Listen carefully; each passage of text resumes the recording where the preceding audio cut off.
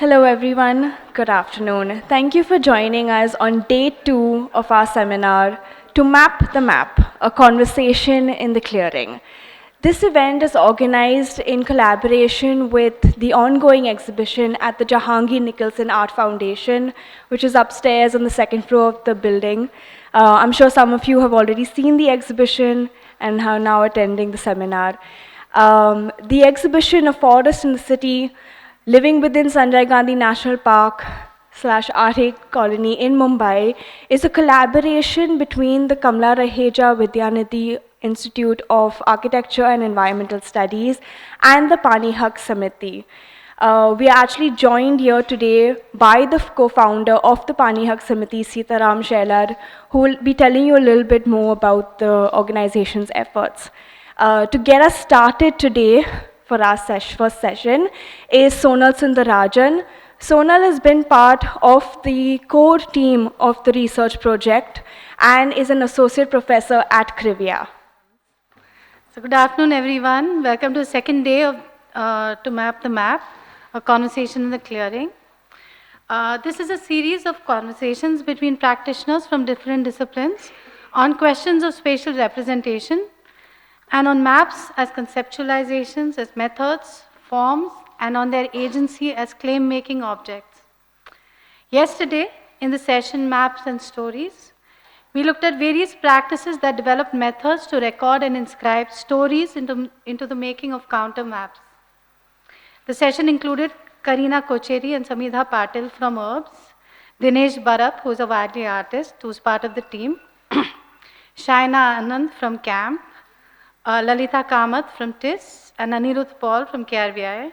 The session was moderated by George Jacob, who's part of the team and from KRVI. In yesterday's second session, Maps and Nature, the conversations focused on conceptualizations of nature and ecology, different methods of mapping, and the politics of mapping human and non-human actors. There were presentations by Shweta Wagh from KRVI, Stalin, Dayanand from Vanashakti, filmmaker Miriam Menacherry, Abhijit Ekbote, urban designer, Rohit Kudai and Rashmi Verma, Abhijit, urban conservationist, designer. Forgot. You're an urban designer? Yeah. Rohit Kudai and Rashmi Verma from KRVIA. This session was moderated by Neha Shah, landscape architect, and who teaches at KRVA. Today we begin the first session, Maps and Power. This session will explore the acts of negotiation between spatial representations and claims by actors with different valencies of power. I invite Hussain Indorwala to moderate the session and introduce the speakers. Hussain is a teacher and activist. He's an assistant professor at the Kamla Raheja Vidyanidhi Institute for Architecture in Mumbai, and is pursuing his PhD research in sociology at the Indian Institute of Technology, Bombay. Great to be here in this session, which is entitled Maps and Power. And yesterday's session was very interesting. There were two sessions, and the first one looked at most of the in fact, all of the speakers posed an unqualified critique of conventional mapping methods. And in the second session, we found a qualified defense of conventional mapping methods. So it was an interesting way of concluding the first session, and looking forward to what happens today and listening to all the speakers in both the sessions. This session is entitled Maps and Power. And if you look at the theme note, which I'm sure many of you have, it mentions that it encourages thinking about alternate maps that begin from the ground up to make visible space informed by the complex lived realities and aspirations of marginalized stakeholders. These alternative maps, the theme note states, are an outcome of user-led participatory mapping experiments. And therefore, the key concepts of this session are power, mapping, and participation. All of our speakers today, which includes an activist, an academic researcher, 2 professionals, 2 consultants. All of them have a good amount of experience on mapping, on participation, and I'm sure have a lot to say about power, which is embedded in their practice and in everything that they do. I'd like to remark briefly about 2 of these concepts, power and participation, before I invite our speakers to come and make their presentations.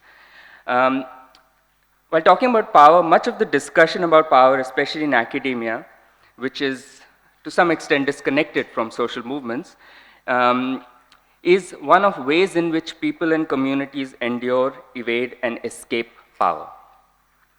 The unstated assumption is that activism and research ought to reach out to the most vulnerable, the most marginalized, and give voice to the voiceless. This is all good, and it is the most moral thing to do. But the purpose of activism is not simply to feel good about oneself, but is also to win. And social transformation requires taking power, not just escaping it.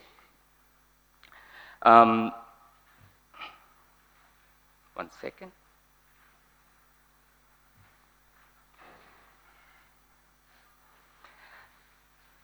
This means that one has to not just study and map power, but also organize against it. The US labor activist Jane McAlevey wrote a book in 2016 which was titled No Shortcuts, Organizing for Power. The problem in our society is not power, but how it is distributed. And therefore, I'd like our speakers today to talk about how their practices go beyond working in the ruins and shadows of power to organize for power and to achieve a more just and equal society. The second is the word participation, and perhaps it is the buzzword that captures this conundrum of power strikingly well. This critique of participation is not new, and we are all quite familiar with it. There was a poster in 1968 in the French student movement which read, "I participate, you participate, he participates, she participates, we participate, and they profit." Activists often joke about this. They say how as activists, we are invited to give our comments and suggestions and plans and projects in order that we can participate in participation. But this goes much beyond, today participation goes much beyond state plans and policies and projects. In our cities, which are increasingly shaped by private consultants, think tanks, academics, artists, and so on, what is called participation itself has assumed various different forms. We are no longer just participants, but the experts, curators, brokers, mediators of the various urban participants in our cities. I'd like, therefore, our panelists to reflect a bit critically on their own practices as the interlocutors of the various publics in our cities. With this, I would like to begin inviting our speakers, since this session is entitled Power and Maps, and I'm the moderator, I shall do my job of making sure everybody sticks to the 15-20 minutes that I've been given. If you exceed your 20 minutes, I shall create a ruckus and bring your presentation to an end. The first speaker for today is Deepti Talpade. She is an urban development practitioner with a keen involvement in bottom-up equitable approaches for development. She worked as an urban planner for the development plan of 2014-2034 for Mumbai. I'm sure she has much to say about that, which will be interesting. She has worked as a consultant on to various organizations like GIZ, Aga Khan Agency for Habitat India, Society for the Promotion of Area Resource Centers of SPARC, Pani Haq Samiti, Good Governance India Foundation, Housing Action Charity Trust, Institute for Sustainability, London and the KRVI, Institute for Sustainability London, and the KRVI Design Cell, on a large range of projects dealing with issues of housing, water, environment, waste, sanitation, and citizens' engagement. She currently works as a program lead, I think UD is Urban Design, Deepti, and Resilience at the WRI India, where her work focuses on creating an enabling environment for climate adaptation and resilience practice in India and the global south. Deepti, welcome. There she is. Okay. Hi, thanks for inviting me to this panel. And I think this has been a great opportunity just to unfold some of our work that I've been leading in World Resources Institute, India. I will not be talking about the development plan. So sorry to break your dreams about that. But I just wanted to use this platform to understand what we are doing, and also really kind of break this and see where power lied in through one project that we did. So this is at Lalubhai compound, and I'm going to just first take you all through the project, which will actually take probably 10 minutes, and then there could be question answers.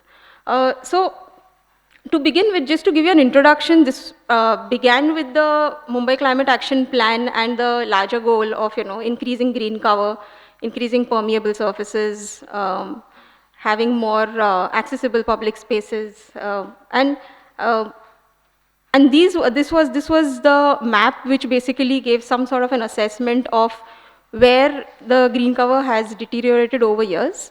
One of the wards that is most affected due to heat stress and recurring water flooding and waterlogging was M East ward.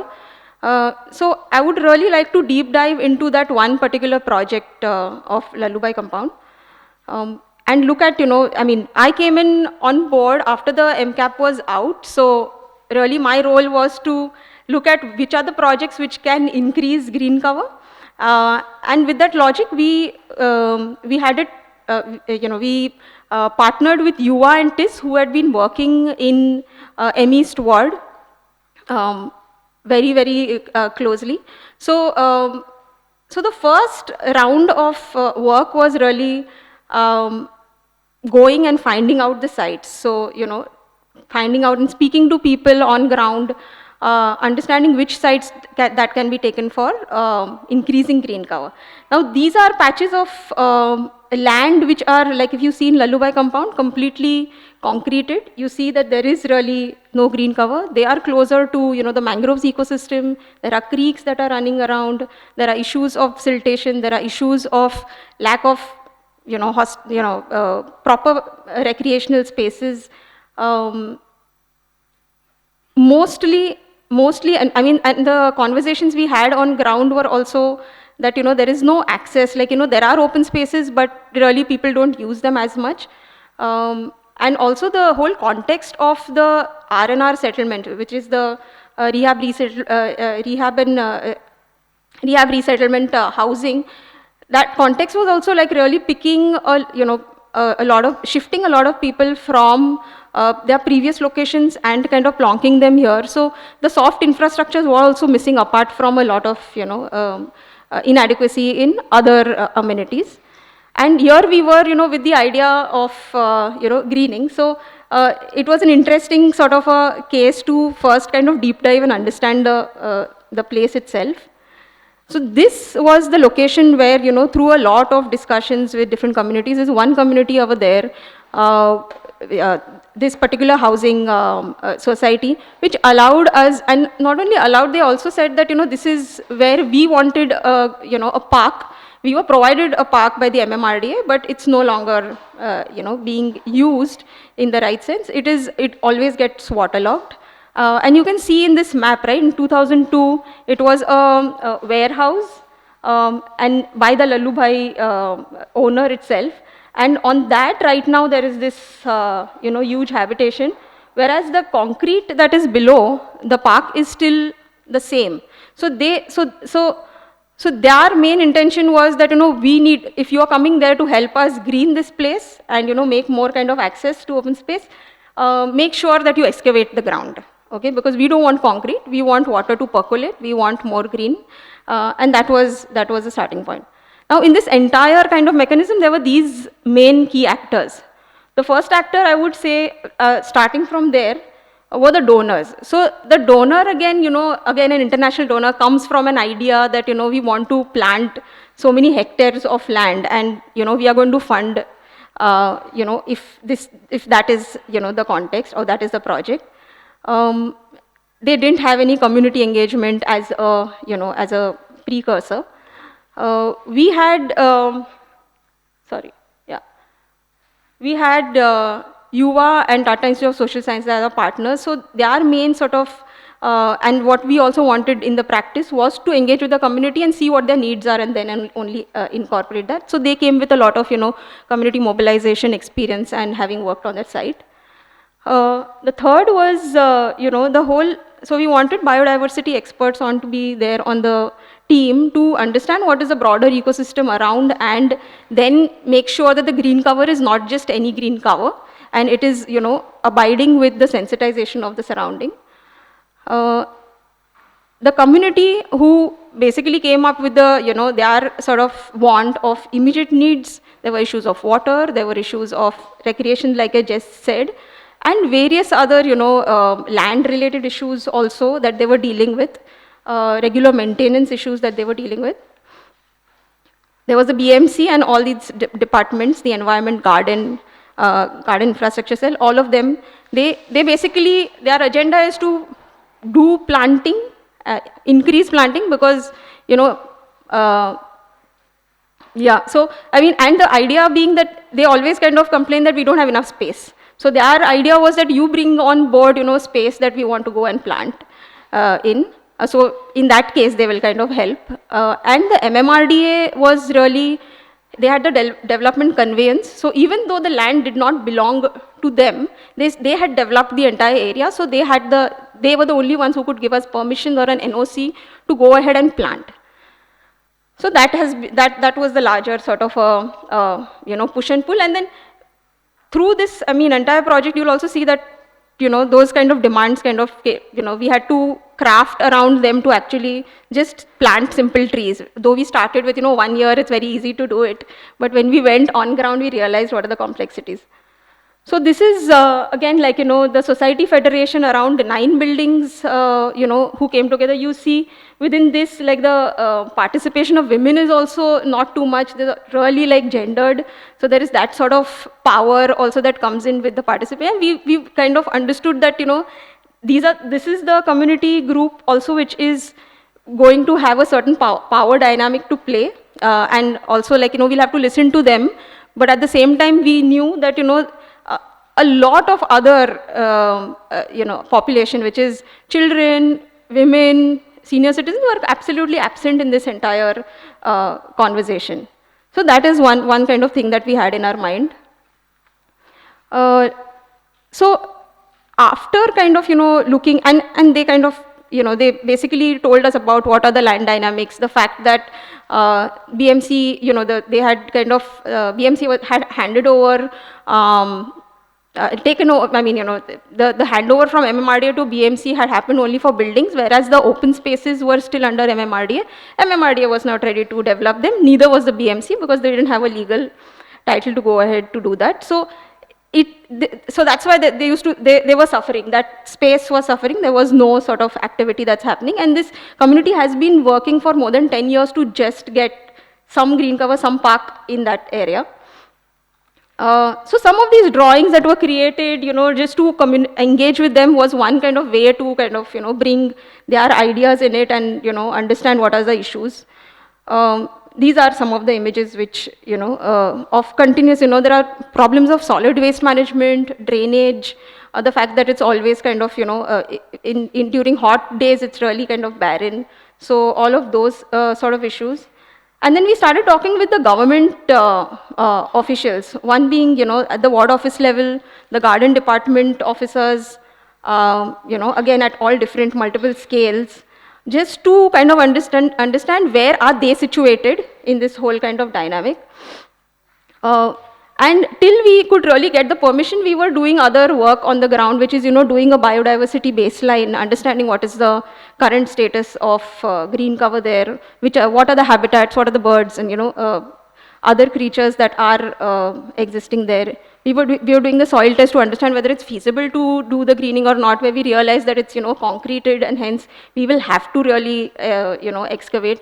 So all these discussions were going on. We even got the line departments from the BMC, from all these different departments on the site to, see on ground what are the issues, and each one was shirking off their sort of responsibility, because they're like, but this is not, this is not the BMC's job, this MMRD issue. So this sort of kind of, and hence more so, this was the location where we thought we need to do, because now we have the resources, and this is where we should be channelizing.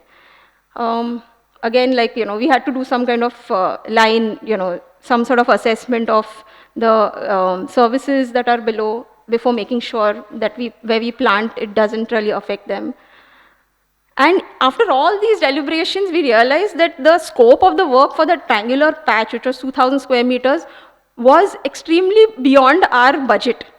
And eventually we had to shift our entire focus onto a very tiny patch that is right behind, like where you see on the left-hand side. And we said, okay, now, but we have to green, right? That's also the agenda. We have to try to see what happens if we go ahead with our agenda. We saw some existing kind of green activities happening in the same stretch where the community themselves had done. People who are interested in greening had gone ahead and planted some ornamental plants, etc. also. And these were some exchange of letters between the BMC and MMRDA to just get the NOC. So once we got the NOC, which was almost like after 8 months of continuous running around from one department to the other, that we could finally do something on the site. So the day we got the NOC, the next day we started kind of working. It was already rains. So, I mean, it's not a very good time to actually go and plant, but we either ways went on with it. Children were involved. There were a lot of activities previously that were done, just to take them to understand the whole, seed to plant sort of a idea. And, they were also excited about the fact that this is going to kind of, this space is going to be transformed. It was difficult to, dig the pavers, etc. And what happened is that after planting, say, 4-5 of these plants, it was a total kind of a failure, because people were not coming there. Children were excited during that time. They tried to keep some maintenance going on, but it kind of collapsed, this whole sort of idea that we are making a, we are creating some green cover. So that whole narrative of what the, greening as a narrative actually kind of collapsed, because it was not really meeting the needs of the people directly through even, this minimal kind of process. After this, Yuva actually had the urban designer coming on board, actually mapping the place further with the people, finding out more sort of, their ideas in the design mechanism. And they came up with a solution that, this is going to be a hard thing to actually excavate. Again, that will be a lot of cost to do it. So we had these kind of, these peripheral sort of planter beds. We got people, we got children involved in the making of it. But in this whole process, what really happened is that, this was the space that was created eventually, where it became a space which was, it had a program, it was activated for, evening classes, and now it is kind of running with this whole, energy from the children. The space that was earlier derelict, it was not being used, is now being used actively, and they started taking up, the whole onus of maintenance by creating groups. So some of that sort of, and there were a lot of, I mean, I'm just trying to abridge this, but there were a lot of conflicts even to reach this stage. This took at least 1.5 years to even get here. There were invitations that were sent for the launch of this particular thing, where it was sent to all the politicians, all the, I mean, the idea was that, we wanted as many people involved and happy about the situation than, conflicts. And yeah, so this was a launch event, and then they also went on to actually have water supply pipes through their own kind of maintenance funds. So that was one step ahead. So in this way, I just wanted to kind of how many? 1 minute. Okay, sorry. Yeah, so this way there were at least 12 sites that we kind of worked on this, and some of these are here where all different types of planting activities were conducting. A very good kind of strategy came out from the Cheetah Camp project, where there was there was a shared vision to kind of through group forums to do microgreening across the Cheetah Camp area. Various schools, again, there were activities conducted to do the same thing. And through this entire mechanism, we kind of, had a lot of interaction with the government. There were stakeholder meetings which included, people who are working with us and all the different groups to come together and speak about, how do we have community participation in this activity, in climate adaptation. Greening manual was created as one of the case to understand that these were pilots that are created. How do you kind of, put this knowledge in one place? So this was again opened out, for people's participation in the making. Again, mostly people who worked with us on these previous projects. However, this project still remained like a, we couldn't resolve that triangle.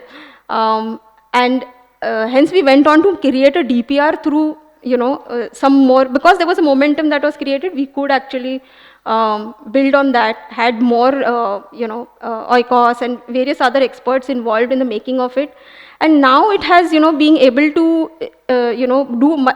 do justice in the way we did further research on it and further kind of, engagement with the community to reach a level where now we are speaking to, like the government has become interested in actually investing in this because they saw a previous success there.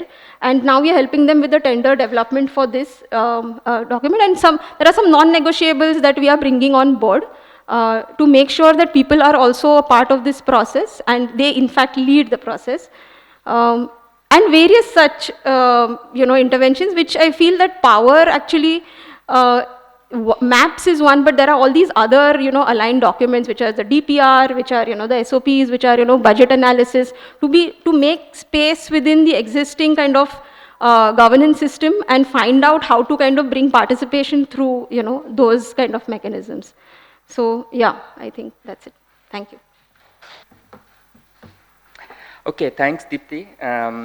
So the format is we'll have all the presentations first, and then we'll invite all the panelists on the stage for the Q&A, and then we'll invite questions. So our next speaker is Maria Lobo from Spark. Maria has extensive experience in working with communities in rural and urban areas in India. She has worked with Spark for 18 years to present along areas of housing and sanitation, participatory planning processes involving engagement with communities. Her involvement involves documentation and reporting, consolidation of slum surveys, settlement level and household level, collection of savings and loans data and other activities from slum community federations, helping partner organizations, assisting in research on various urban issues, coordination and communication with federation leaders, and visiting different city federations.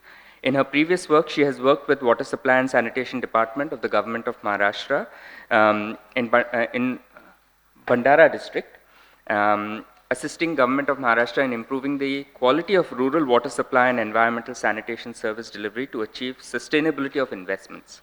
She has also worked as a project coordinator for CARE India in program planning and implementation, in management of field activities in coordination with the government, Panchayat Raj institutions, and community-based development agencies under the Maternal and Infant Survival Project. Welcome, Maria. Thank you, Hussein. Good afternoon, everybody. It's a pleasure being here. So when Ankush called me and said that I have to give a presentation on the work that we've been doing at Spark, little did I know who the audience would be or who the other speakers are. So later when I asked Ankush, he told me who the other speakers and the audience would be. And I'm glad I took this opportunity because today I'll be presenting the work that Spark as a civil society organization has been doing with the urban slum poors to provide services that otherwise the city would have not provided to them. So I'll just give a brief introduction about Spark and then go into the presentation. So Spark stands for Society for Promotion of Area Resource Centers, which was formed in 1984 by Sheila Patel, who's the founder director of Spark. And she, before setting up Spark, she was working with another organization that was very close to the pavement from where she began working, who were facing evictions every second day.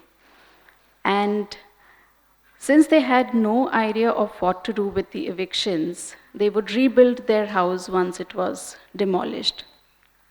And Sheila Patel was very keen on working with these people to see how some kind of benefit could be provided to them. And she approached her own organization, where she was working, but they refused to do so. So she left her job and started working with these pavement dwellers of Baikla, talking to them, talking to their children, interacting with them. And instead of straight away jumping into, okay, your houses are being demolished, what do you want to do? She started having conversations with the women and the children about their health and about their education.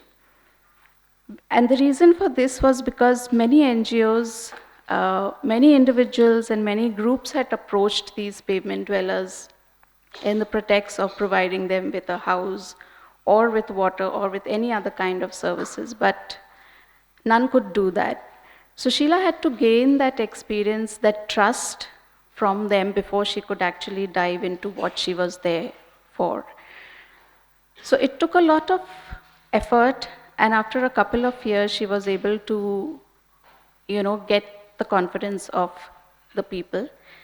And then we formed Spark, and then Mahila Milan, which is the women's cooperative, was formed. So now to begin work with these poor, it was very important to tell them what is it that we are going to provide them. And Spark was very clear right from the beginning that we are not here to give you anything. It's you who have to tell us what has to be done, because you are the ones who are facing all these problems and issues. So as a first step, talking about evictions and demolitions, they said, let's map ourselves. Let's count how many people live on our streets. And why do we need to count? To know how many of us are there. And it's not only counting, but it's also getting to know who these different people are who are living on the different streets and different pavements. What is it that they do? Where do they come from? And why do they migrate into the city? So they started surveying and mapping and enumerating their own houses and their own streets. We started off with working with the pavement dwellers in Baikla, E. Moses Road, and there were 9 streets that we started enumerating first. And very less did the city know who these people are, even though they were providing most of the services to the city. So it was very important to count and map these people. So Spark works in almost 8 states. And we initially did have a presence in almost 50 to 60 cities, but now that's reduced, and we have a presence in almost 20 to 30 cities now. And there are different reasons for this number coming down.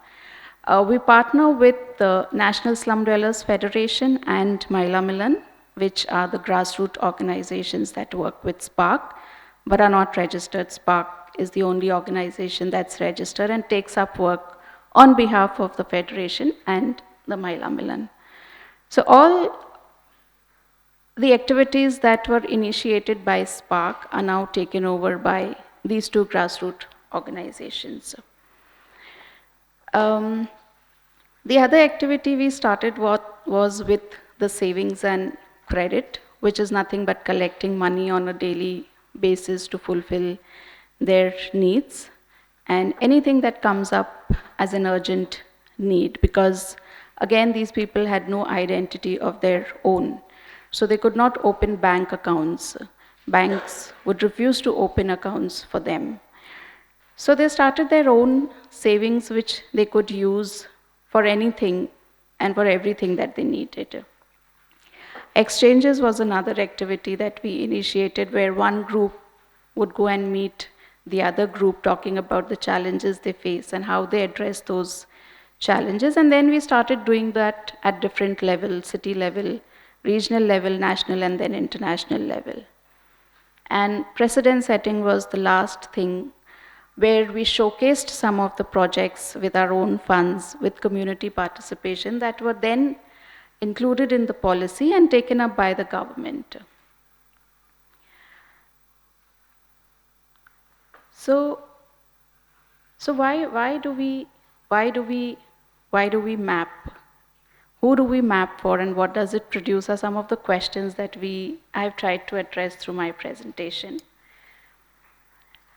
Now, why do we map the poor? Is because the poor themselves have no information about themselves. The city doesn't have any information about the poor. And whatever development needs to be done is and should always be based on what the poor have at that point of time, which is never taken into consideration. I don't know if how many of you must have seen some of the housing projects or the other infrastructure projects that have been provided for the urban poor, and whether they meet the needs of those poor people or not. But at Spark, we try to involve the slum dwellers in every infrastructure project that we take up. We mostly focus on housing, water and sanitation, and R&R. And we try to get the community involved and participate in each and every process, right from planning to designing to construction to management. And this is because they get a sense of ownership. They put in their own funds in some way or the other. They put in their own resources in some way or the other. So it's also to showcase that nothing is given free, but you have to put in your own resources as well. So what are we mapping? Now at Spark, we have different kind of surveys. One is at the settlement level, where we try to map and enumerate the full settlement, which gives us information about who the landowner is, how much space or area does that slum occupy, how many households, how many structures, residential, commercial, are there in that particular settlement. Where do these people come from? Why do they come? What is the kind of infrastructure that they have in terms of water, toilets, drainage, roads, or others? So that's the first thing why we map, is to get to know what is there and what is not there. So we do some kind of spatial mapping also. And mapping for what? So once we collect all the information about the settlement, and we gather information on what are the needs of the communities, we take that back to the communities to discuss it with them, and then try to come up with a plan to present it to the government. Now that could be a housing project, or it could be an open space project, or it could be a water and sanitation project. But for all of these, you need to have information. For example, if you need a community toilet, you need to know what is the population and how many toilets exist currently, and why do you need more community toilets. Very often we've seen that the number of community toilets does not serve the population of the slum. And as a result, we have open defecation, The toilets become defunct over a period of time. There is no water, there is no electricity. So these are some of the discussions that we have with communities when we are mapping and enumerating them. So the primary issue is to work on land ownership, the security, and providing them with basic services. The secondary is education and healthcare and income generation, though that's not our forte, but it's all part and parcel of housing and water and sanitation.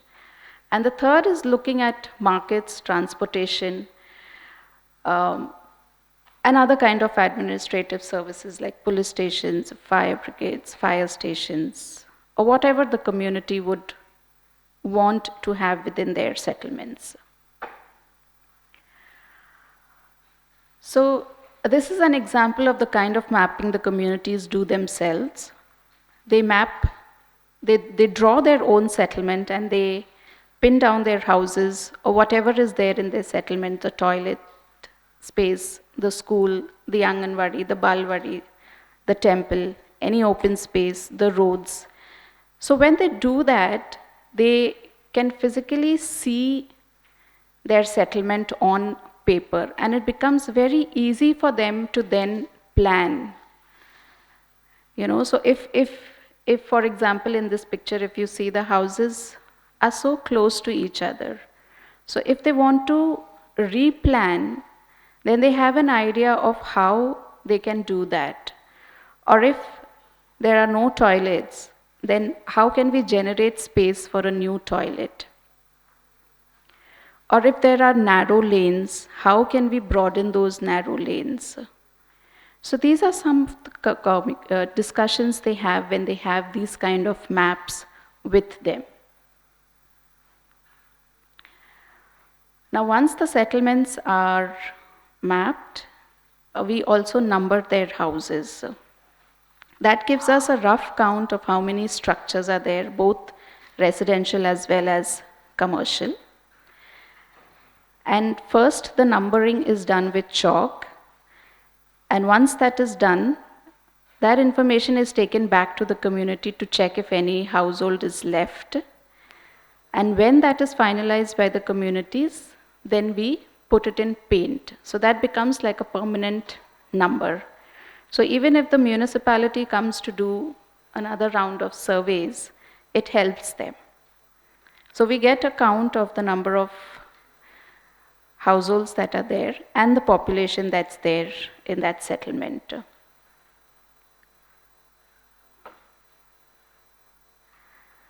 So it's like no formal training is given to them, but as they work and as we work with them, they learn themselves on how to map their own structures and their own settlements.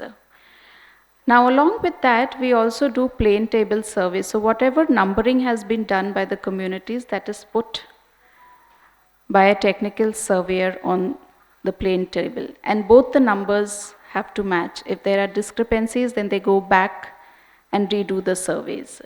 So that's another kind of survey that we introduced. And on the other hand, the colored one is of the people living along the railway tracks. And they gave different colors. Oh, that can't be seen. Yeah, okay. So this is the mapping that the railway slum dwellers had done who have been living along the railway tracks. And the different colors indicate that those are the houses that are affected and are going to be demolished and relocated. These are just examples of the different kind of survey forms that we have. So apart from the settlement surveys, we also have surveys at individual household level, where we again collect a range of information about each household, including the size of their house, the kind of structure, whether it is a pakka structure or a kacha structure, and what are the materials that these structures are made up of. And then we do some kind of analysis of what is coming out from these surveys. What percentage of the population is served with water? What percentage of population is served with toilets? What is the kind of income generation activities that these people do? And what needs to be done to improve that? We also started with GPS mapping to mark the boundaries of the settlements, because that was another challenge we faced when we were mapping settlements on paper, because nobody knew the boundary of these settlements. Even the city did not know and was not sure about the boundary of these settlements. So we started using GPS mapping to get not accurate but close to some accuracy level about the boundaries of these settlements. So now what does it produce? It produces secure tenure for slum dwellers. And as you can see in this picture, this is a picture of Dharavi where an in situ development was done for slum dwellers. I have less time, so I'm just running fast. This is about the BSUP project, housing project that we did again in situ in Pune with the communities, where they were involved in designing their own houses. They came up with small models that were presented to the communities of how their future houses would look like. This is the railway slum dwellers relocation. So people living along the railway tracks were moved into permanent housing. There's a long story about that. Maybe you can go up on our website and read about it. And this is the first relocation that we did of the pavement dwellers that Spark started working with in 1984, and they were moved in 2006. So it took us almost 20 years to get them secure tenure. And everything was managed by these people. They were involved in every process and in every stage of the construction, as well as the relocation and the negotiation for land as well. This is an existing community toilet, which I was talking about, that becomes defunct because of the number of people that use it versus the number of people that should be using it. So again, when we do surveys and mapping, we get to know about the real condition of the services that have been provided. And this is what we have once we collect all the information, where they have proper community toilet blocks with separate space for men and women and also for children. It has 24 hours water and electricity, and also there's a caretaker that lives on top of the toilet block, so that there is someone to take care and to maintain the community toilet block. So these are just few pictures of how we redesign the toilet blocks. And we recently started doing some health surveys. It's a research project, but we recently started collecting information on health to see the access level of health services to the slum dwellers. And of course, there are some challenges that come when we work with the urban poor and we try to map them and enumerate them and count them. And one of them is the government doesn't really acknowledge that these people exist. And it does not even want to provide services unless you have gathered enough information about these people and their condition of living, and provide a solution of how these can be improved. So Spark has to do all this in order to get that acknowledged by the city. So today we have a policy wherein the pavement dwellers were included into the SRA project and got free housing.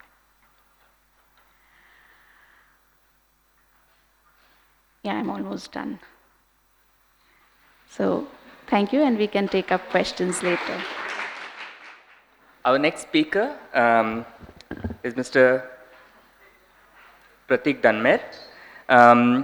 Pratik lives in his native village of Veti Murbad. He's practices design jatra philosophy not only in his architectural work and teaching, but also in his day-to-day routine. Pratik brings the fun and crazy to design jatras, designing processes and the structure we build with his conceptualization of ideas.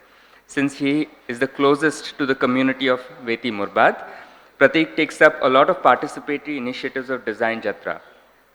He is involved deeply in trying to democratize the village governance of Veti Murbad through various rural policies and gram sabhas. Pratik also handles the farming initiatives of Design Jatra and is an integral part of the seed conservation initiative. Pratik loves teaching. He teaches at the IES College of Architecture, Mumbai and C College of Architecture, Mumbai. He also routinely teaches kids in the Veti Murbad village. Pratik is a multifaceted personality with a keen interest in sketching, theatre, poetry and film. Welcome, Pratik. Thank you for this opportunity. Today we are, I'm representing Design Jatra. Shardul is not here right now. And today I'm going to talk about a journey through mapping. And when we decided to work in a rural sector, which is like the tribal area of Palghar district, we came to know that there is a lot of information we need to gather. So I'll just take you to through the journey of how our mapping and documentation process just progress through the years. This is the first Varli painting we came across, which is done by our friend Srinath Jhirwa, and we told him that can you make a Varli painting of a house? And when you actually, when we told him to make this particular painting, he made the house just 10% of it, and then rest of the resources. And that time we came to know that the tribal person never, imagined his house as a 4 walls, but there is always a context to it. And that time we realized the architecture is always dependent on the context, and we have to like map the entire context just to understand that small built entity.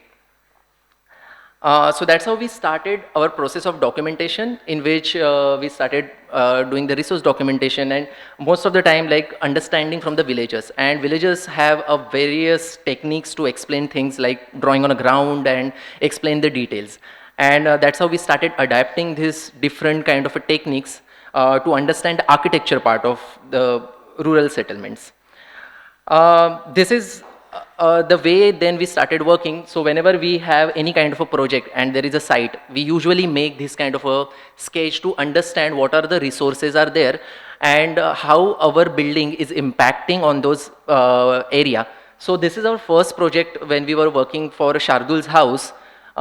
We actually made this entire map where, to understand how the water resources are there, where the bricks are we are getting from, where is the sacred grove and like ecologically, sensitive zones are there. And while doing this, we needed a lot of information from the villagers, because we were like completely new to this particular context. And that time we came to know that whenever we are going to them with the pen and paper, they were like very shy and hesitate to give information, because they can't get into the interview.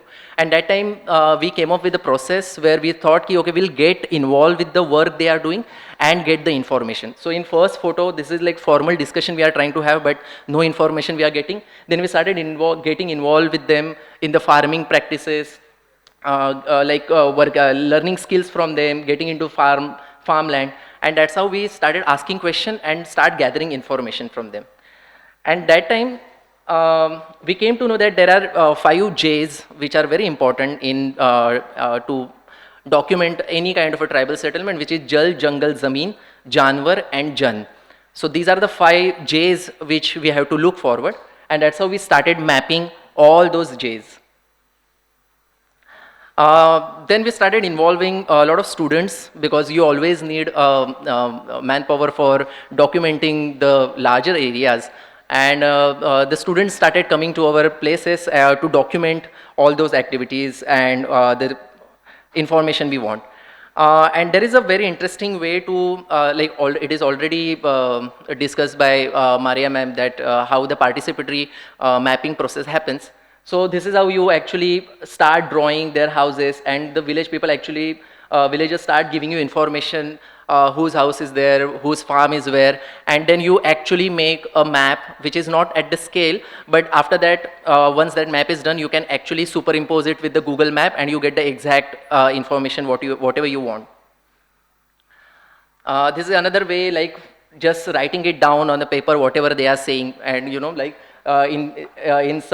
like over here, the people are like the students are actually writing down whatever like the smallest information, like how they are making their tokery for that matter is very important, or how they are making their liquors is very important. So they are just mapping it down.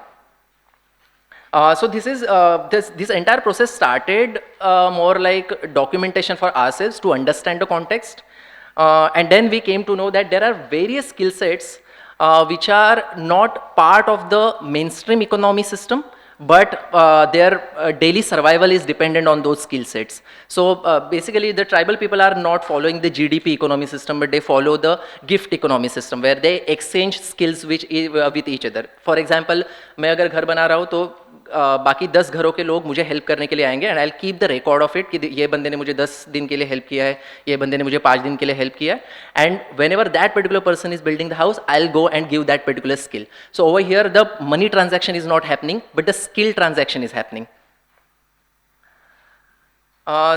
So this is the kind of a map you get.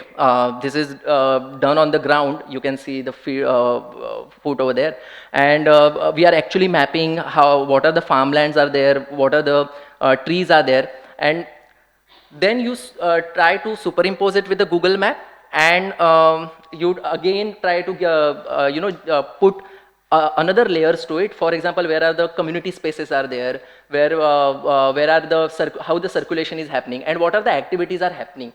So then you represent, even that particular drawing is made for the villagers to understand what activities are happening in their village, because again these are the Warli tribes and they are very close to the Warli paintings, which are like, and that's the kind of a communication medium for them.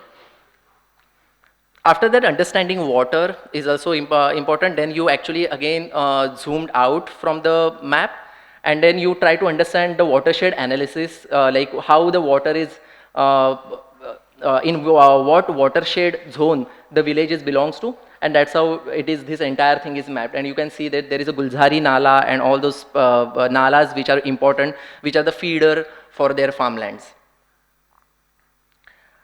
And after that, making a resource map in terms of, you can see that there is a 5 kilometers of radius. It's a actually this is the kind of a concept which is given to the Laurie Bakerji by Mahatma Gandhi, कि use the 5 kilometers of radius में जो भी material आता है उससे घर बनाओ. And then actually it makes a lot of sense in terms of the sustainable approach towards the building. And you can see that how there all the resources, like the timber is coming from the forest, or the mud is actually coming from their farmlands. There is a grasslands which can act as a they can use for a thatch roofing, and all those things. So it's a kind of a radius. Whenever even we are doing any kind of a project, we actually do that radius. Our radius is a little bit larger in terms of like it's goes around 25 kilometers. But yeah, that's we try to stick within that radius to for the materials. And after that, like going through all those documentation, you get a very interesting stories as well. So this particular village has a very eye-opener story for us, which is kind of a it was very just blown our mind in a way. So this is a Nagori village, which is a tribal village, and there is a lake over there. This is a wetland, so that water body is not like deep enough, like it's hardly 5 feet deep. So whenever there is a rain, that entire water body fills in, and there are like lotus grows. They have a delicacy, they make amazing lotus root dish, and it's very tasty. They also catch fishes, so they have these tubes where they sit on, and with their jali, and they catch the fish. During the winters, the water, the water level decreases, and on the bank there is a grass which grows, which is quite a strong grass, and it grows around 8 to 9 feet. So they cut that grass, they dry it up, and they make mats out of it, and those mats are used as a wall. So it's a wattle system which they use. In the May, when the water is further decreased, they have buffaloes. So they just leave their buffaloes. Buffalo love to go into the mud because it's really hot outside. So they sit in the mud, they put their cow dung in the mud, their dung in the mud, and they pug it. So now it's a good daub material which is you get. So they get that mud, so you desilt the lake and you plaster your walls. And after that, this was the system was going on for years and years. Again, when the rain comes, the cycle starts. And after that, the Pradhan Mantri Awas Yojana, which is came to this particular village, and all the there are like around 200 houses were there. They got converted into cement houses, and now the desilting is not happening. And because of that, for last 2-3 years, that entire lake is become a cricket ground. So there is no more water because it's completely filled with the mud. So one decision, one material change for houses, and the entire resource is gone. So that's how the architecture is impacting to the context, and that's where we started taking responsibility of the context. Whenever you are building any kind of a building, you are creating a kind of a effect to the context. And that's why I think there is crucial part, because whenever government comes up with any kind of a scheme, they have a very top-down approach. Like, they are looking on a very zoomed out scale. So it is very important to understand what exactly people want, and that is where the discussion started happening with the villagers for the Pradhan Mantri Awas Yojana. And that time, you won't believe, but many people actually, they were ready to build their houses with the locally available materials, because they were telling that we can build a bigger houses and we can even accommodate our animals inside the houses. So that kind of information is very crucial for us. And whenever you are making cement houses, so you end up spending so much of money for just buying the cement that you end up making a very small houses, and then your animals are going outside the house, which they are not really, because they are very emotionally attached to their animals. And in that particular case, here the government gave us the open hand to, brainstorm and come up with the ideas where we can build with the natural materials and all. And we started having discussions with the people.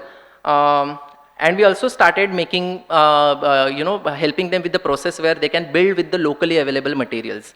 And we end up having a very good, so we did a pilot project for 15 houses. It was quite successful. I don't know what is happening, what happened after that particular thing when we were not there in the system. But after that, we also started understanding that it is not, you cannot just address the individual needs. You have to also think as a community. And over there, you have to have system to develop your village sustainably. And this is Shardul's thesis model. So he did thesis on my village. And one day, fine day, we just decided, okay, we'll just take this model to the villagers and we'll see how they react. And we were just took it into the chowk of our village, and entire village just gathered and they started, oh, this is my house, this is your house. And they started discussing the problem over it. Okay, this road is not good. There is a lot of kichad in that road and we cannot take our car. And they started actually talking about what the issues they are facing as a community. So we told them, okay, let's talk it out and do something about it. And suddenly that evening, there are like 20 youngsters came to my house and they were like, okay, dada, ada pude kai karaycha? And we're like, okay, let's make a self-help group. And we formed first male self-help group in our village. So you must have heard the Mahila Bachat Gat, but we have a Purush Bachat Gat. And that's how they actually, we came together and we started making a development plan. And now to make a development plan, you have to, all these self-help group people, so we have 2 self-help group now. We used to roam around the entire forest to see all the resources, water resources, the land resources they have, and to plot it on the map. And then we had this kind of a participatory mapping process where, to understand how much land resource we have, where we can do, if we do community farming, how much yield we can take. how much water resource we have. So all these resources you have to map. So even like the grasslands where they can chop it off, chop that grasses, and they send it to Mumbai and Anand Dairy in Gujarat. So they also get the money out of it. So all those micro planning we started doing, economical planning we started doing. And what happens, like these youngsters, they stay in the village during the rains, but after the rains, they just go to the cities for any kind of a labor work. And they are not happy with that particular work. They are not feeling proud about that work. And they were telling us कि okay, दादा अगर दिन का 200 रुपये मुझे गांव में रह के मिलेगा ना कोई भी काम करके, so we will be ready to stay in the village. And that's how we started thinking about how that particular person, these youngsters will get that 200 rupees per day. Right now it is 500 rupees per day in the village. And we started thinking about those processes through this kind of a system. This particular system we also apply when government involved us in Gadchiroli district, where they wanted to build some Samaj Mandir and forest food processing center. And we also did the similar process to understand their resources. And we are doing this on-site discussion with them, line out with them, and for this particular project. With this particular thing, there are like, this is Anuradha and Vinita who are also involved in this entire process. This is our Bachat Gat. And we are actually discussing that how we can do a community farming. Doing community farming is always good because, you can't have an individual compound wall, but the collective compound wall. And you can actually reduce a lot of efforts. So that's how we actually superimpose it with Google Map, and we traced out all the farmlands which are the Bachat Gat people are holding. And also there is, after this conversation, they also came up with the idea कि okay, हम लोग को मंदिर वापस बनाने का है, जो हमारे गाँव देव का मंदिर है. So we also had a participatory construction method where, from each house there is one person came and we built it again. We also involved a lot of farming experts in our village, those who gave us the insight about the natural farming and the native seeds. And we started doing experiment with the seeds. So we brought in almost 56 native varieties of rice, where the one rice is growing 9 feet tall, one is just 1 feet, blue rice, the red rice, black rice, all these things. And like these people were went crazy about looking at those species. But again, for the farming, you require some sort of a money, and we are not NGO, we are a profit-making firm. So how we can actually create our own funds for this particular activity, because this is something which is social activity. So then we came to know that these people have a very good skills with the bamboo, and we actually started documenting their skills again. And we came to know, okay, the architects are always obsessed with the stationery, so let's make stationery and sell it off. And that's how we started generating our funds by doing this kind of activity. And this is the kind of initiative which came through. And after that, then we came to know, okay, now we have tackled the individual need, the community need. Now there is a governance need, okay? So there is a Gram Sabha which is going on. And over there is a PESA Act, which is an amazing act. Maybe sometimes I'll explain what this act is.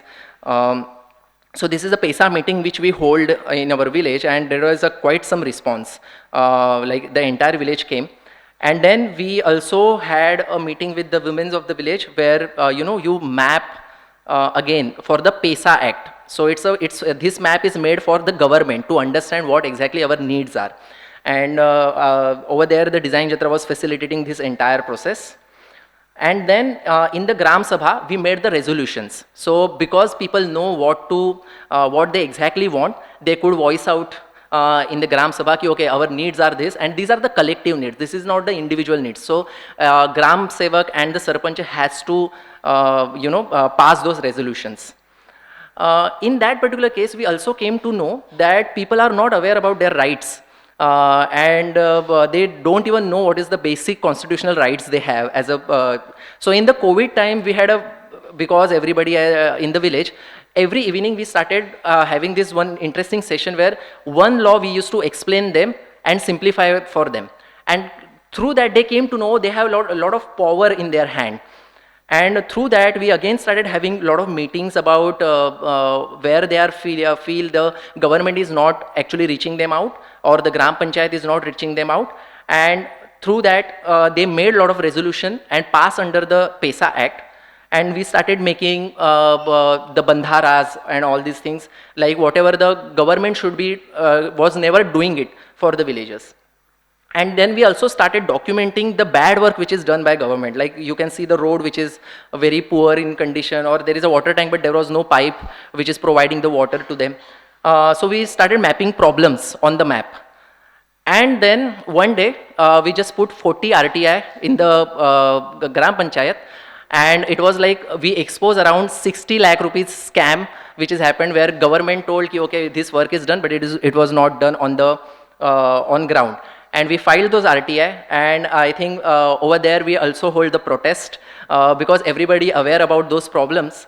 And it was that protest like went really well, and it was like also this is protest which was happening in the rains that time.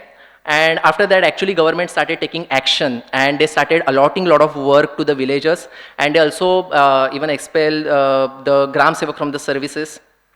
And now we are at the High Court fighting this with all these problems which you are facing. And the good part about it is like all the below 3 lakh rupees work which should be, which Gram Panchayat should pass, they are actually giving that particular work to the youngsters from my village. And now they are not migrating to the cities, but rather they are working for their village. And now when they are working for their village, the work is always a good quality work, because everyone knows who is making that road and whose collar to be hold up. And this is the kind of the power we got through the mapping system. And it was kind of started with the just a documentation, and now we are here fighting for our rights in the High Court. Thank you. Thanks, Pratik. Our next speaker is Rohit Mazumdar. Rohit Mazumdar is an urban planner and architect, and a student of Southern Cities and Urbanization. His current research attends to the myriad ways in which everyday weather and its extreme events weave into a majority life in India's coastal monsoonal geographies, and explores the possibility of decolonizing and democratizing climate change action through storytelling. His prior research engagements in India have focused on the politics of collective action in response to large-scale urbanization and infrastructure projects, emerging contexts of housing and urbanization in second cities, urban transition in metro city peripheries, heritage and environment conservation, regeneration of portlands, urban infrastructure planning, and refugee resettlement and rehabilitation. Welcome, Rohit. It's my pleasure to be in conversation with all of you. And thank you to colleagues from KRVIA, Paniak Samiti, JNF, and Goethe for this institution. Can you all hear me? Is this better? Okay. In his opening remark yesterday, Rohan mentioned that the map was a battlefield for representation.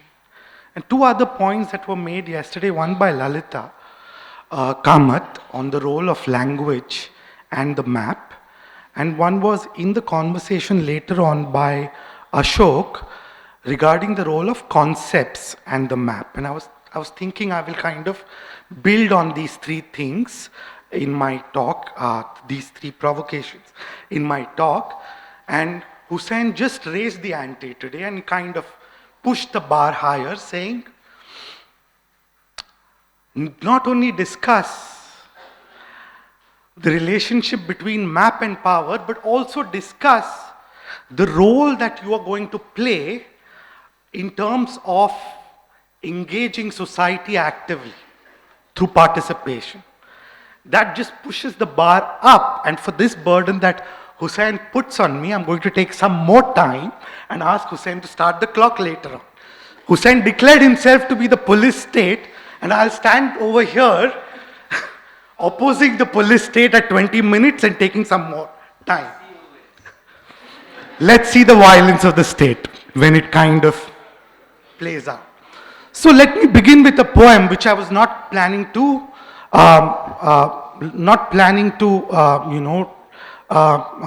recite.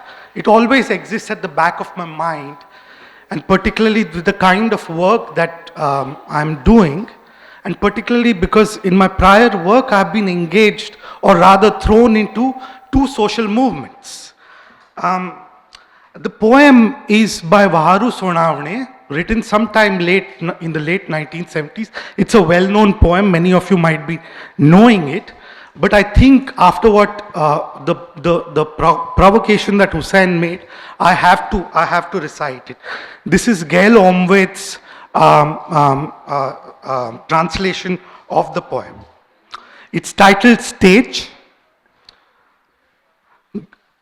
For those of you who might not be knowing, Vaharu Sonavane is a very famous Adivasi poet. We didn't go to the stage, nor were we ever called. With a wave of the hand, we were shown our place. There we sat, and we were congratulated, and they, standing on the stage, kept on telling us of our sorrows. Our sorrows remained ours. They never became theirs. When we whispered our doubts, they perked their ears to listen, and sighing, tweaking our ears, told us to shut up, apologize, or else, ... She leaves the poem unfinished. And I find myself, as I work today in Sanjay Gandhi National Park, revisiting this poem again and again. It gives me goosebumps vis-a-vis what my job is. Rongte khade ho jate hain. So this is what I had not planned to kind of recite, but as I go through my talk, keep this in the back of your mind. Keep this in the back of your mind as I go through my talk. Okay. So Hussain, now you can start your timekeeping. I wonder what is taken for granted in the statement, Sanjay Gandhi National Park is a forest in the city, that we often heard yesterday, and we hear it day in and day out in news reports, popular discourse, so on and so forth. What might a city in the forest offer for the stakes in the so-called battlefield of representation, which is a very powerful provocation that Rohan opened with yesterday. I wish to attend to the ways in which one might move beyond a mirror image to animate the relationship between mapping and power. My colleagues Ruchita Sarvaiya and Siddharth Chitalia, who are colleagues in this project at sea, Ruchita is in the audience over here. Their commitment to this work has borne on the question and my own thoughts in this project. But more broader, this is a part of a larger collaboration with Nikhil Anand from University of Pennsylvania and Lalitha Kamat, who might be here if she's reached. She's from TISS and she presented yesterday. It's a part of a larger project called Stories of Climate Action. I won't get into the details of that, but just jump right in. One of the snippets that Miriam presented yesterday visits an animated response on 8 September 2019, where Adivasi residents joined over 2,000 people in a polyphonic protest against the state's vision to establish a metro rail car shed and exhorted its value as a carbon sink. I quote from a news report, "We have safeguarded this land till date. There are trees here from ancestral generations. We are all breathing their oxygen, which is why we are against felling them. So we are here to protest. We feel sad why more and more people from Mumbai are not joining here in protest. Don't they breathe oxygen? This moment of alliance is paradoxical because it joins at its hip differently situated subjectivities, spatial imaginations, and practices. It reminds me of Italo Calvino's famous story from Invisible Cities, of the Valdrada twins, who are formed in a lake's reflection. They live for each other, their eyes interlocked, but there is no love between them. The forest, the twin is a refraction of things and activities in the lake's waters that increases or decreases their value, thus making them unequal. The forest, city, refract as such unequal twins. This makes us pause and reflect on how and why do our SGNP's Adivasi residents move between the physical and conceptual boundaries of the forest and the city. And that's the question that emerges. That's a movement between Adivasi or indigenous ontologies and epistemologies and colonial ontologies and epistemologies. They do not reside in one, but they're always kind of shifting. I arrived at this question from the conversations that Ruchita, Siddharth, and I have been having with Adivasi friends and interlocutors.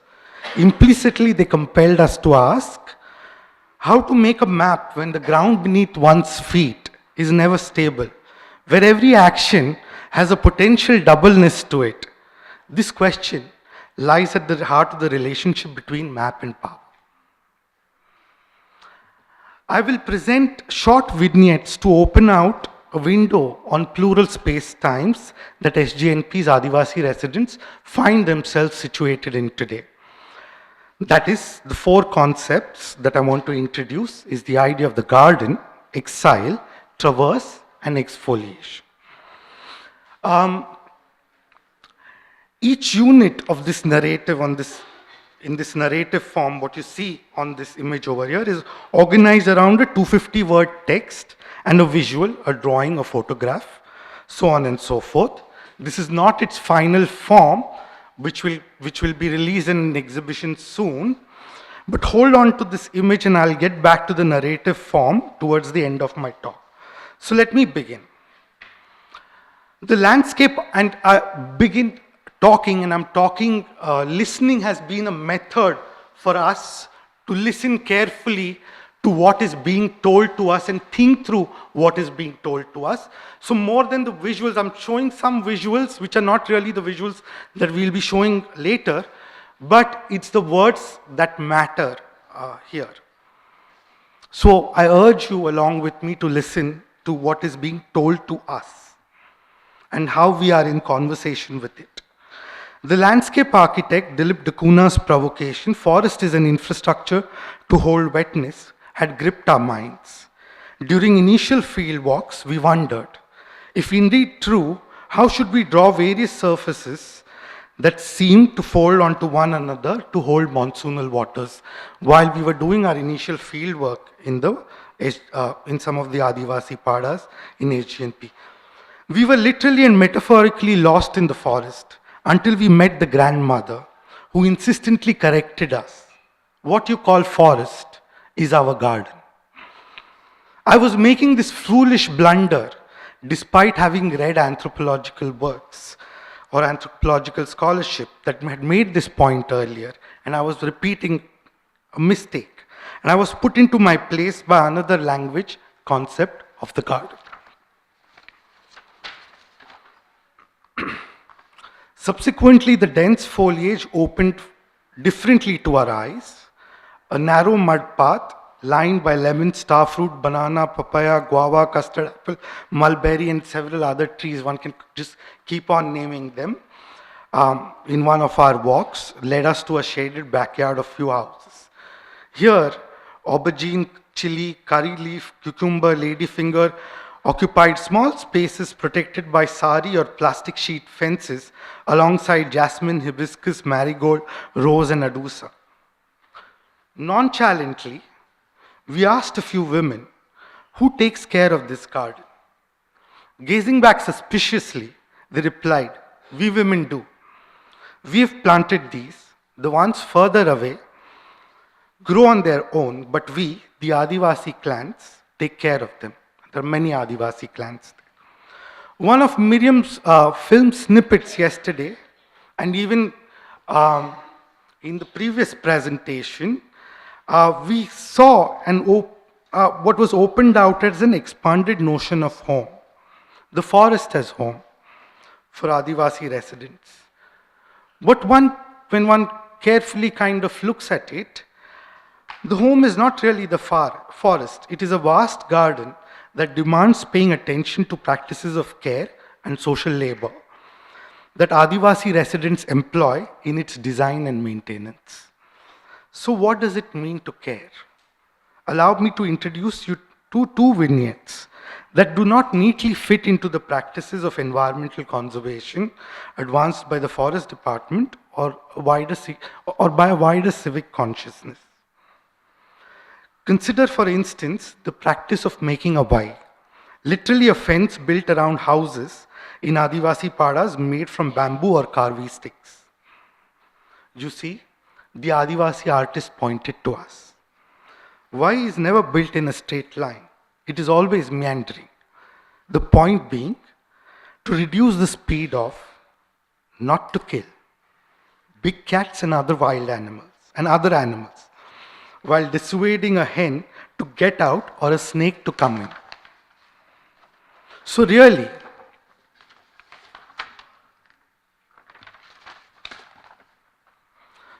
he continued, it is built for many reasons: to protect vegetables from deer, dry and store paddy after a harvest, space to grind rice, grow creepers to shade, a place to sit or hold on to animals such as hens, goats and cows.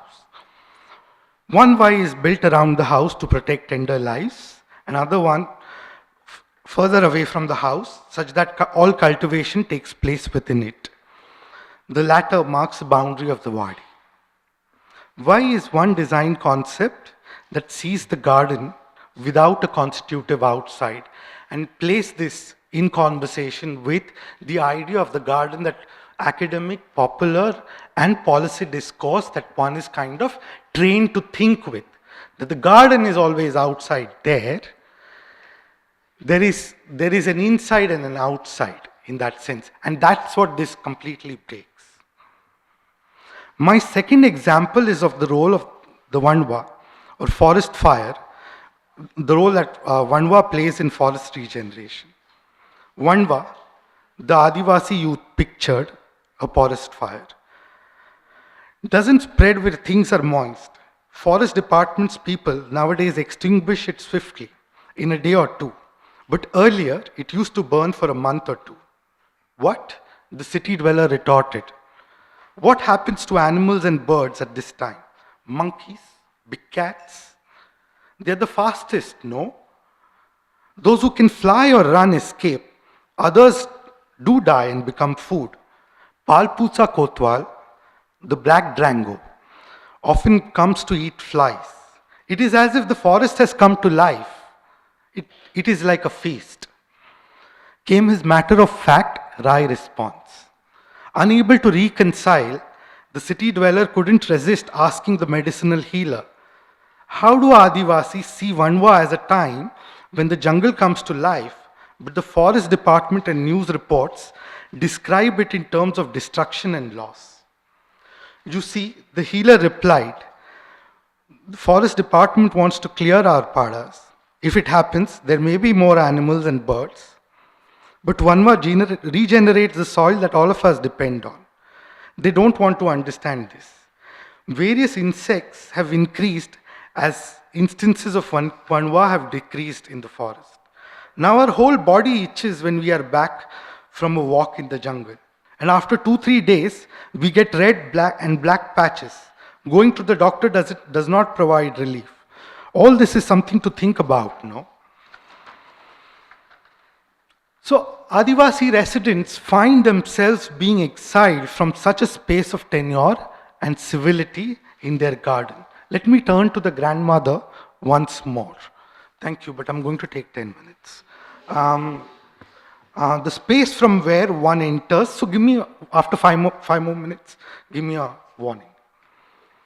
The space from where one enters the hamlet today, the grandmother reminisced, were all farms.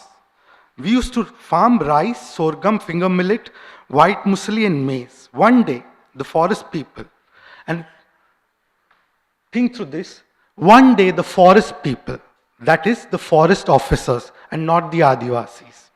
One day the forest people came to stop Adivasi residents from farming and later planted some type of trees in their farms. With my generation, everything was wiped out. Now we feel like we are in exile. Our condition is like this, precarious, from the moment we lost our farms, she said, pointing to her frail, thin body against the rusted galvanized iron sheet walls of houses, of surrounding houses. In producing a forest, the forest people were also producing precarity for its Adivasi residents.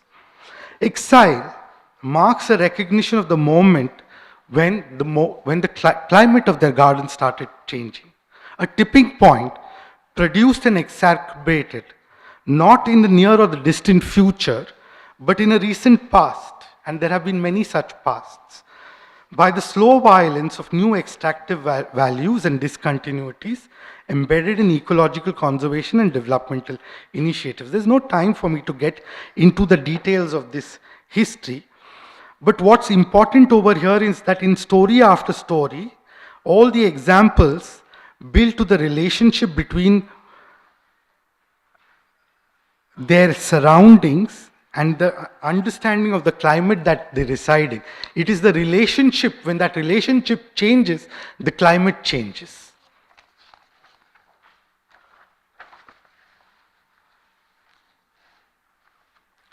Let me introduce the third concept.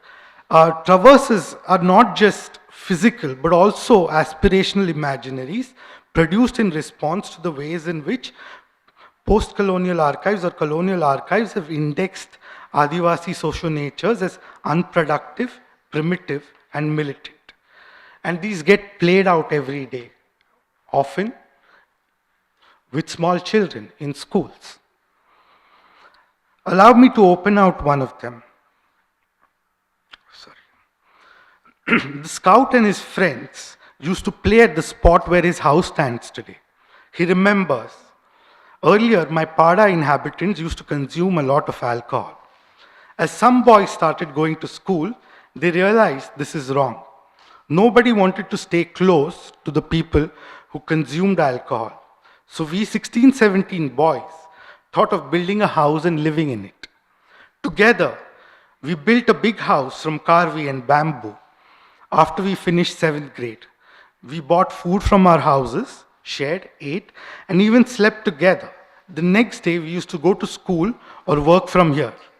Later, some fell into undesirable company, that is, started consuming alcohol, squabbled, and then abandoned the house. Aspirations to study picked up at the same time as the forest department disallowed Adivasi residents from pursuing farming in SJNP during the 1990s.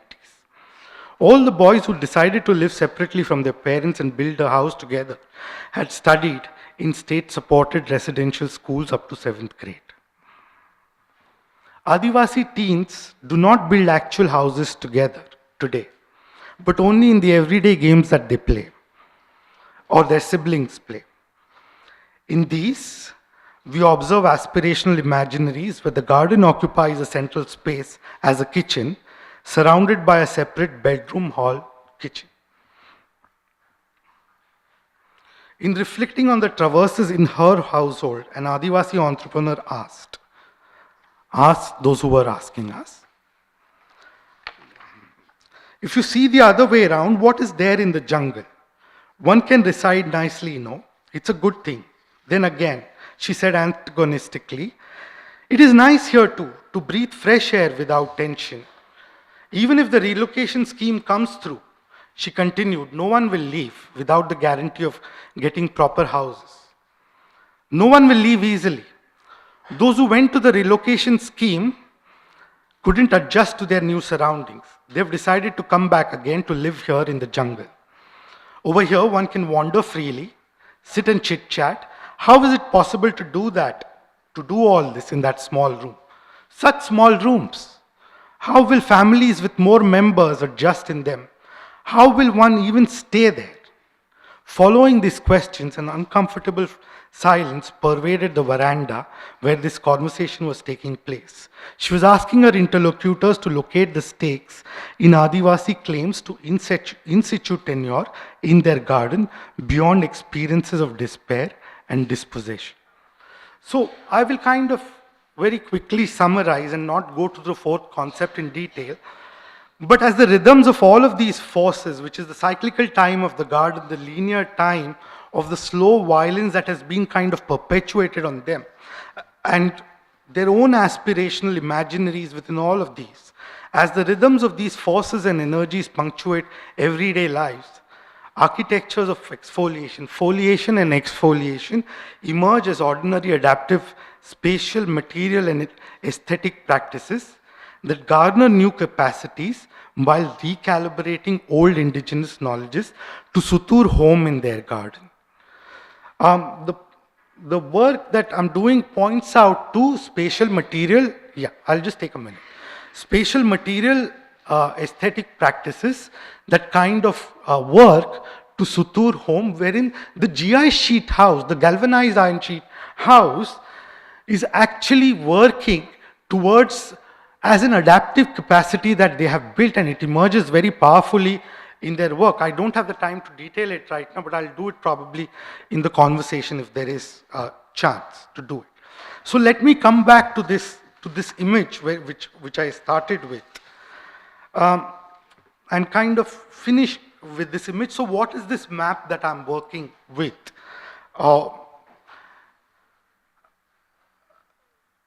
If forests are produced first and foremost in an imagination, then the experiences of these four entangled spatiotemporalities and social natures mark the grounds of the political and Adivasi movements. Movements that oscillate between indigenous and colonial epistemologies and ontologies, and therefore oscillate between the physical and conceptual boundaries of the forest and city. Without this recognition, an oppositional practice to the colonial grammars of extraction and containment cannot be framed in a mirror image. Adivasi identity will only be remained and always be remained prison housed in an unproductive, primitive and militant forest, and they be banished from the modes of tenure and civility of their garden. Unlearning this cognitive injustice is the foundational lesson that SGNP's Adivasi movements offer for opening the relationship between map and power. I'll talk about this map further probably in the conversation. Our final presentation is by one of the participants and members of the GRIDS team. Also the convener of Pani Hak Samiti. He's one of the co-founders of the organization. He's a very dear friend and comrade. Sitaram Shelar, he was the member of the core committee of the Hamara Shahar Mumbai Abhiyan, which worked on the Mumbai's development plan. He's also initiated the 51 Mumbaikar campaign. He's also one of the founders of Center for Promoting Democracy. His work has focused on youth development, governance, poverty, and the built environment. He's on board of a number of organizations as a consultant on various projects. Sitaram, welcome, and looking forward to hear from you. जिंदाबाद साथियों, response में आप जिंदाबाद कह सकते हैं. Thank you. Okay, कितने लोगों ने प्रोटेस्ट में पार्टिसिपेट किया है? थोड़ा हाथ रेस करेंगे? वाह, थैंक यू वेरी मच. थोड़ा इंटरेक्टिव हो तो ज़्यादा बेहतर होगा. और प्रेजेंटेशन है, ये करने जाऊंगा तो बड़ा बोर हो जाएंगे आप. मैं पीछे आगे को लोगों को देख रहा था, आप फ़ोन में ज़्यादा थे और प्रेजेंटेशन में कम, तो मैं कोई रिस्क नहीं लेना चाहता. ओके. तो जो प्रोटेस्ट में गए वो कभी डेलीगेशन में गए हैं, अथॉरिटीज़ के साथ प्रोटेस्ट होता है तो डेलीगेशन में लोग जाते हैं, प्रोटेस्ट हजारों का होता है तो डेलीगेशन 10 लोगों का होता है, वो प्रोटेस्ट के पूरे जो अथॉरिटीज़ के साथ में बात करते हैं। स्टूडेंट्स में से कोई गया है ऐसे डेलीगेशन में? ओके, गए, एक आध दो लोग हैं जो गए हैं। Okay, thank you. कितने लोग जो हैं ये फर्स्ट जनरेशन लर्नर्स हैं, मतलब पहली बार स्कूल गए आपके जनरेशन में, ऐसे आप में से कितने लोग हैं? ओके, हम जिनके इस बारे में बात करने वाले हैं उसमें 50% से ज़्यादा लोग फर्स्ट जनरेशन लर्नर्स हैं और जो सब लोग प्रोटेस्ट में गए हैं। ऐसे लोगों के बारे में हम आज बात करेंगे। दूसरा कि ये प्रोटेस्ट उनको क्यों करना पड़ रहा है उस पर बात करेंगे, और आपको क्यों नहीं करना पड़ रहा है इसकी समझ भी पाएंगे। ओके, तो हम लोग जो है ये जो ग्रिड प्रोजेक्ट है उसमें हमने जो हमारा तरीका है वो मैं पानी हक समिति को रिप्रेजेंट करता हूँ, और पानी हक समिति जो है वो मेरा संगठन नहीं है अकेले का, एक कलेक्टिव है, और ये कलेक्टिव में सभी जिसका मुद्दा है, जहाँ पर पानी नहीं है या शौचालय नहीं है, क्योंकि मैं अगले सवाल पूछने वाला था लेकिन मेरे को ही थोड़ा शर्म आया कि आप में से कितने लोगों ने मुंबई में ओपन डिफिकेशन किया है, तो वो सवाल भी ज़्यादा ये नहीं होता, अच्छा नहीं लगता, टेस्ट भी अच्छा नहीं है उसका सवाल का। पर अभी भी मुंबई में ऐसे कई लोग हैं जिनको करना पड़ता है ओपन डिफिकेशन, तो उसमें से हमारे कई साथी हैं और हमारी कई बस्तियां हैं, और ये ग्रिड में हम ये कई बार कह चुके हैं इसके पहले सरकार को, पर सरकार ये समझती नहीं है। तो सरकार को एविडेंस चाहिए, और ये Kamala Raheja institute of architect जो है ये लोग अच्छा मैप बनाते हैं। ये डिज़ाइन विज़ाइन देखें आपने उनके प्रेजेंटेशंस के, एकदम सॉलिड आर्किटेक्ट, ऐसा नज़र को अच्छा लगता है ऐसा वाला। फिर क्या होता है कि मैसेज कन्वे होना ज़रूरी है, वो कैसे भी मैसेज कन्वे होना ज़रूरी है। तो हमें लगा कि इनके साथ जुड़ेंगे, मतलब इसके बहुत पहले से भी जुड़े हैं इनके साथ में, डीपी को उन्होंने समझाया हमको, हुसैन है यहाँ पर और कई साथी हैं, श्वेता है, पर ये वॉश को भी हम समझने का कोशिश किए, और इसमें रोहन है और सभी साथी, अंकुश है, ये पूरा हमारा ग्रिड का टीम जो बना, हमने तय किया कि हम 3 हमारे साथी संगठनों के साथ में जुड़ेंगे और इसको काम करेंगे। एक साथी संगठन है वो है आदिवासी हक्क संवर्धन समिति, जिनके बारे में अभी आप एक वीडियो जो रोहित ने रेफरेंस दिया या ऐसे, उसी के साथ में कष्टकरी संगठन है और ऐसे कई संगठन हैं उनके साथ में। ये सभी तो कोलैबोरेशन जो है ये सभी साथियों के साथ में, और सिर्फ आदिवासी नहीं, आदिवासी भी, और आदिवासियों के अलावा अभी हम उसको नॉन आदिवासी कह सकते हैं, कम्युनिटीज़, तो उनको भी उनके साथ में ये काम करना। तो जंगल जो है इसके ऊपर के क्लेम की ये बात हो रही थी, तो ये क्लेम कौन कर सकता है, तो ये 3 एरियाज़ खास करके, तो हमको भी जनरली लगता है ना कि संजय गांधी नेशनल पार्क बॉम्बे में है, तो वो सिर्फ बॉम्बे का नहीं है, वो थाना के में भी है, वो मीरा भाईंदर में भी है, और वो वसई विरार में भी है, और वो उधर दूसरा एक डिस्ट्रिक्ट जिसको थाने रूरल कहते हैं उसमें भी है। तो ये उसका बहुत बड़ा स्ट्रेच है।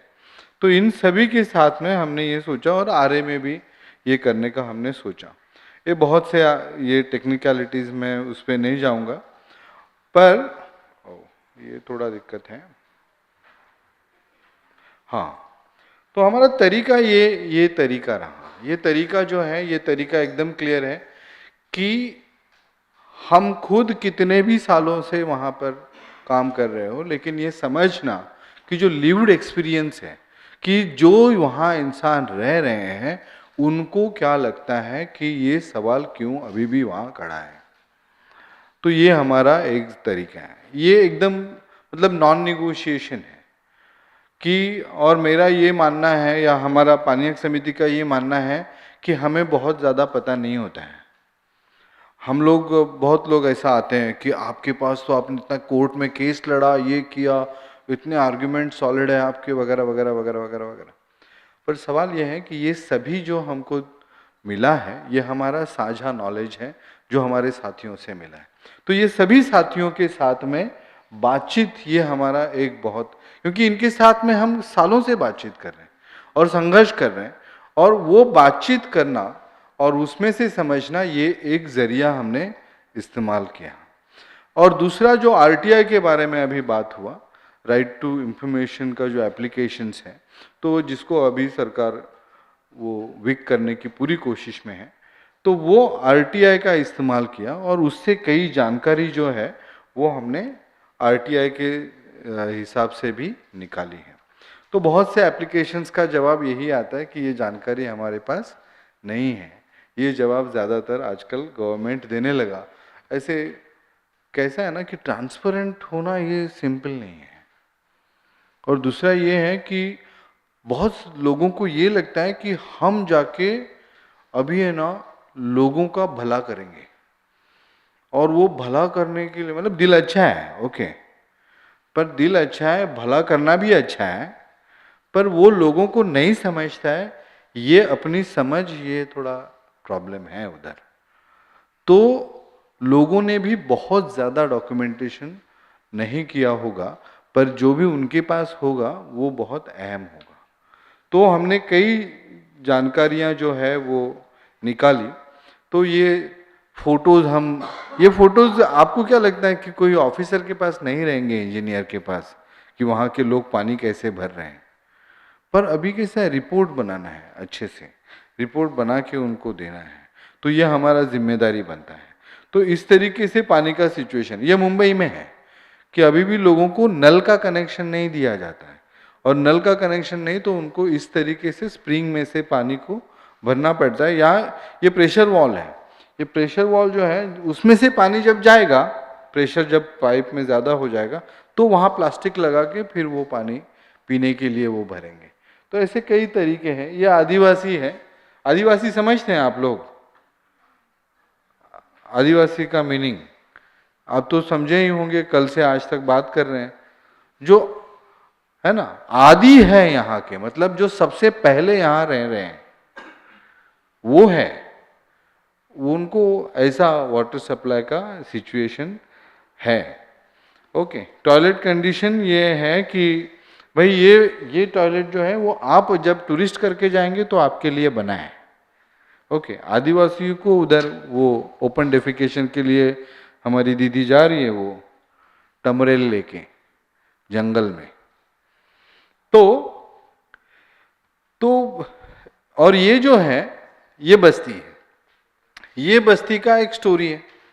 वो स्टोरी, क्योंकि आप ना 5 मिनट पहले मुझे आगाह कर देना, फिर मैं कुछ ऑलरेडी तय किया है वो बताना ही है।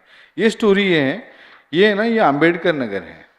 ओके, कभी आप ये सवाल पूछना अपने आप को कि ये ऐसे जो फोटोज होते हैं ना, वो अंबेडकर नगर, सिद्धार्थ नगर, जय भीम नगर, ज्योतिराव फुले नगर, या फिर अप्पापाड़ा, अंबोजवाड़ी, ये मुंबई में रहने वाले जो संस्थाओं के लोग रहेंगे ना, उनको ये नाम मालूम रहेंगे, है ना?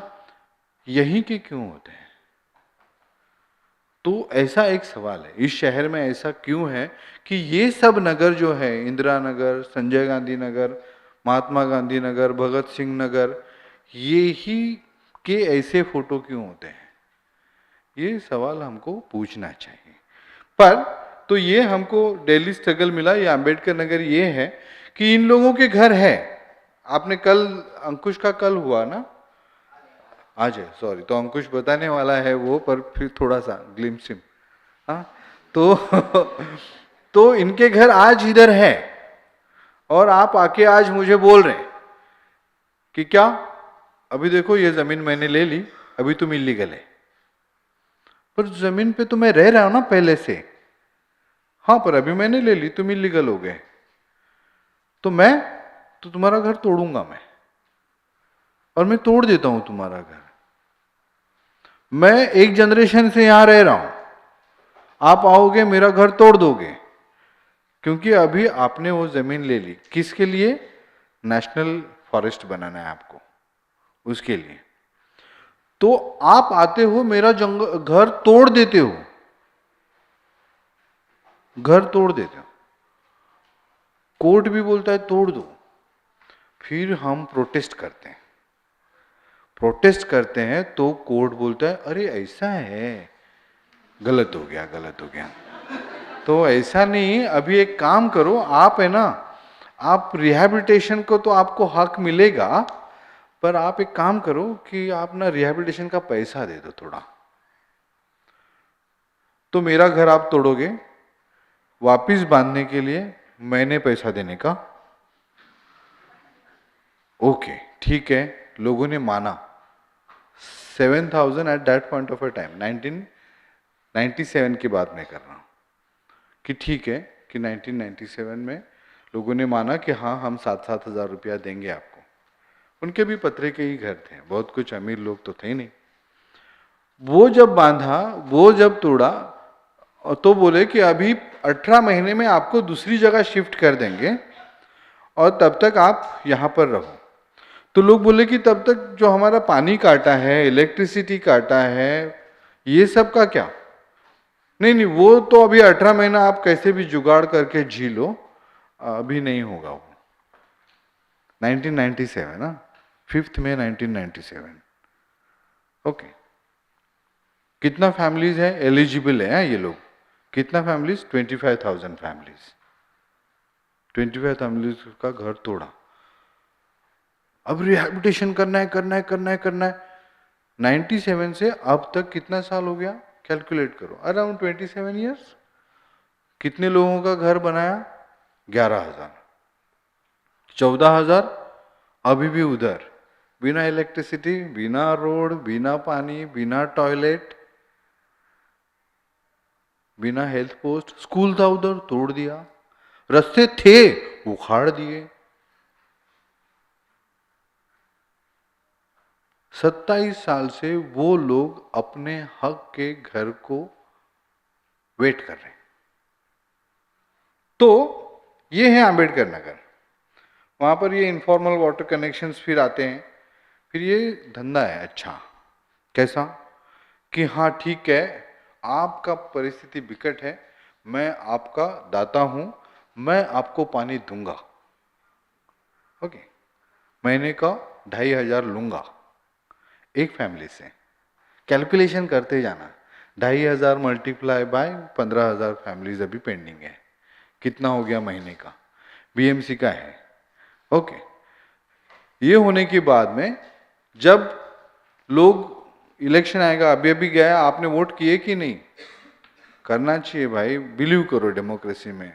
थोड़ा सा स्लो है पर अच्छा है। हाँ, तो हमारे कोई सब पुराने कॉमरेड लोग तो लिखते थे, समाजवाद बबुआ धीरे धीरे आई। तो डेमोक्रेसी भी थोड़ा धीरे धीरे अपनी ब्लड में जाएगा। तो ये जो है लोग, इनको इस इलेक्शन में ये कहा गया कि भाई मैं जहां बोलूंगा ना वही वोट डालने का, नहीं तो तुमको पानी दूसरे दिन से मिलने वाला नहीं है। क्योंकि अपने को समझता है कि इस इलाके का वोटिंग किसको गया, ट्रांसपेरेंट है सब। व्यक्ति का नहीं समझेगा कि मैंने किसको किया, आपने किसको किया, नहीं समझेगा, पर 1,000 लोगों ने मिलके कहा किया वो तो समझेगा। तो ये पूरा जो है वो इनफॉर्मल वाटर कनेक्शन जो है, इसका पॉलिटिकल इकोनॉमी बोलते हैं। थोड़ा ऐसा बोलते हैं ना तो एकेडमिक लोग भी खुश हो जाते हैं। पॉलिटिकल इकोनॉमी है ये। ओके, तो पॉलिटिकल इकोनॉमी जो है वो ये है एमएलए फंड से बनाए गए टॉयलेट, लेकिन साफ नहीं करते हैं उसको। ओके, गार्बेज कलेक्शन करने का जरूरत ही नहीं है, वो ऐसा ही डिस्पोज हो जाए तो अच्छा है। ओके, तो अभी ये सब सिचुएशन हमने आइडेंटिफाई किया, उसका रिपोर्ट हमने बनाया। साथ में ये भी रिपोर्ट बनाया कि स्कूल कितनी दूर है घरों से, पहाड़ों से स्कूल कितनी दूर है, हेल्थ पोस्ट कितना दूर है, बस स्टॉप कितना दूर है, ये हर चीज़ हमने इसमें डाली। पर सवाल अभी 2-3 हमारे सामने हैं। एक कि सही से ये तो पावर है क्लियरली, कि ये नॉलेज भी अपने आप में एक पावर है, और हम हमारी पावर अपने आप में कंसोलिडेट कर रहे हैं, हम एविडेंस बना रहे हैं, हम ये कह रहे हैं कि ये हम आपको देंगे, ये हम माध्यमों को, मीडिया को देंगे, हम ये लोगों को भी देंगे। लोगों को भी लगता होगा ना कि क्या है, ऐसा थोड़ी है बंबई में किसी को पानी नहीं मिलता है। तो ये जब मीडिया में आता है तब लोगों को लगता है हाँ अरे पानी नहीं मिलता है, तब तक तो अपने को मालूम भी नहीं होता पानी नहीं मिलता है। कितने लोग हैं? 20 लाख लोगों से ज्यादा लोग हैं इस शहर में जिसको पानी नहीं मिलता है। पर ये पानी बेचने वाले लोग भी हैं ना इसके बीच में, ये जो जिनके बारे में अभी हमने बात किया, यही नहीं है। मतलब एक कंपनी है वो प्लास्टिक बनाती है, उसका धंधा प्लास्टिक है, ओके, वो प्लास्टिक बेचती है, आपको लगता है कि वो पानी बेच रही है। बिस्लेरी का मैं खुलेआम नाम लेता हूं, पार्ले एग्रो, ओके, तो उसका बिजनेस है, कोर बिजनेस प्लास्टिक है, तो उसका प्लास्टिक का बिजनेस है, वो पानी भरती है उसमें, वो बीएमसी से ही पानी लेती है, थोड़ा सा आरओ स्टाइल कुछ करने का और भर देने का, ज्यादा पैसा नहीं लगता है। वो 50 रुपये में 1000 लीटर पानी लेती है, उस पर थोड़ा इन्वेस्टमेंट करती है, वही पानी 1000 लीटर आप 20 रुपये से खरीदे तो पकड़ लो 20,000 रुपये का हो जाता। समझ रहे हैं? बिजनेस बहुत अच्छा है। मैं नहीं बोल रहा, वो फादर ऑफ द इकोनॉमिक्स ने बोला है। क्या नाम था उनका? Adam Smith. इकोनॉमिक्स नहीं कोई इधर आता। उन्होंने बोला था कि भाई अगर मिट्टी और पत्थर को, मतलब सोना हीरा, इसको लोग इतना पैसा देते हैं तो इमेजिन करो कि जो नेसेसिटीज ऑफ द लाइफ है उसका बिजनेस होगा तो कितना प्रॉफिट कमा सकोगे। तो पानी शुरू हो गया, और साथ ही में शुरू हो गया है हवा का। अभी कुर्ला में जाइएगा, वो H2O क्या है उधर, ऑक्सीजोन है, तो 1 घंटा जाओ 750 रुपये का ऑक्सीजन लेके आ जाओ, ओके। तो ये है, पर ये जो है ये क्लेम कौन करेगा कि ये हवा हमारी है, ये पानी हमारा है? ये क्लेम हमारा पॉलिटिक्स का पार्ट है। तो वी आर क्लेमिंग इट। हम क्लेम कर रहे हैं कि सिर्फ आदिवासी करके आदिवासी में पानी नहीं है, ये पानी ना सिर्फ आदिवासियों का है, ना सिर्फ यहाँ के बस्तियों के रहने वाले लोगों का है, ये पानी हर इंसान का है, और ना सिर्फ इंसान का है, हर सजीव का है। ये क्लेम हम कर रहे हैं। इसके लिए ये फॉरेस्ट के ऊपर भी हम ये क्लेम कर रहे हैं कि हमारे भी क्लेम के अलग अलग तरीके हैं।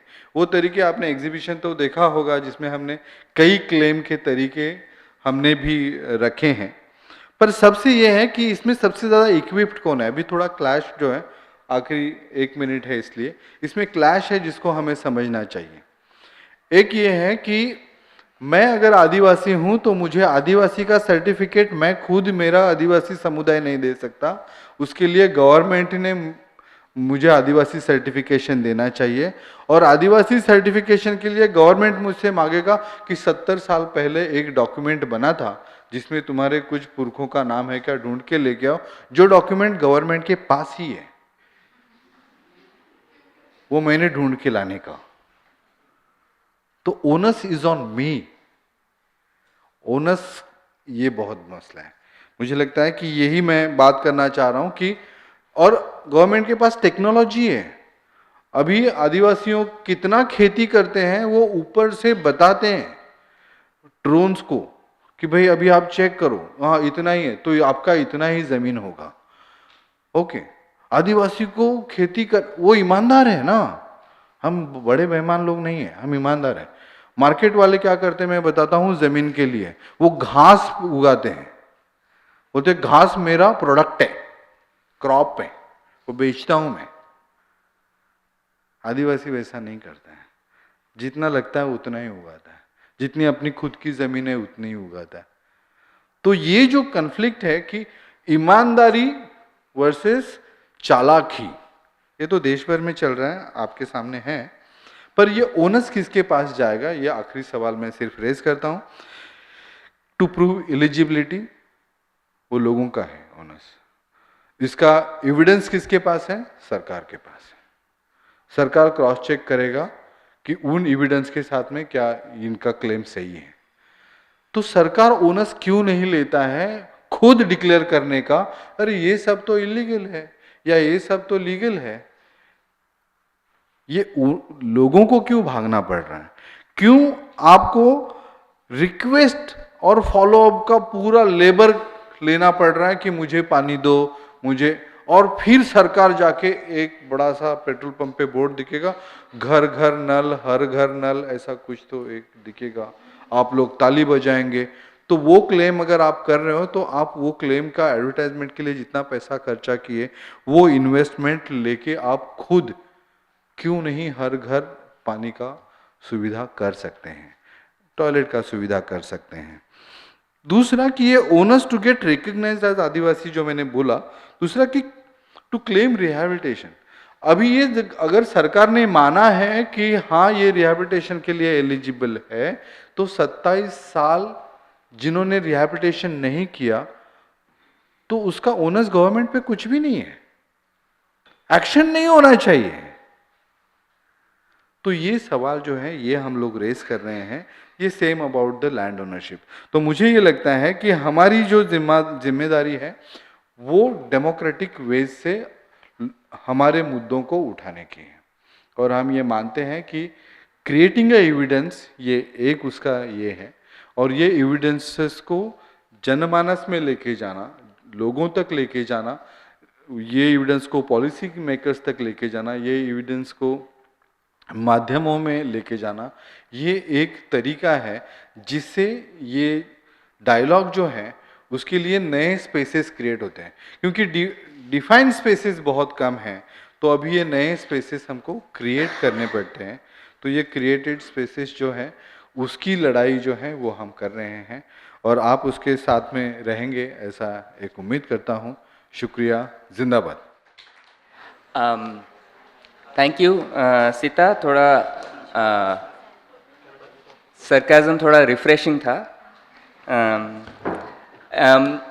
I would now invite all the speakers to come up on stage and we can have a panel discussion. We have about 15 minutes. Also the diversity of thematics, methods, practices, and approaches to the presentation itself. It was a great session. So I have very quick questions for all of you. And I would request you to give very brief responses so that we can take questions from the audience as well. I'll go one by one in the order of the speakers. So, Deepti, you know, the interesting thing that comes out from your presentation, and you're talking about the challenge of making an open space in this triangular plot in Lallubai compound.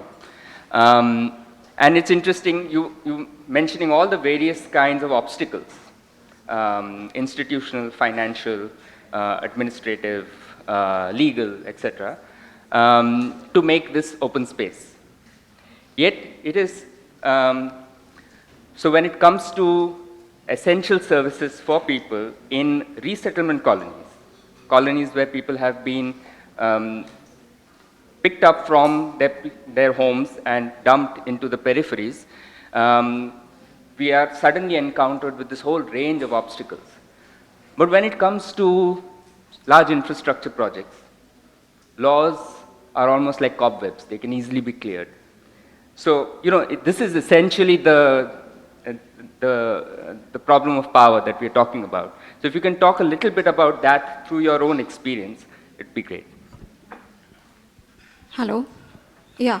So, yeah, very valid question. And this is what, you know, we've been facing, like, you know, we generally, you know, begin also sometimes on projects, especially in neighborhoods where, you know, they're underserved, where you're looking at, you know, low cost, you know, interventions, and you're looking at, you know, coming with solutions which are, you know, that are going to be sustainable, etc., etc. And when you approach the government with that sort of a proposal, it's like, okay, do it. you know. And it's You not do so it. easy. It's not so easy. It's small, and they feel that it's possible, but it's not. However, if you go with a very big sort of a idea or a proposal, you know that, you know, something that has a more tender value will, you know, get more response and, you know, more, they'll be agreeable to it. So that has been obviously, you know, generally a challenge. In this particular context, there was another challenge, which was the political challenge, where, you know, the MCAP had come, and then the government changed, and, you know, then the backing for, you know, the kind of project that we were talking about was not there. We didn't even start with climate. We were just talking about, you know, what are the basic needs that we can fulfill through this resource, and if you know, if creating green cover, then it has to be more kind of, you know, usable. And so the idea was that, you know, let's not start with that big idea, let's start small and see what are the challenges that come in the way. But slowly, I think over time, there has been this, you know, associations, people groups, you know, partners that have increased. We've been talking to governments, different departments really, who are not really at a very high power position. They are, you know, working on ground. They are anyways going to, you know, help out. They seem to be giving that hand to help. So it's those kind of connections and ecosystems that we have slowly and steadily built, that I feel that, you know, if smaller such projects, or, you know, SOPs through tenders or whatever, more, you know, more of these are created as ways in which you can intervene, then you can kind of aggregate this to scale. So what they had started as big infrastructure projects and are still kind of going on, right? Like big bridges or big roads or whatever, which started various years back through vision plans or whatever. They are still kind of rolling them out. But these smaller sort of, you know, projects that can become the combined vision is something that we are not talking about. And this is, you know, this and various such platforms would be ways to actually gather people to think about it in this manner. And all the practices here, we are really talking about, you know, actual, you know, what are the spot kind of necessities of, you know, that area, trying to resolve them, and then trying to scale up and see the aggregated impact. So I think that is the way forward. Thanks, Deepti. Maria, my question to you is, you know, Spark's work historically, even the first interventions in Dharavi, for instance, enumeration was really an important process. And Spark has also done some other very interesting things in terms of demonstration of what your house will be. You know, it's not just the promise of a house in the future, but to show how it will be. So there was a physical manifestation of the your rights in a way. The question I want to ask is about enumeration is, there is a critical perspective about the technique of enumeration, which is that when you enumerate, you also expose. So I wonder how Spark has thought about that challenge of enumeration as a way of winning rights versus enumeration as a way of becoming more vulnerable. Nice question. So when we started working with the urban poor, the slum dwellers and the pavement dwellers, we always looked at the problems and the challenges that they were facing with regards to water and housing and sanitation. And all the processes that I talked about were done in collaboration with the communities. So we never made them feel that we are going to sell these issues and challenges in order to buy services for you. But the city needs to know that you exist and you face these challenges, and it's your basic right. Right to toilet, right to education, right to water, right to livelihood, and right to a house. That's your basic right that you need to have. So that's the reason when we started enumerations, we allowed the communities to enumerate and gather information about themselves. Because if we as an NGO went to the government, they would not listen to us. But if the communities went, they would. So that's the power that we tried to demonstrate. And it has been acknowledged and approved. So whenever there are projects now, we are contracted to do the surveys first to see how many people live there, what are the challenges.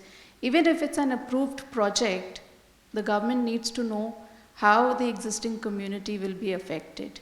Even if a part of the settlement is affected by that project and the others are not, so what are the consequences of that project on the ones that are still there? So this is how we demonstrate the right of the slum dwellers through surveys and enumerations. Thanks, Maria. Pratik, very interesting presentation of your work in Beti Murbad. My question to you was, when you made your presentation, there was a sense that a lot of the work is actually your organization's work.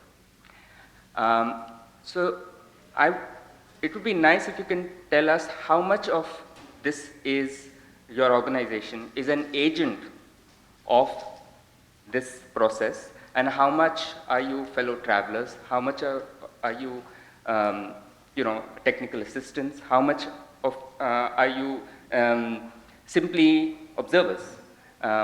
What is the agency in these struggles? Is it your organization that is spearheading them, or is it something that you're simply mapping, observing, documenting, etc.? So the first part is when I shifted over there, it was a kind of a decision which I made that I wanted to live a sustainable life, a kind of a where I can grow my own food, and it was a very shallow aim, I would say. And that's how I shifted, and then I understood that I cannot have this kind of a lifestyle if I'm not connected to the community. And that time also, when me, Shardul and Lalitha, we were like thinking about what kind of a practice we want to lead up to. We thought that we have to connect our architecture part to the community and try to see how it going ahead with it. And still we are having this lot of deliberate discussion about it, that means many times, like whenever we come up with the idea, okay, this something which is we have to, right now the villagers are talking to us, so how should we go about it? And in this particular case, like this governance wala last part, where we actually actively started participating. Initially it was just documentation, just observation, just trying to understand what people are doing. But when during the COVID time, when we start playing cricket together, the villagers, that time those discussions started having, this work is not happening, I am not getting the gharkul right now, we are not getting toilets, so next time ye resolution hua hai, but ye iska kaam nahi hua hai. And through that particular discussion, we started having meetings within a village.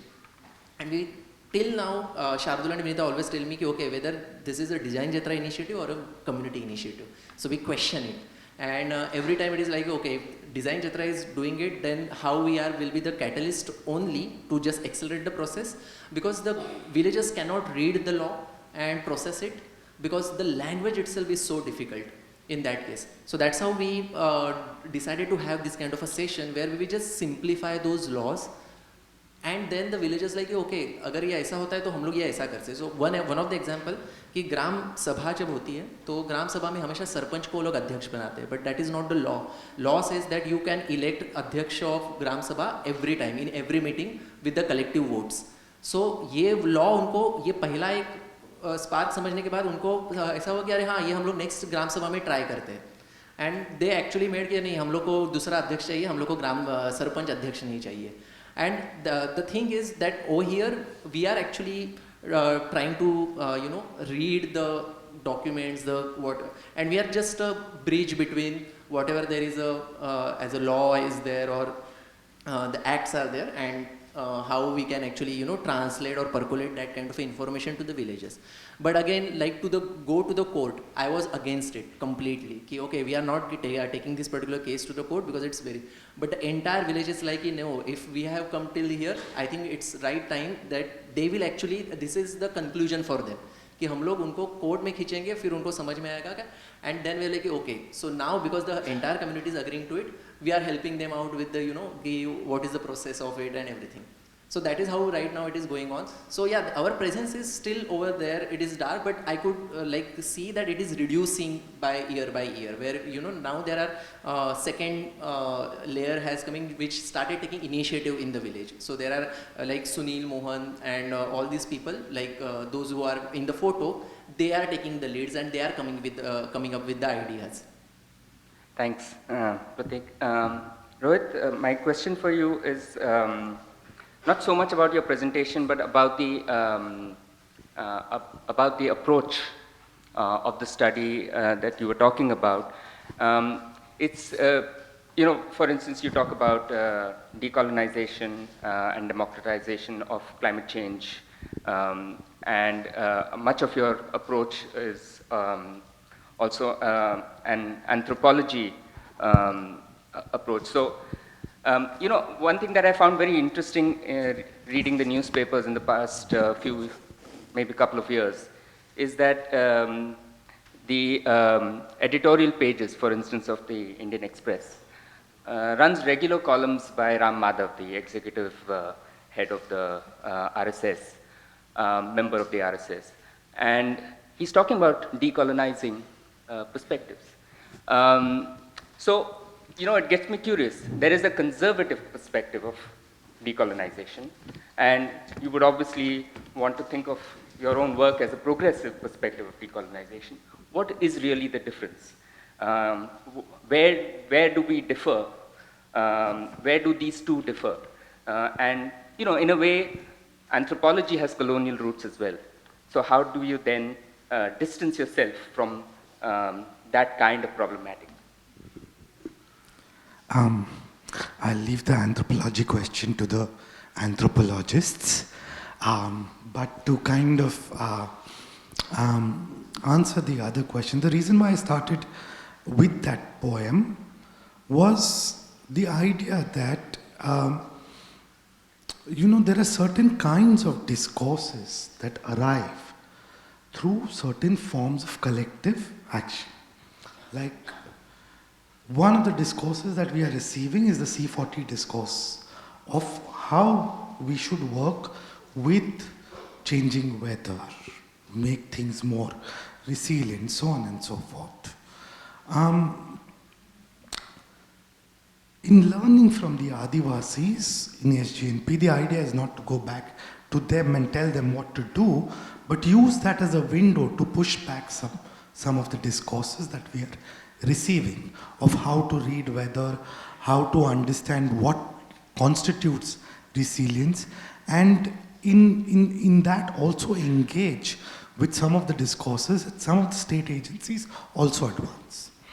Now, what happens over here, that the actual form of power, the point that you brought out, is so vexed that, even as Sitaram mentioned in his presentation, the burden is placed on the Adivasi residents to prove that they are the first settlers of the land, so on and so forth, right? Now, the issue then is that in this vexed power system, they can't rely only on their Adivasi ontologies and epistemologies. Their traditional ways, traditional is a wrong word to use, the ways of thinking, knowing and seeing and being in the world. Given that there is a colonial present, one moves to the other side and develops strategies to, in this case, to claim land, to expand, to kind of even privatize it, right? So that is happening. This shifty nature is the challenge for decolonization. It is not moving to the opposite side. Thanks, Rohit. Sitaram, आपने जो बात की specifically the question of onus, which I thought was very interesting. अभी बीच में Supreme Court का जो judgment आया adverse possession पे. So I don't know if people are aware, but adverse possession is a doctrine which basically says that if you've been using somebody else's land, which is unclaimed over, if it's government land 30 years, if it's private land 12 years, then you can claim that it's your own. You know, if adverse possession would have been applied, actually a large part of slum settlements, Adivasi settlements in Bombay would be owned by the residents. But in any case, there is a doctrine of adverse possession. तो recently Supreme Court का जो judgment था कि अगर adverse possession का claim करना है, तो आपको पहले prove करना पड़ेगा कि आप original owner को जानते हो कि कौन है, और दूसरा कि आपको कि उनको 12 साल तक पता है कि आप वहाँ रह रहे हो, वो भी आपको ही प्रूव करना है. तो ये जो और ऐसा तो नहीं है कि एडवर्स पोजेशन बहुत अप्लाई हुआ है, बहुत क्लेम हुआ है. तो ये जो डिफ़िकल्टीज़ है, जो एक्चुअली दीप्ति को भी जो सवाल मैंने पूछा था कि जब बेसिक चीज़ें, बेसिक राइट्स क्लेम करने हैं तो इतने सारे ऑब्स्टिकल्स का सामना करना पड़ता है. सब ओनस हमारे पे है, सब प्रूफ हमें लाना है, और बर्डन ऑफ प्रूफ हमारे पे है. तो ये जो प्रोसेस है, इसको ओवरकम करने के लिए, इसको फेस करने के लिए हमारे पास क्या ऑर्गेनाइजिंग स्ट्रैटेजीज होनी चाहिए. आप सीपीडी के मेंबर हो, आप पानी हक समिति के, आपका इतना एक्सपीरियंस है, तो आपके हिसाब से ये हम किस तरह से इसके लिए ऑर्गेनाइज करें और ये ऑब्स्टिकल्स को ओवरकम करें.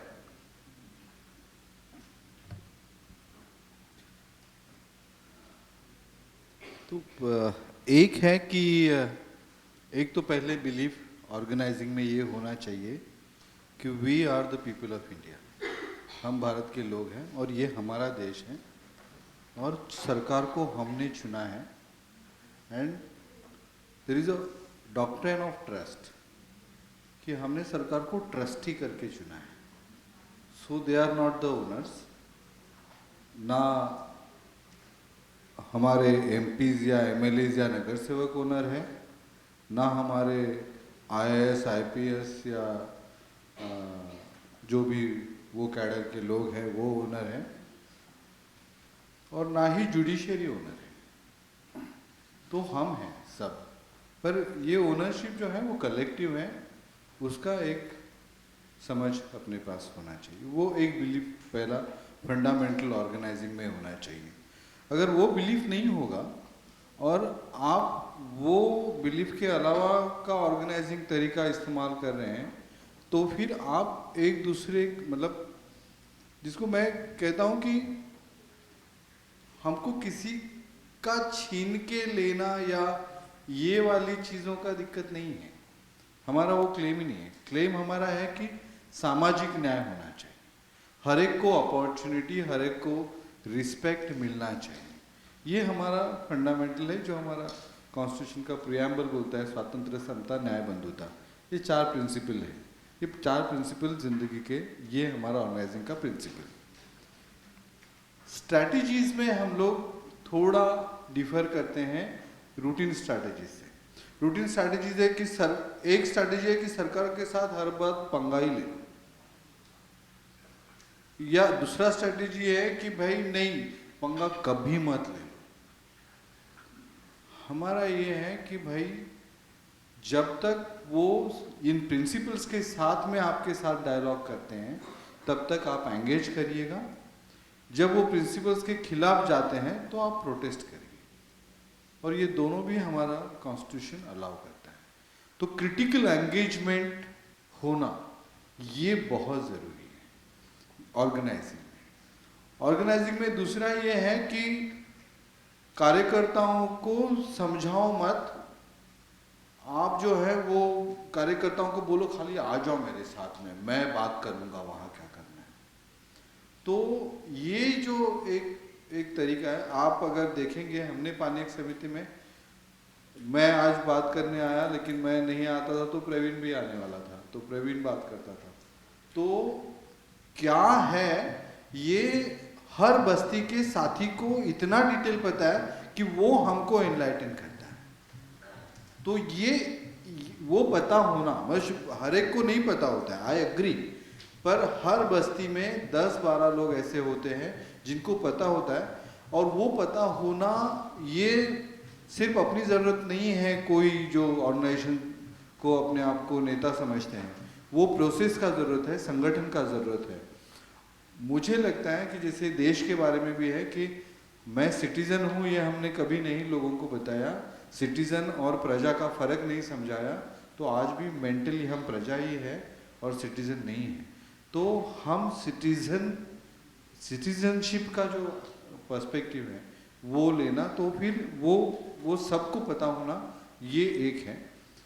और एंगेजमेंट के लिए स्पेसेस क्रिएट करना, ये हमारा मतलब हम सब ने काम किया है कि डेवलपमेंट प्लान में खाली एक 60 डेज का सजेशन ऑब्जेक्शन का स्पेस रहता है, पर हमने क्या किया, हम बोले कि तुम क्या बनाते हो पहले, हम लोग क्या एग्जिस्टिंग लैंड ने उसके भी पहले एक पीपल्स विजन डॉक्यूमेंट, हाँ एक विजन बनाते, विजन पेपर बनाते हैं, तो हम बोला हम पीपल्स विजन पेपर बनाएंगे, और हमने पीपल्स विजन बना के सबमिट किया आपको, तो वो डायलॉग वहाँ से क्रिएट किए, तो वो स्पेस जब क्रिएट हो जाती है तो वो डायलॉग फिर वो आते हैं, हाँ चलो कंसल्टेशन, फिर स्टेक होल्डर कंसल्टेशन। तो ये जब ये समझता है कि ये एक सही से रूटेड एक ये है, तो और उसका माध्यमों में और बाकी सब जगह पे प्रभाव होने वाला है, तो वो ऑर्गेनाइजिंग ज़्यादा प्रभावी होती है। आखिरी बार एक ये है कि बहुत लोगों को ये लगता है कि या तो हमने सर्विस डिलीवरी में जाना चाहिए या फिर हमने जो है वो एडवोकेसी तक रुकना चाहिए। ओके, अभी पॉलिसी चेंज हो गया, वाटर फॉर ऑल पॉलिसी आया, अभी अपना काम हो गया, बस अभी दूसरे काम में निकल जाओ। ऐसा नहीं है, पॉलिसी इम्प्लीमेंट करना, उसके एक्सपेरिमेंट्स करना, उसके फेलियर्स को झेलना, उसमें कई स्ट्रेस आएंगे उसको झेलना, ये ज़रूरी है। अगर वो नहीं होगा तो रास्ता तैयार नहीं होगा, रास्ता तैयार नहीं होगा तो जैसे लोग बोलते हैं कि कानून तो बना हुआ है, इम्प्लीमेंटेशन नहीं है, सेम ना। तो ओनर्स जो है वो ऑर्गेनाइजिंग में हम पे है, हमारे जैसे जो लोग इसका जिम्मा उठा रहे हैं, अगवापन ले रहे हैं, उन पे ऑर्गेनाइजिंग का। सरकार के बारे में आप बोलो तो मैं आपको बोल दूं, सरकार ने एक कानून बनाया, आप जानते हो उसको मेरे से ज़्यादा, वो है स्लम एक्ट। स्लम एक्ट में लिखा कि भाई कहीं पर भी मुंबई में या कोई शहर में अगर कोई बस्ती जो है 30 घरों से ज़्यादा घर अगर 60 दिन से ज़्यादा आपको दिखाई देते हैं तो it is a responsibility of municipal corporation to provide, its responsibility of state government to recognize them as the slum, and then it is the responsibility of municipal corporation as soon as slum is declared provide all the basic services.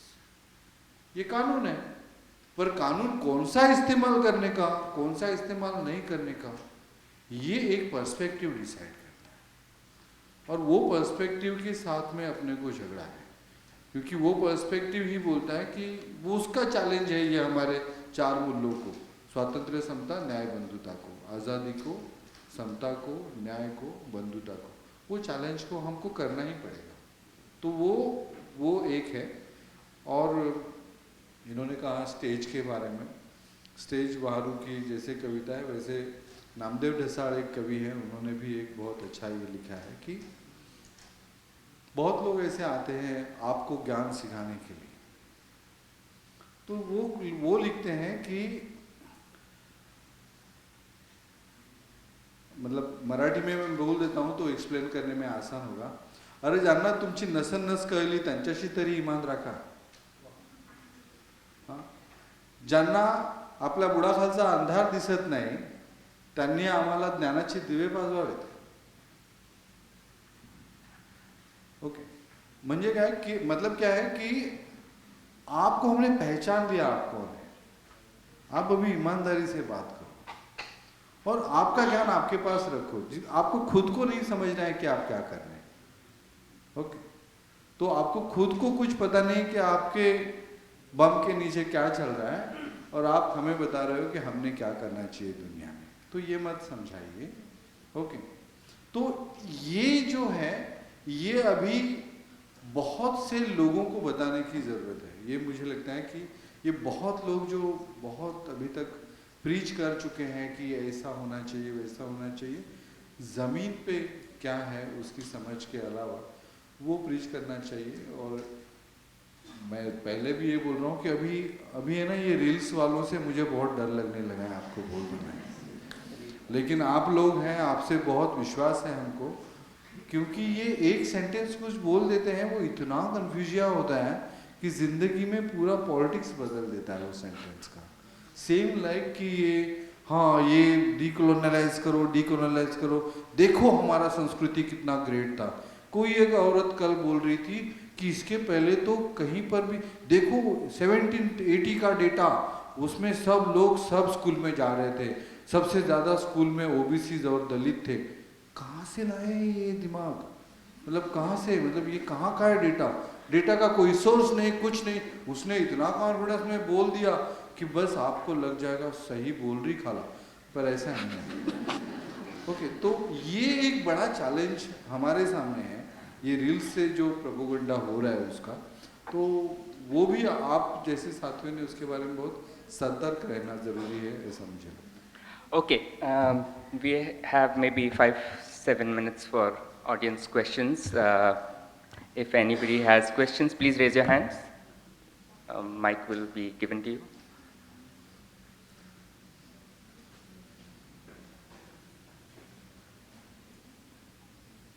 Anyone?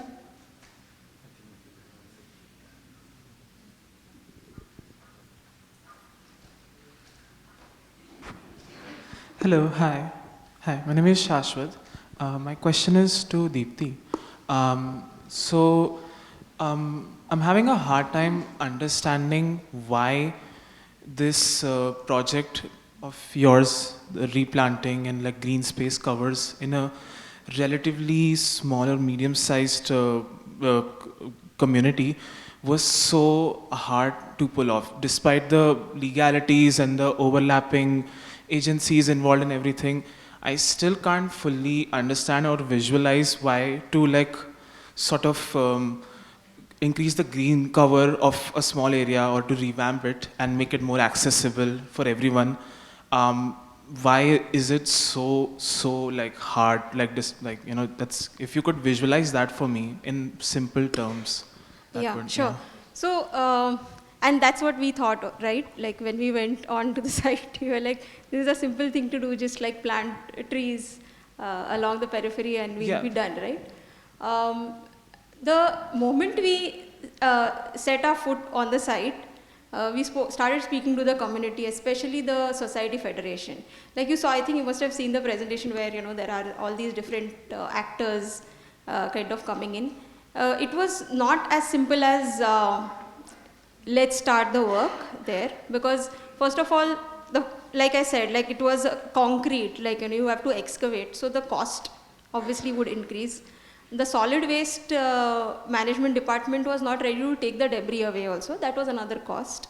The other is that the community themselves had a conflict amongst them, you know. So like the group that was the Society Federation, where there were a lot of these men who are deciding what needs to happen, said that, you know, we need to have a park which is gated, okay, should have surveillance cameras. We want gym equipment in there. So basically they are excluding a lot of other users. So in your first attempt, was there maybe a disconnect with the communication with the community there? Because in the second one, then you pulled it off, but in the first go? No, so it was not disconnection. We were trying to see how to enter the site. I mean, we are outsiders eventually, right? So we can't decide what, you know, we need to do for them. They are going to take that ownership and they are going to tell us what is best for them. And in some places where, you know, there is this whole kind of surveillance and, you know, just gate it out, you know, because there is, you know, drug abuse that is happening in that area and we need complete protection at the same time. And we are slowly kind of, you know, trying to diffuse it by saying that, but eyes on this, you know, there is more, there is more safety if everyone comes in and, you know, it's used by multiple people and users. So that sort of, you know, slow attempt and activities were happening. So Yuva actually what they did very strategically and very nicely was get the children, women involved separately. So there were all these meetings that are happening, society meetings with the men and power people who are deciding how to use the resources that they already have. At the same time, there are these lot of workshops that are happening about what their imagination, what children's imagination is for that space. How girls are not getting enough, like when it's occupied for cricket, it's gone. Like girls are not even, they don't even have the space to play, or children to impossible. So that was getting missed out. So through these workshops and activities, it's through that we were trying to get the design kind of co-created with them. And slowly they had to also convince the other adults and men in the so that entire process really took a very long time. Also eventually coming to then they had a complete hope on us that now we are going to provide the resources for that whole park, where we were like, okay, but the budget now is going completely out of, we had no idea how bad the situation is till we didn't test it, till we didn't realize what is needed. And since there is this continuous waterlogging issue there, we also said that it should not just be a park, it should be something which is more permeable, it should have recycling water systems, it should have more areas not only to play but also to so programmatically also there needs to be variety. So all of these kind of movements, it took a long time to even materialize, but at the same time there is the fact that we had to tell them that break the story to them that this is not what we'll be able to afford. We'll have to probably make a DPR which actually says that this is the quote for this project, bring a lot of other actors on board, or even other CSR funds or investors on board to develop this. But in the meantime, how about now that we've already done all this work, how about doing it behind in that smaller kind of area? And the whole kind of placemaking activity became kind of a center, attractive kind of a thing for them to actually belong to that place and come there, because those 4 trees that were planted, nobody was interested in going there.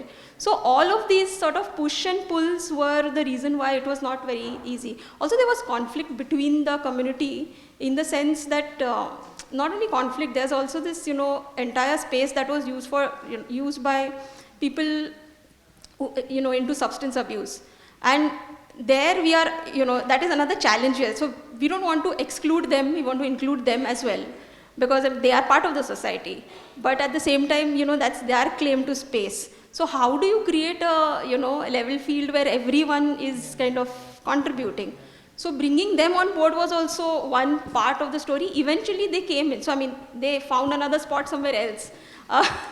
But eventually they were also part of the planting process or taking care when they were around. So that was like a interesting trajectory that kind of created some space for social cohesion which did not exist earlier. So hearing you now, I'm realizing most of the challenges came from the community, because I was thinking it was more or less like the overlapping government agencies or the external stakeholders. So that one thing was the maintenance, because after all this is done, who's going to maintain it?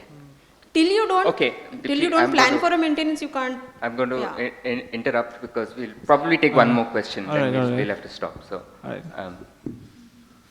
any other question?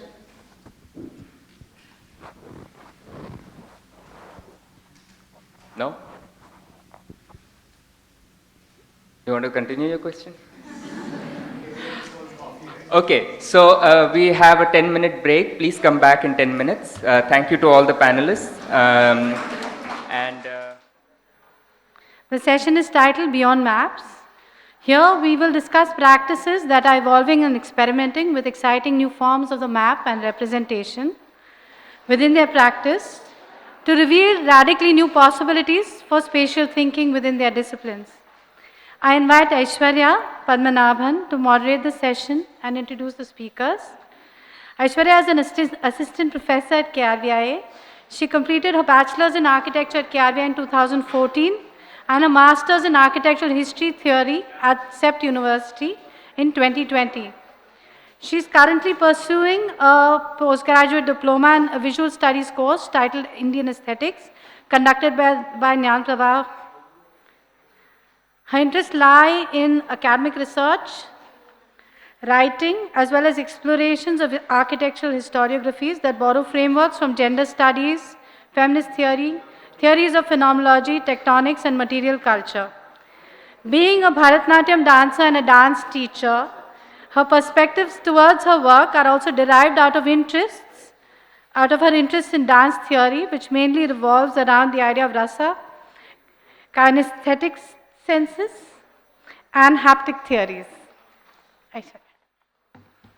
Thank you, Sonal, and good evening to everybody.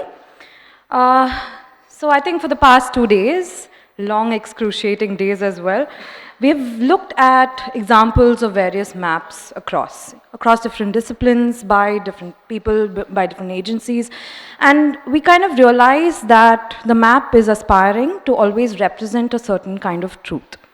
Now, whether it does it completely or not is a question by itself, because a map can never be complete or whole. It is always in the making. So it exists in various forms and often has to be supplemented with various other disciplines coming and questioning it, or also supplemented by textual references, reports, surveys, etc. and etc. We see the map taking different forms throughout, like the presentations that we see. The map is it has various purposes. It's multi-purpose in many ways, and it kind of looks at, say, locating or recording or surveying, etc. And there's always a prescriptive solution provided after the map is made, right, upon observations of the map itself. So the question that I ask myself throughout is, can map making be pleasurable at any point? Is there a love for the making of the map itself, right? Is there a pleasure in making of the map? And I think this answer we get by experimenting with various forms of map making. And today's session will be about that. We will explore, say, 4 different perspectives of alternate maps, which can broaden our perspectives and horizons of map making as a discipline itself. Now, to set the tone of the conversation, I would like to invite Ankush Chandran, who's a part of the GRIDS team, and just give a short bio. I'll just introduce him. So Ankush Chandran is an architect and urban designer and currently serves as faculty at Kamla Raheja, Mumbai. His professional interests lie in urban phenomena, digital urbanism, and data-informed design. Much of his independent research has been an intersection of phenomenology, open source mapping, and digital profiling.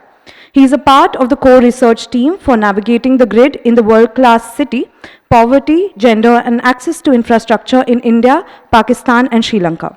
For the exhibition, he has designed multiple ways to visualize the forest, including cartographic histories, drone photography, and an interactive virtual reality experience, which is displayed at the exhibition above. I request Ankush to take the dais. Hi, good evening. My name is Ankush. So I'll just dive right into the presentation. So in the GRIDS project, we've had a multidisciplinary team. We've had artists, we've got ethnographers, we've got architects, we've got NGOs, activists, we've got community stakeholders, and all of them were interested in different regimes of representation. Being architects, being a school of architecture, we were always kind of more interested in the spatial nature of our findings. And today I'm going to be talking about how we went about that sort of research, and then also talk about some experiments in ways of representing the kind of lived experiences and the spatial sort of settings of the forest that we have attempted in the project. So broadly, in our mapping approaches, we've had 2 sort of approaches. One being the systemic sort of approach, which is an attempt to understand the top-down planning and systemic approach to how forests are defined, and how these definitions have changed over the years. This includes cartography and regulatory histories. The second is ethnographic, and this includes grounded participatory research, and this is of interest to understand the lived experience of what it means to inhabit the forest in the city. So very quickly, I'll just take you through our methodology for trying to understand first the definitions of what the forest is and how it has changed over the years. So the first thing that we did was kind of go back to what the state imagined the forest as being, and that was always through maps. Several different forms of the map exist, 7 different versions and iterations of the map exist, 7 different agencies create these maps. Some of the ones that we have been examining are the official Ministry of Environment and Forest boundaries, which notifies the notified area of Sanjay Gandhi National Park and an eco-sensitive zone around it. Yeah, you've also got the Tungareshan National Park, which also has its extended eco-sensitive boundary that kind of cuts into our site of interest. And then you have the development plans that have been made over the years. We've had 3 iterations of the development plan, and they are the DP of 1964, of 1981, and the current 16 to 34. Yeah, we've also got the MMRDA, who's creating their own maps of the regional plan. And what we realized when we started to overlay these maps on the territory is that there were a lot of conflicts, there were a lot of anomalies, there were these definitions and boundaries that kept shifting. It's not just the actual line that's changing, even methods of mapping when they changed, it ended up affecting the way the forest was defined quite a lot. One of the sort of interesting facts that we came across during the research was that when they actually moved from chain link surveys to GIS, what ended up happening was the same map that they took from a chain link survey, put it into GIS, ended up yielding a very different area because of the way projection systems work. They ended up losing multiple square kilometers of the forest, even though the boundary was exactly the same. Right? So there were all of these different sort of conflicts and mismatches that were happening across these definitions. Every single time there would be a new instance of the map, certain new allowances would be made. What is allowed in the forest and what is not allowed in the forest kept changing. So we identified these sort of deviations and conflicts from this overlap of all of these cartographic experiments. And what we also realized is, so simultaneously we've also been mapping the settlements in the national park as well as in Aarey. So what we realized is that a lot of these are coterminous with the settlements themselves. Simultaneously, we also had our team who were on their walks. I don't know how many kilometers they must have walked throughout the project, but they've been walking all across the national park. They've been into places that we hardly thought we could reach, right? And throughout all of these, very different sort of geographies and spatial settings started to emerge. We were also involved in community stakeholder meetings and FGDs. This is one such example. Sitaram also spoke about it a little while back. So primarily the project is interested in mapping at 3 scales. Yeah? So one, on the extreme left, is the systemic sort of idea. It is the idea of the plan, of a broader understanding, its regulatory nature. The second is the contextual, which is the setting of the site itself, where the settlements are located, what borders them, what delimits them. And the third is that of the lived experience on the ground itself. Now, while it was fairly straightforward to do the first, which is cartographic sort of representations, the second and the third, the contextual and the lived sort of imaginations, are very difficult, right? Especially in this case, the contextual, you can see it's not really a homogeneous imagination at all. It's a blend of organic and inorganic components, of natural and man-made. There's a lot of cruel acts, sometimes subtle acts of of what they've done to the terrain and the geography of the forest itself. So these are typically not easy to map on typical cartographic representations. When we come to the lived experiences, it becomes even more tricky because the various geographies that we've mapped across SGNP and RA, they contain very different sensory, ecological, and semiotic cues. And that is incredibly hard to map on paper, on any 2D sort of platform, right? And each setting had a very unique sense of, set of sensory sort of, inputs to each of them. So this is Keltipada in near Aarey. And again, the kind of sensory setting that the place is in is very different from any other Pada that we have seen. So while text, image, film, they do communicate, to a certain extent, they're able to capture the sort of sensory and situational nature. What we needed was a slightly less sterile way to capture and a less sort of instructive way to represent these realities. And one where the viewer is kind of granted a certain degree of agency to explore, to discover on their own. And this is where the immersive VR environment sort of came up.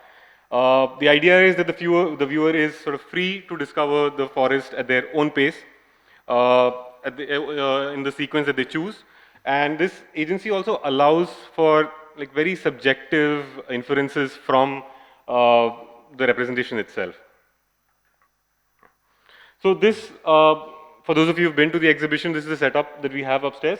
What we've done is we've made the whole thing interactive, so the viewer is immersed in the environment and you're able to move around. So bunch of hardware, your base stations, controllers, all of these, they enable you to move around in that environment, yeah, and to interact with it. So we've kind of used that, and we will look at the sort of the three scales I was speaking about. We'll kind of just see how those have kind of percolated into the environment. Yeah? So it's again called The Forest in the City, and this is kind of like the starting screen that you met with. So the very first scale, which is the systemic scale, is the viewer is presented with this sort of stratospheric vantage, right? And you're presented with a lot of these sort of markers of inhabitation. These are all markers that have come as a result of those overlaps that we found in our earlier research, as well as from the walks, the sort of interesting spaces that we found in our walks. The second is, what you're allowed to do in this is you don't really have any particular fixed gaze, right? You're allowed to look freely, you're allowed to select what you want, and the viewer is kind of free to engage with any of these. So there are two sort of ways in which you could go closer to the ground. One is a closer contextual view, which ends up becoming like this bird's eye view, which sets the settlement in its context, the situational sort of condition of the settlement itself. Now, it offers a very unique perspective to the morphological situation of the space. And we also have annotations, text, images, all of these littered in the environment itself to kind of highlight these points of interest. I'll switch to... So now it's very difficult to kind of portray what you would be seeing in that, because your field of view, your peripheral vision is completely occupied with all of this visual, but it's still close, right? So what this sort of contextual setting allows you to do is to look around this entire sort of geography and try and understand and infer from the different spatial conditions. It is a little different from how we experience the city, because it's neither that map view that we are used to, neither is it the street view that often obfuscates a lot of information. This is Chunapada, one of the Adivasi Padas in SGNP. Yeah, so you see that the Padas are located in lush greens. There's very sort of intimate, like degrees of proximity between the houses themselves.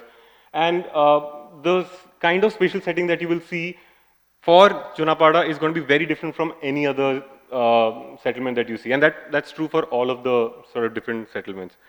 Another interesting example is the metro car shed. I mean, it's been all over the news and debates and all of that, and yet most of us have not really seen the extent to which it has actually scarred the landscape. So this is the metro car shed. It's a huge complex. Very weirdly, they've left out this little patch of green so that they can do something to it later. And it's located in a setting that is surrounded by tabelas. You've got unit number 22, which is again a settlement of workers who actually migrated to work in the tabelas. You've got Royal Palms close by, and you've got the Aarey picnic point. So you can see the kind of setting that it has been placed into, and the degree of scarring that it has kind of managed to do to this landscape.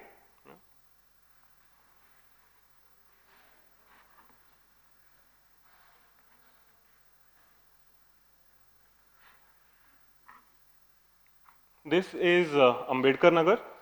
Now what you see is the wall, the boundary wall of the forest, and you've got one of the largest reservoirs of water, the Mala Reservoir. This is the settlement that Sitaram was also referring to earlier, and it's ironic that people who are living so close to one of the biggest sort of sources of water do not have access to water still. Yeah? And you'll see that in between all of this sort of settlement, you will see some patches of green. Patches of green belong to either the temple or the government. All of the rest is supposedly encroached land. And this is the spatial setting of Ambedkar Nagar.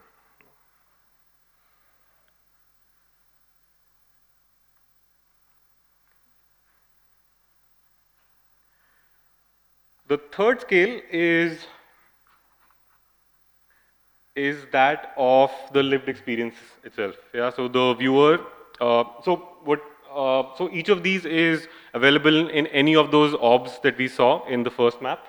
So in cases where you're going to the sort of third scale, the viewer descends down to the ground level and they walk through different settlements and different geographies in the forest, usually accompanied by a resident of the place.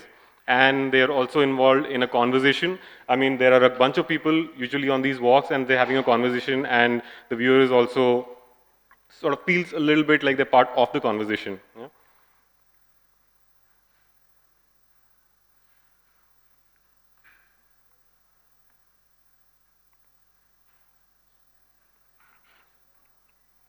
So this is what the walk looks like. ती भिंत आरेची आहे.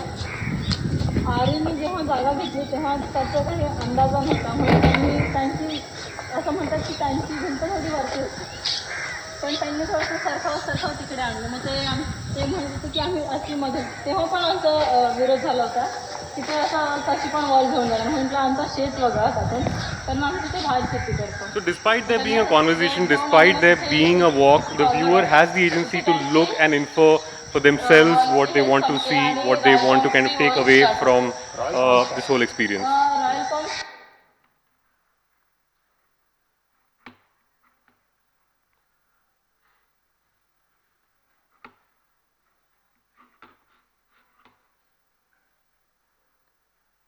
So this is going to be my last slide. I'm just going to try and attempt to show you what the gameplay looks like once you're inside the VR environment.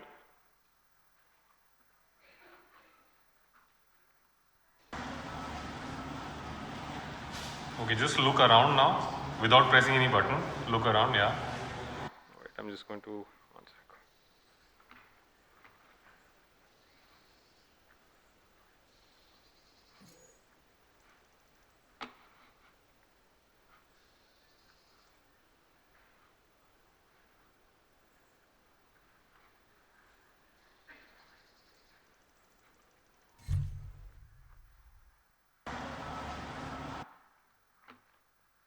Sorry, give me one sec.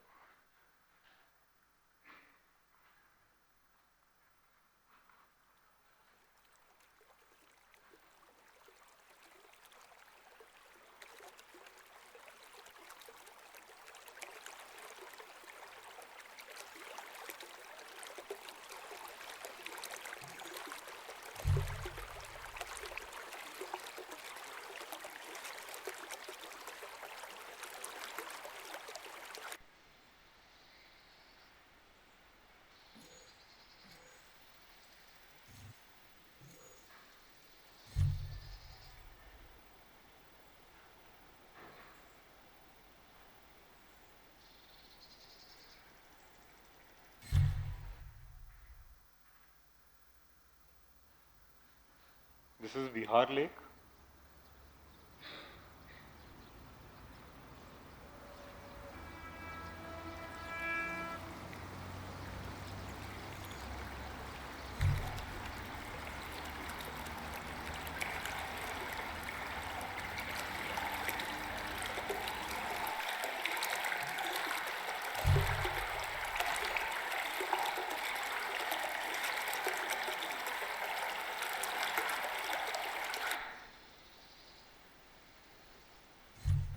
जेव्हा येतात तर काय घेऊन जातात बिबट्या म्हणजे असा एखादा शिकार करून आलाय किंवा इथे त्यांची टेरिटरी आहे पण मी सांगितलं ना कच्ची विहीर आहे तिथे पाणी प्यायला येतात ते तर मग काय घेऊन जात नाही पण जाताना जेव्हा जातात त्यांचं वजन जास्त असतं एखाद्या भाजीपाल्यांवर वगैरे गेलं तर मग ते तुटलं जातं. I know it seems a little disorienting right now, but it's also because when you're in the VR environment, you're not really moving so much because a lot of it is in your peripheral vision, right? So because we're trying to kind of put that on a 2D screen, it seems a little disorienting.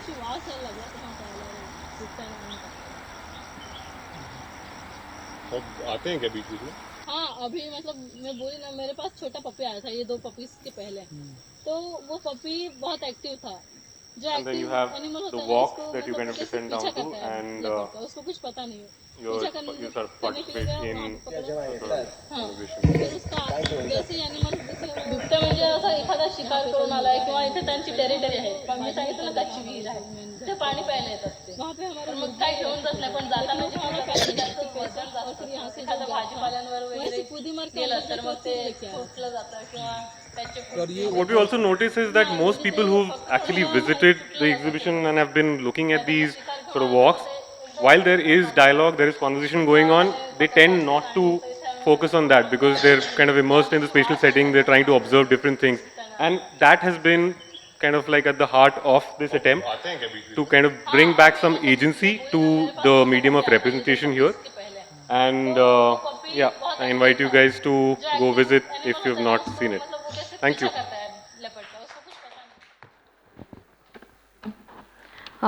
Thank you, Ankush. The next speaker for today will be Sahej Rahal. So Sahej is primarily a storyteller. He weaves together fact and fiction to create mythological worlds that unfold within the present. These myth worlds take the shape of sculptures, performances, films, paintings, installations, video games, and AI simulation programs in which interdeterminate beings begin to emerge from the cracks between the real and the imagined. Rahal's participation in group and solo exhibitions, including the Biennale of Moving Images 2024, Manifesta 2022, the 2021 Guangzhou Biennale, Liverpool Biennale, the Kochi Biennale, the Vancouver Biennale, the Macro Museum Rome, Kedist SF, ACCA Melbourne, and CCA Glasgow. He has received the Cove Park Henry Moore Fellowship, the Academy Schloss Solitude Fellowship, and the Shergill Sundaram Arts Foundation Installation Art Grant, and won the Forbes India Art Award for Best Debut Show for his solo exhibition Forerunner at Chatterjee and Lal, Mumbai. Most recently, he has been awarded the I-Beam Democracy Machine Fellowship. I welcome Sahej. So we're talking about maps, and I thought I'd kind of take this into a slight tangent. So the subtitle of my talk is going to be Conversations with Tech Bros. Anyway, so I've been playing with artificial intelligence programs over the since the pandemic. Not like writing prompts on Midjourney. I make programs. Anyway, and also while I've been doing this, I've been trying to get a job with like a consultancy gig at a startup, having really funny conversations with them. And that's where I saw a kind of narrative unfolding essentially of mapping.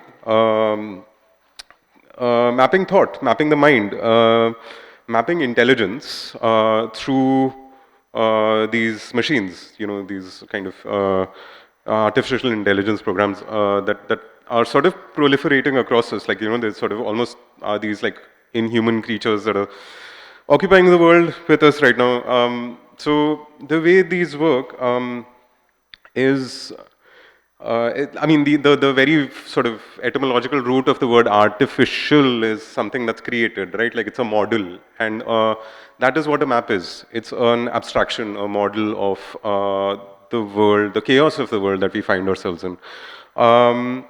Right.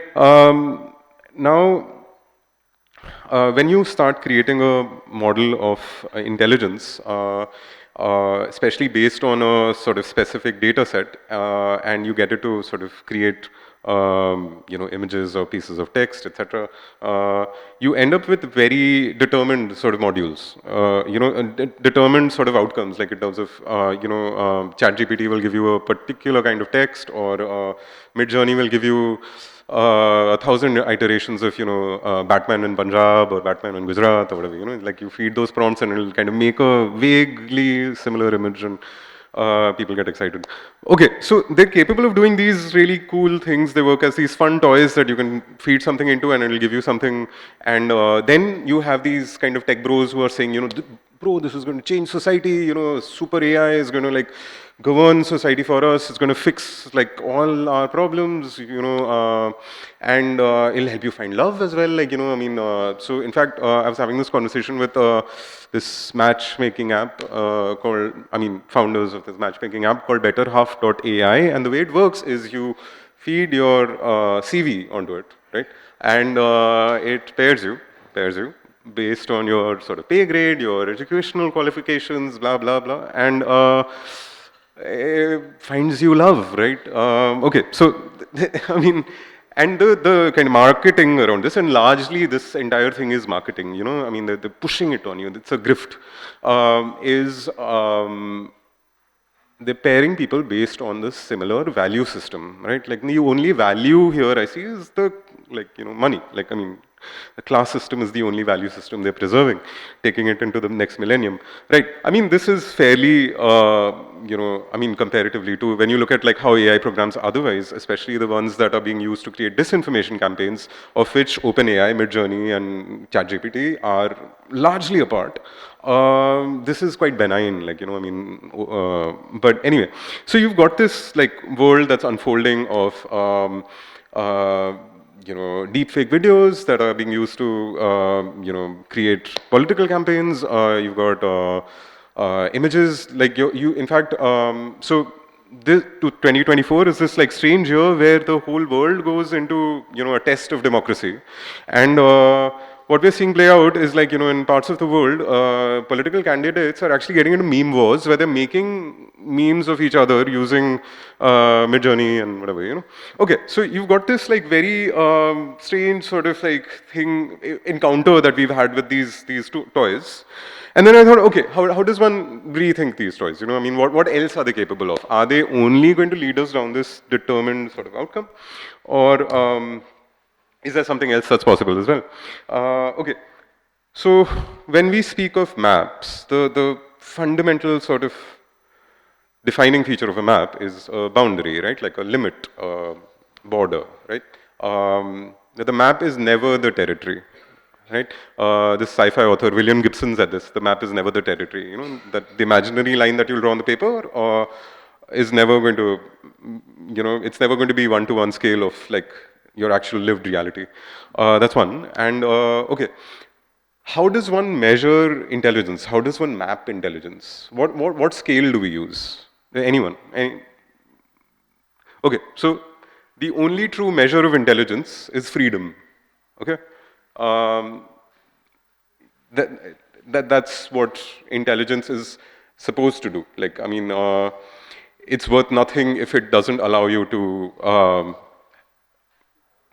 like be present, be in the most fundamental sense of the word. अच्छा, freedom को यहाँ पे क्या बोलते? Anyone? What's the word we use for freedom here? जोर से!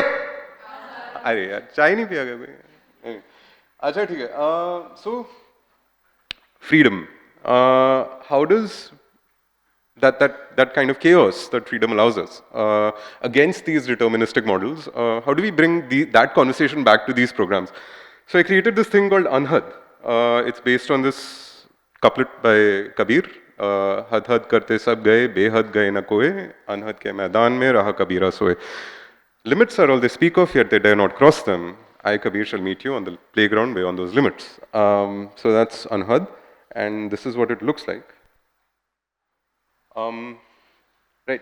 So the way it works is, right, the maps that we have right now are measured against the human scale, right? Like, because during the Enlightenment, a bunch of people decided that man is the sort of measure of all things that lie outside, and that's the whole, like, you know, idea of the Anthropocene, where all that exists beyond ourselves is for us, exists as this like resource stockpile that we can take from, extract from, right? And that was the whole point of making maps, like to know where the resources are, where the ores are, where the water is, where the people are, you know, that need to be policed, right? So that was what maps were. And then going beyond those maps, I mean, we see a version of this playing out in the West, in this mapping kind of game that they were playing.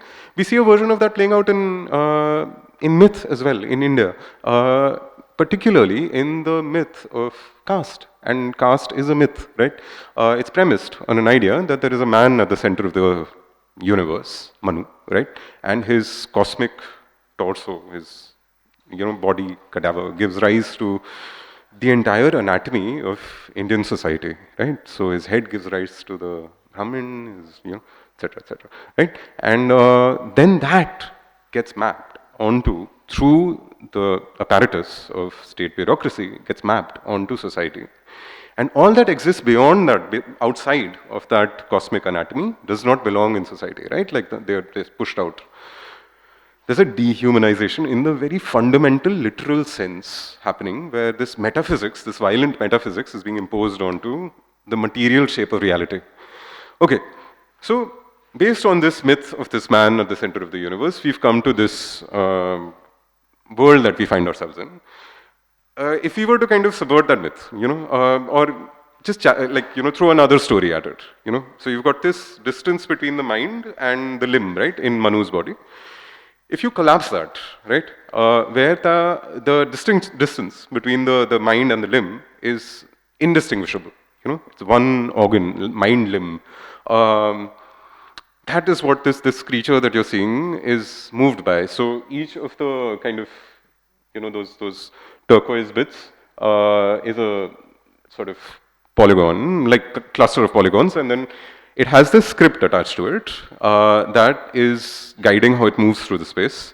And it's in fact a cluster of minds, right, that is working together to guide its movements. Furthermore, and you might have picked up on this already, as I speak, the microphone on the computer is picking up audio feedback, and each of those limbs is getting interrupted. So my voice changes the way the creature moves. So there's this conversation happening essentially where it's responding to sound, all sound, undifferentiated, through movement, right? Right. So furthermore, right, and why? Okay, why? I mean, the whole point of this. So you've got this Sikh poet, Harinder Singh Mehboob, who said that, he says, Utte Raga. You know, there's this song that is sort of unfolding across all space-time, you know, this is continuum. And mankind, and specifically man, has separated himself from that song by naming things, by saying, I am man, this is world, you know, this is the air, this is those separations, those categories, those distances. He's separated himself, not just from the world that he occupies and the people he occupies it with, the organisms, the entire world at large, right? He has also separated himself from fellow man, from fellow human, you know. We see the apex of this in AI, where at least that's what the marketing around these things is concerned, is saying that, like, now these machines that we have created, these language models, can create themselves. Like, language has been separated from the tongue as well. I mean, that's the marketing around it, right? Okay, so you've got these distances. Now, Mehboob says, the sort of, or he throws this challenge, this wager at like every artist, you know, that the point of all art is to return to that song, you know. make inroads back to it. And then I was like, okay, so how does one take these systems that we built, these things that are kind of taking us even further away, and how does one return to that song?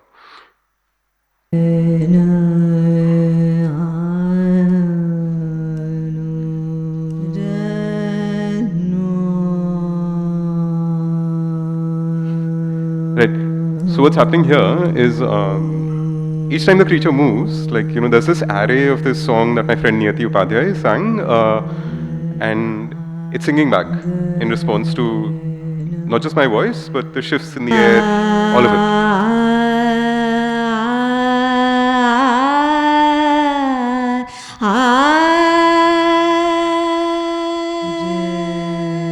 And gets even more chaotic because like it's listening to its own voice as well, and then kind of responding through this microphone and creating this kind of feedback loop. Right. Now, say for example, like, you know, human civilization were to collapse tomorrow, you know, ends, khatam, sab kuch, kayamat. And someone left the program running, then Anhad would continue to sing till the last sounds of the universe are heard. Right? Okay. So,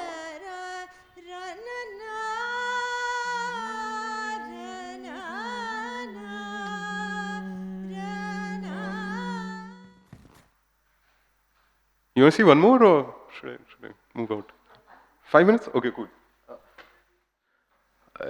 This is another map of the mind, another kind of mind.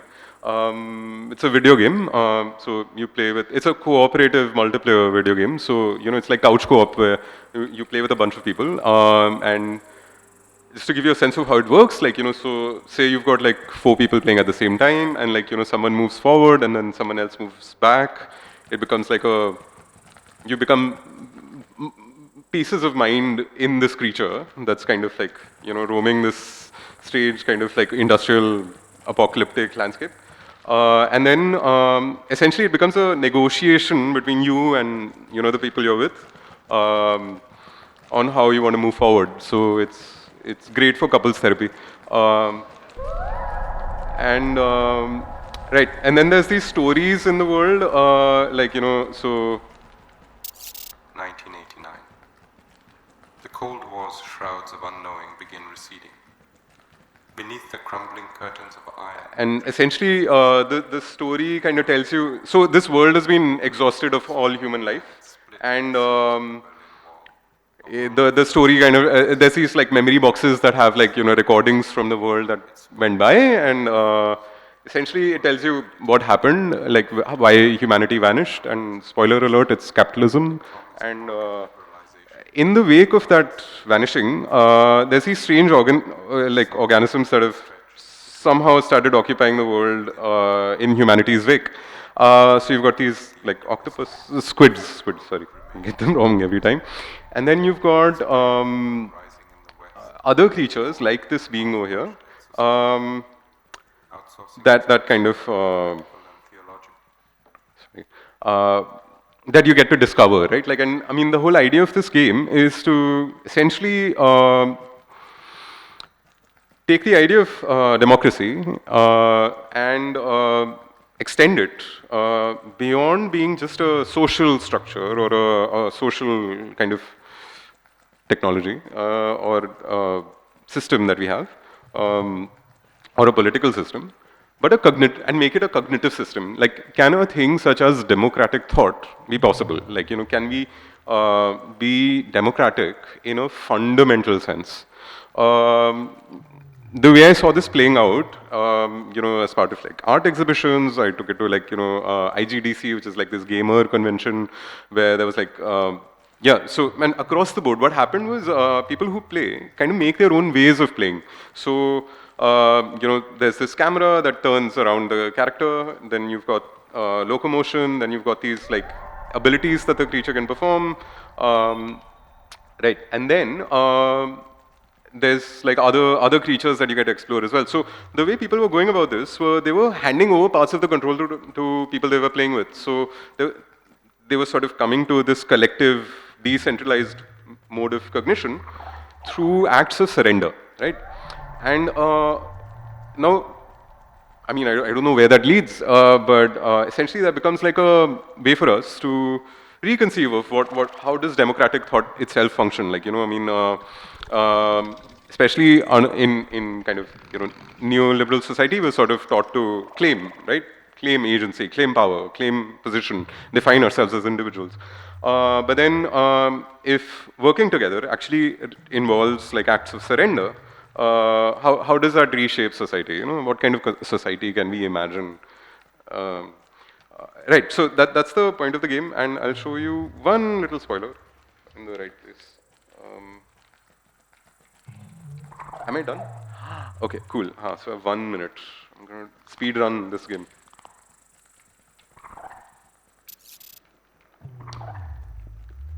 Can I do 1 minute, 30 seconds? Okay, cool. Right, so.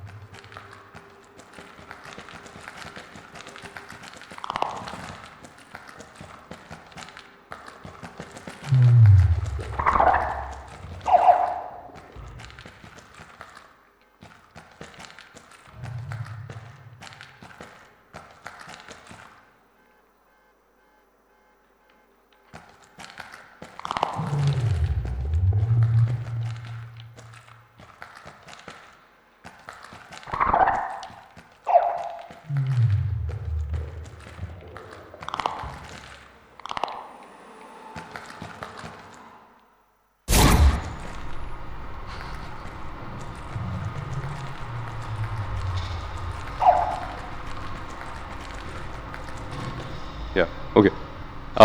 Thanks. Thank you, Sahej. The next speaker for today is Riya Shah. Riya Shah is a transdisciplinary artist and designer who believes design should be a cultural manifestation of ecological processes.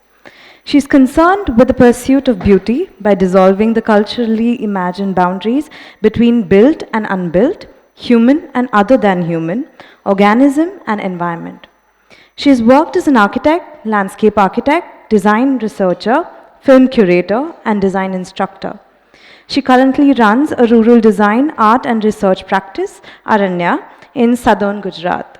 Aranya is interested in developing critical thought, design and technology emergent from traditional ecological knowledge and collaborations with other species. She did her bachelor's in architecture from Kamla Raheja and master's in landscape architecture and environmental studies from the Graduate School of Design, Harvard University. Riya? Thank you so much, Aishwarya.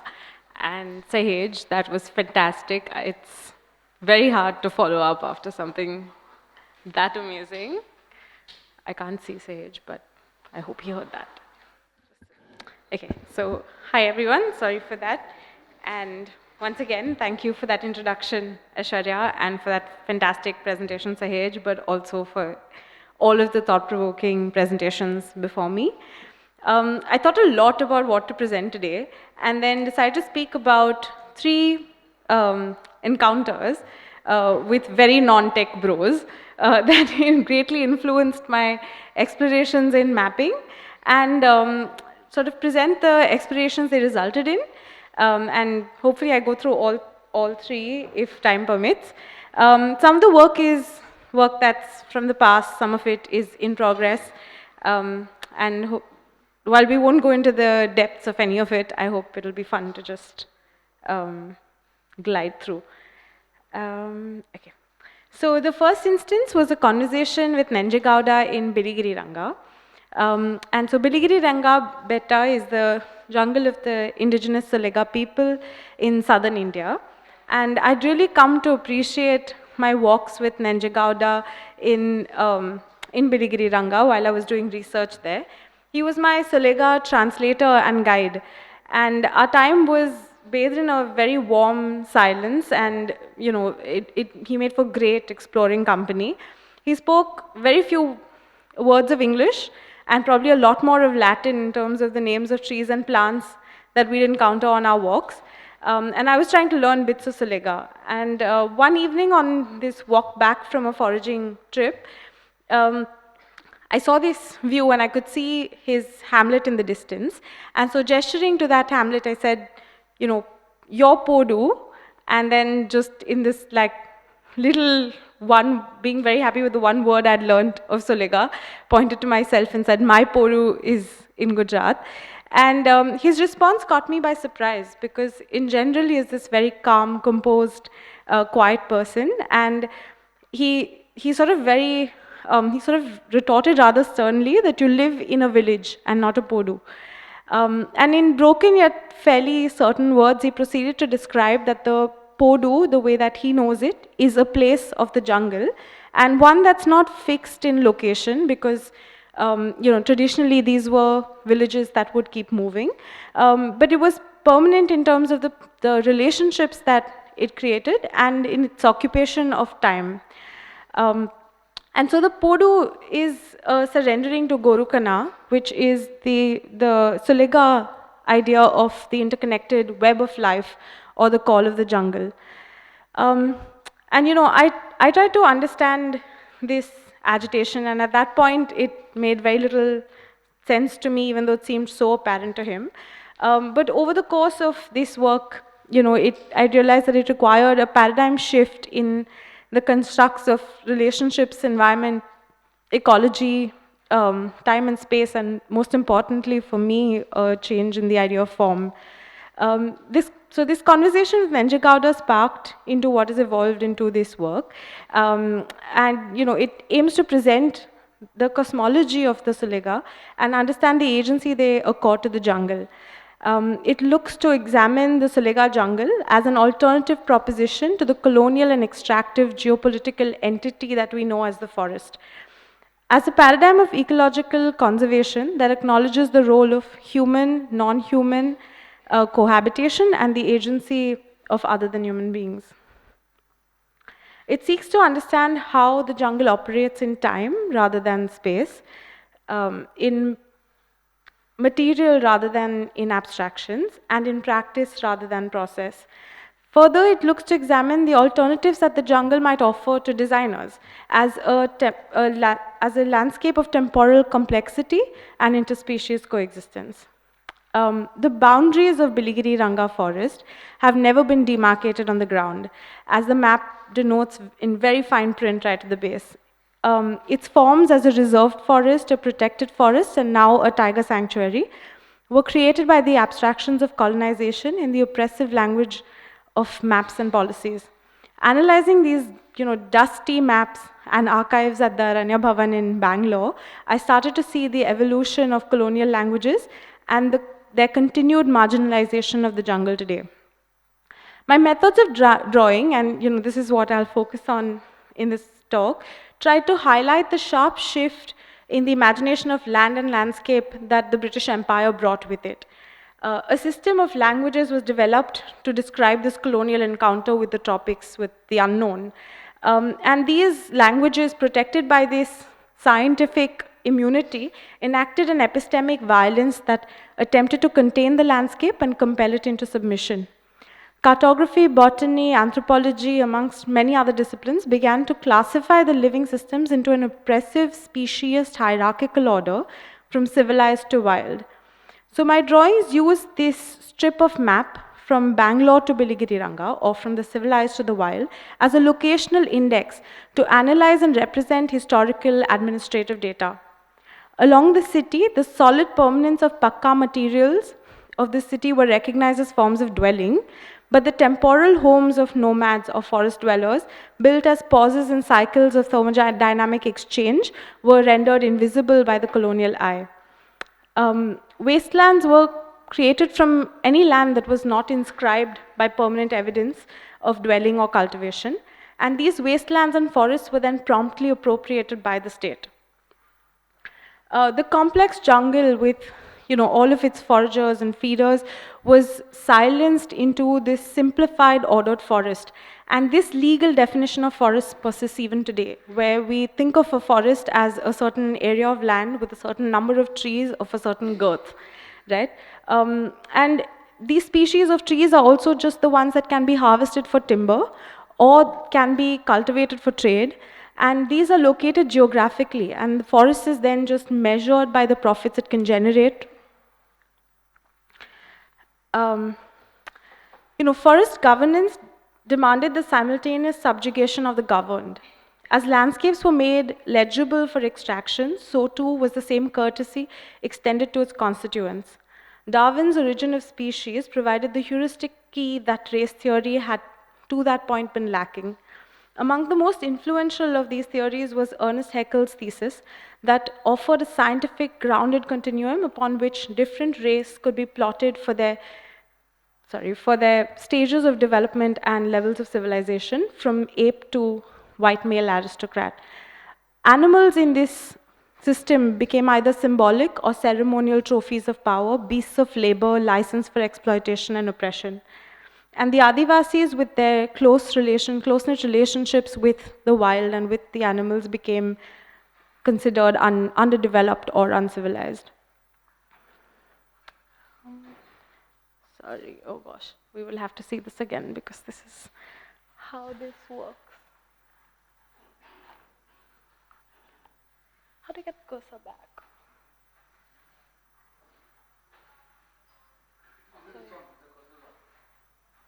Yeah, but I don't know how to get it back. It apparently does not come back to my screen. Oh, it is. Yes. Okay, hoping to stray from these forced abstractions and to represent Gorkana as I had uncovered during these walks with Nenja Gowda and Renukama, I came to learn that the forest time is one of equally divided seasons that arises from a Gregorian calendar or even the Indian calendar and depends on the abstracted movements of stars across the night sky. While the Solega's time is more fluid, it's represented best by the calendar of rain, with different definitions for different conditions of wetness in sky and soil. The rain calendar informs all practice in the jungle, but is also very materially embedded. The calendar defines 18 different kinds of rain. The images on the left are prints of the rain that were collected on paper in Biligiri Ranga. The Solega read the movements of animals, the blooming of flowers, the influx of bees, all as signs that indicate change in rain season. Their practices in this way are deeply rooted in Gorkana, which is also a web of semiotics. Rains like leaf litter rain or elephant shiver rain extend the sociality of other beings and their shared sense of space to derive time frames and geographies for Solega practices. This rain calendar, with its embedded materiality, became my ground for representation and design.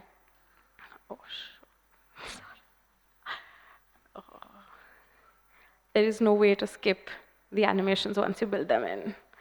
This is what I have learned the hard way. Okay, so along this calendar, I plotted the Solega relationality through their practices, through the practices of three other agents in the forest, the elephants and lantana, and which is a particularly effective invasive in the forest. The practices of the Solega are sort of integral to the ebb and flow of ecological cycles in the jungle. They act as crests and troughs of the pulsing waves of a dynamic open system. I used the Solega calendar in a more linear form to locate the practices of the three agents in time. The sections are cut through Biligiri Ranga at equal intervals, and then they're transposed over each other to create a sort of collated map of heights. And then each activity is mapped in time as well as in elevation. So this particular section marks the elephant's migration from scrublands to forest. And I'm only going to showcase a few of the drawings here in the interest of time, but wanted to talk more about the structure of the drawing than what it actually denotes. So similarly, along other sections, I illustrated the nomadic agricultural and foraging practices of the Solega. The Solega themselves are placed in this concerted coordination with the elephant. The actual place of cultivation is always defined by where the elephants are not in that particular season. Mapping Solega activities in time allowed for a visibility of this dance despite its geographic distance. So the traditional lega agriculture and foraging practices synchronize with, as I mentioned, the social and biological lives of plants and animals across the jungle. And they're emergent from the rain calendar. They tap into the patterns of systemic material change. Deeply embedded in Gorukana and inscribed by these rituals, Solega act as designers, using, returning, and creating material in the jungle and transforming it temporarily. Form here is manifest as arrested moments of flow.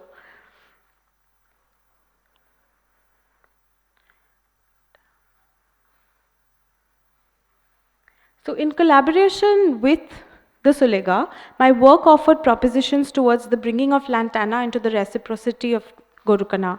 We developed ways that lantana stem and bark can be used for weaving, lantana oil can be extracted as fungicide, and leftover fibers used for composting. These hope to offer more embedded and empowering alternatives to economic survival than the crash crop farming or physical labor for the forest department that have often become the only options for the Solega in Piligiri Ranga. The designs synchronize the forest department's lantana removal activities with the movements of elephants and the rain calendar. They reframed both lantana and elephants as co-practitioners in the design of the jungle, and reviving traditional fire and burning practices and inscribing ritual into the forest department's use of fire. The design intended to subvert the power of the state, reinstating Solega agency in the jungle. And, sorry, Eshu, what's the time like? 5 minutes? Okay, perfect. So I'll just talk about the second meeting then. The second meeting happened as I was searching for a flamingo hatchery in the vast grasslands of Kutch. Walking for over 3 kilometers out from the highway, I followed this Pagdandi, walking path until it disappeared. And then I found myself completely turned around. Without a functional phone and no sense of this directionality in the space, I had no idea how to find my way out. And then in the distance, I saw a red turban, and I knew instantly that this is a Rabari herder. And I walked, rushed over to him and asked for help. He listened quite patiently and then responded in Gujarati saying, I don't know how to explain how to get out, and you're going to get lost again, but let me send a camel with you. And, with this sort of like, with a quick gesture, a whistle to the camel and like a pat on its rump, he sent off this young camel and told me to follow her till we reached the highway. And before I could protest or say anything at all, he had turned around and started walking away as well. And true to his promise, this camel walked me to the highway before turning around and returning back where it came from. And this instance made me question this sort of unique model that every being inhabits, abstracts and makes. And it's sort of generated through various capacities of perception, memory and purpose, but it just instilled in me this idea that all beings sort of map for themselves, right? And this sort of led to the following of the flamingos in their journey from Bombay to Kutch. And I learned how they harness the wetness of winds and skies in this process. When they swim over the sea, heavier, denser winds thick with evaporated water from the sea's surface buoy them up. This is roughly to about 200 meters from the mean sea level. And here they only flap their wings to gain speed, not to maintain height. But to find these vapors, they have to move out to sea where the continental shelf drops and the mass of water and intensity of moisture increases considerably. And so in this way, the flamingos find a benchmark, a threshold that's not unlike, say, a high tide line or any human measure we use on maps that divides this heavy, wet air from a speedy, dry one. And it's this line that is constantly made and unmade through the act of flight. But as this monsoonal column rises and they rise with it, they glide effortlessly. And in this flight, they sort of create coasts in the atmosphere which are invisible to us. The coasts they mark with their flights are as material or as imagined as the separation of land and sea in maps.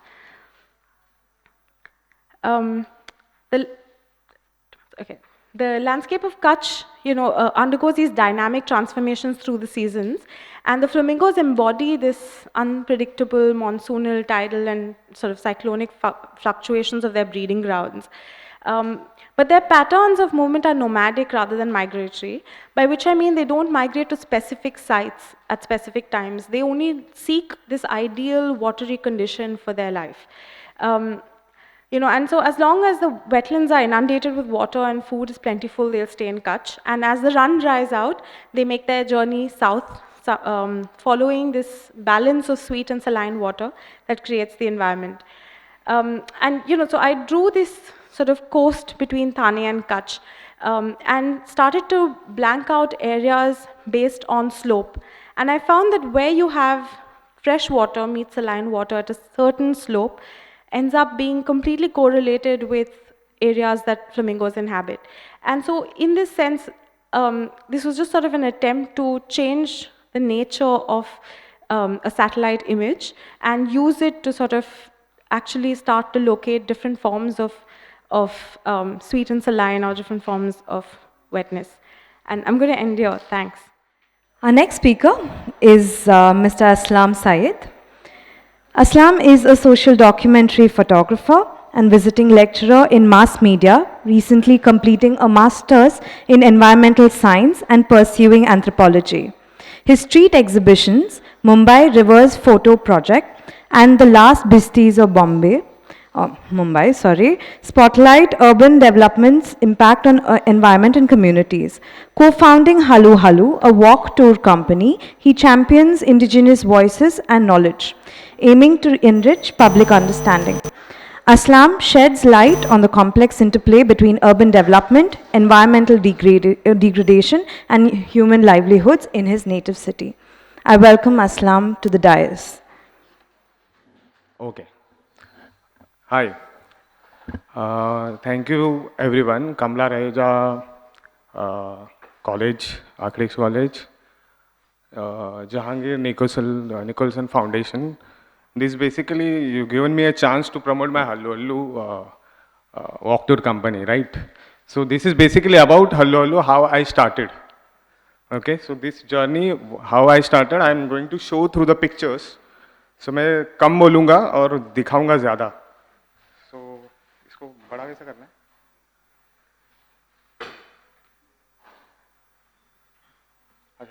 Okay. Yeah. Okay. So the story is from Padas to Koliwadas and beyond, and how I started my tour company Hallu Hallu. So I'm basically 2016 तक I was a photographer, and then I changed to what I'm now. Okay. So वो journey I'm showing you through pictures. Yeah. So this kind of greeting people, tribal people do, so we can say Johar. Yeah. So all it started with this girl. I'm from Borivali, and ऐसा कुछ बड़ा मैंने photography project नहीं किया था. So I wanted to do one, and I tried, like every photographer tried to do a good project, but I thought, why not? Like everybody goes to Kumbh Mela, Kashmir, and all those areas to become a renowned photographer. But इतना घड़ी-घड़ी कश्मीर कौन जाएगा ना? तो so I thought, why not I start from here only, from Borivali. So I happened to see this girl in National Park, 2016, and she was on the river, on the banks of river. So I asked her, कि I talked with her, कि कौन हो तुम? So she said, I live here. So all this year I was in Mumbai, and all this year I was visiting National Park. I never thought about this. I never interacted with the people who are living there. Okay, so I'll show some pictures. So this is Aarti. Before I discovered Dinesh, this is what happened with me. Okay. So this is what she's drawing water. And this is the moment where I saw her. This was the first picture of my project. फिर मैं थोड़ा बाहर आया and I saw these children were waiting outside on the road. How much time we have? No, you have to say that. So like this is in two parts. One is like how I started and what is Hallu Hallu is like 10 minutes we have to give it. Okay. So these were the children who are standing outside on the road. काफ़ी लोग सब लोग अभी आजकल सब national park पे ही बात हो रही है. So good I came yesterday. तो मैंने काफ़ी सारी चीज़ें कट कर दी है. So वो काफ़ी overlap भी हो रहा है. So these children were standing outside and I asked them, where is your school? So they said, Abhinav Shara. So that school is 7 kilometers from this place.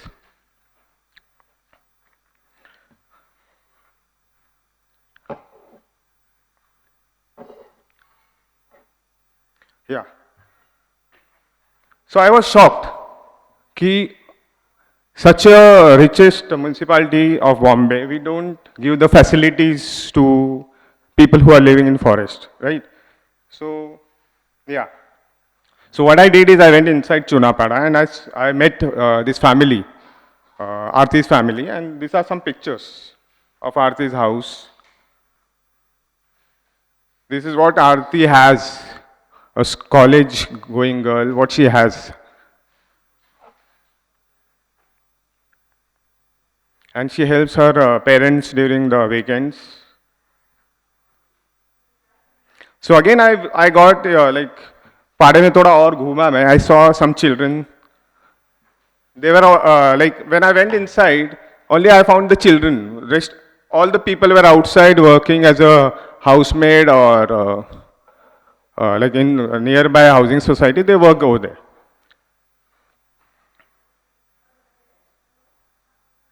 This is Aarti's sister. And mostly there are children in the Pada in the afternoon.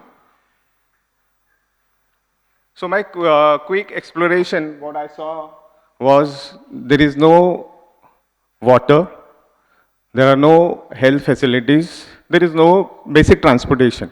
So this is my fault. After living so many years in Mumbai, I did not know about it. Okay? So मैं बोला इसका तो कुछ करने का है अपने को. So I started my project, Mumbai Reverse Photo Project, in 2016-17. Okay. Yeah, I was lucky to get a caricature from Satish Agarwal. So this is what one of the, like I promote Hallu Hallu, so I take this kind of pictures. काफी बार खींचते रहता हूँ ये. So if you see this picture, this very, it says a lot. This is Tumnipada. A lot of people have worked in Tumnipada. Okay. So this is a contrast where this side of the like there are people and that side also. So I am from that side. Right? We come and we enjoy and we go away. We don't bother to know कि ये कौन है, बाकी लोग कौन है. Right? So this is dam, Tumnepada का dam है ये. And this is a regular routine of the people who live there. For them, we say कि हम लोग बोलते हैं कि हम लोग we work for underprivileged. If you see this picture and you'll say who is privileged, right? हम लोग छोटे से 2 BHK 1 BHK में रहते हैं. These have their more, they are living in forest और रोज आके वो नदी में नहा रहे हैं, right? So I really don't understand the system, what system we are getting educated ourselves, right? Where हम लोग define कौन से, like our system doesn't define properly कि what is privilege, what is underprivileged, what is rich, what is poverty. वो it's very बहुत गड़बड़ है इसमें, है ना?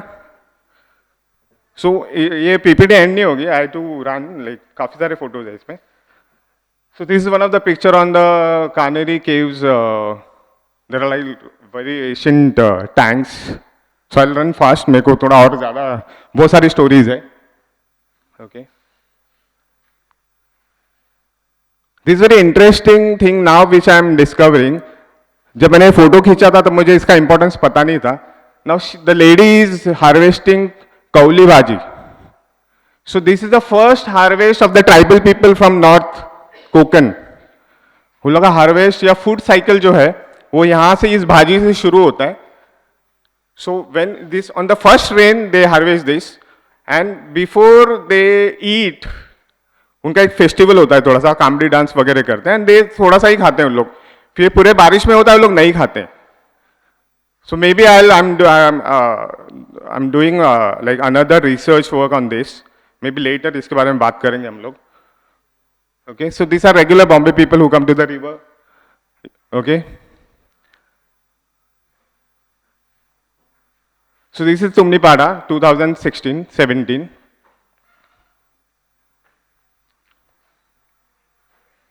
So this is Aarti's mother. They recently, at that time, they recently started celebrating Durga Puja.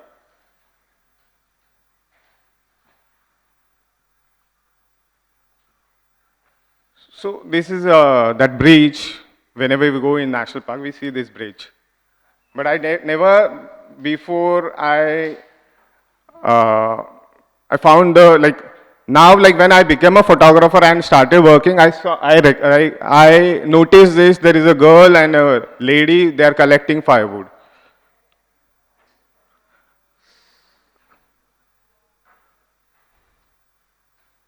So these were the picture. There are many pictures, but इसमें से कुछ मैं दिखा रहा हूँ जो मैंने पहली बार ऐसी चीजें देखी लाइफ में.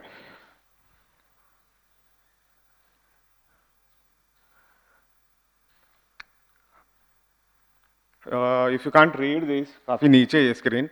So these are the basic shrines. और वो श्राइन अगर वो ठाकुर विलेज में आ जाती है तो हम लोग उसको बहुत बड़ा मंदिर बना देते हैं. एंड फिर वो काफी शोर आता है उस श्राइन से रात को दिन को, है ना, और उसको हम लोग अपना मंदिर बना देते हैं. So this is a basic form of that shrine. This was a Dhobighat at National Park, a river. There is a river, Krishna Nagar, Abhinav Nagar. This is the river without wall and with wall. See the difference. This Poisar river का है ये part. This is some school on Poisar river. When we wall the river, वो बाकी की जगह लेता कौन है? That is a question mark. हम लोग उसको बहुत छोटी कर देते हैं, कौन लेता है वो? So these are some questions मुझे भी पूछने हैं. So when this river ends, this is the mouth of Daisar river.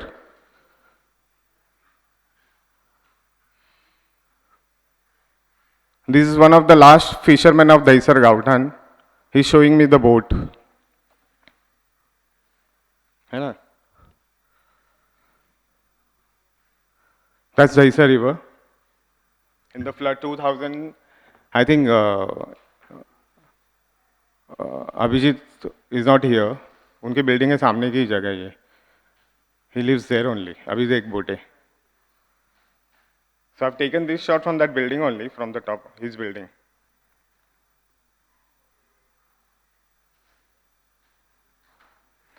So while doing this photography work, I came to many stories. So कुछ एक या दो story मैं बताऊंगा. Already Dinesh has drawn this story of Anandi Bai.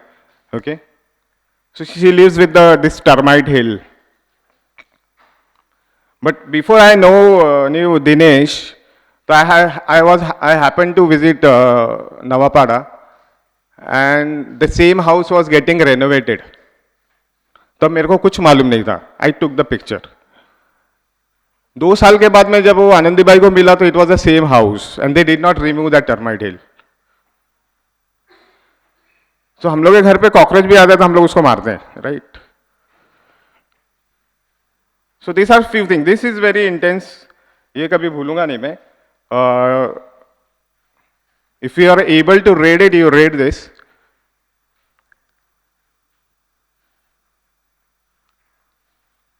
Is that readable?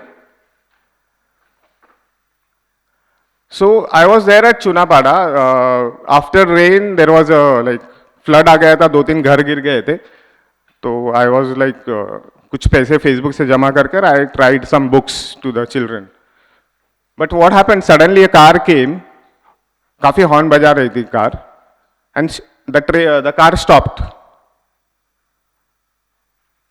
और फिर the children who just came from the school, जैसे position पे थे वैसे लोग दौड़ के आ गए.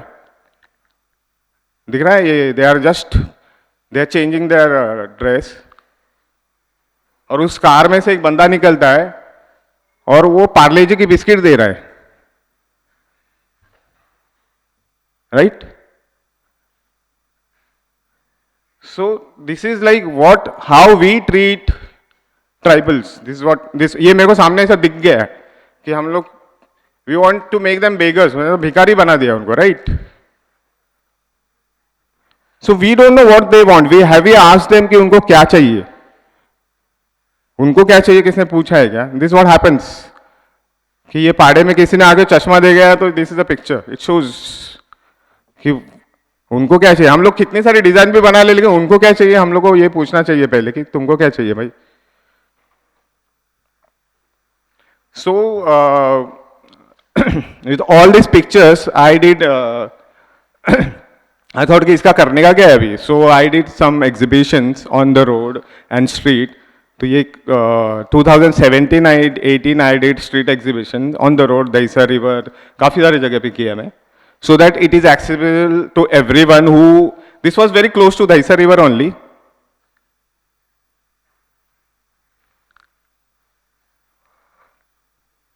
So ये पाव वाला है, and he was telling me कि अरे मैं 17 साल से नाले को क्रॉस कर रहा हूँ मैं, मुझे मालूम नहीं ये नदी इतनी खूबसूरत है अंदर, मतलब यहाँ से 3 किलोमीटर जाओगे ना ऐसा दिखता है। तो he gave me the written, मेरे बुक में भी उसने लिखा कि ऐसा ऐसा कि it's good, like I got to see the river is beautiful and serene inside the national park.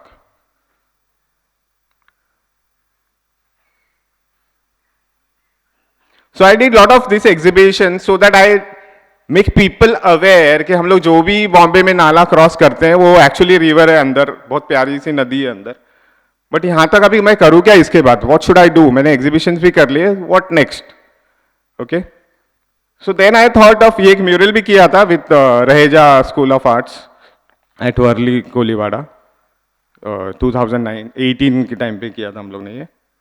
We draw this Mithi river and those characters, Koli people, they are made with the wrappers, that shows the pollution of Mithi river.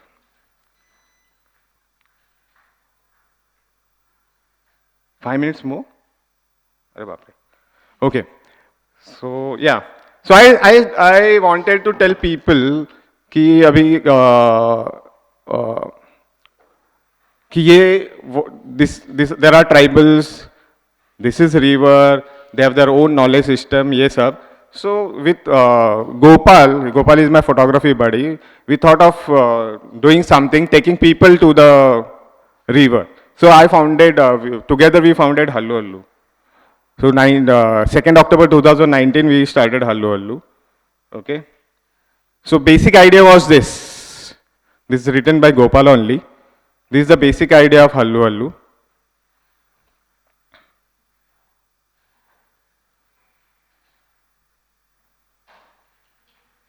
So some of our walks are the Dahisar River walk. Okay. So Dinesh and I take this walk. We focus a lot on things which are local. With local, मतलब एक आम, अगर हम लोग एक आम का पेड़ अगर बोरीवली में लगाते हैं और पालघर में लगाते हैं और सूरत में लगाते हैं तो वो आम का पेड़ अलग होता है. So every ecozone has its own speciality.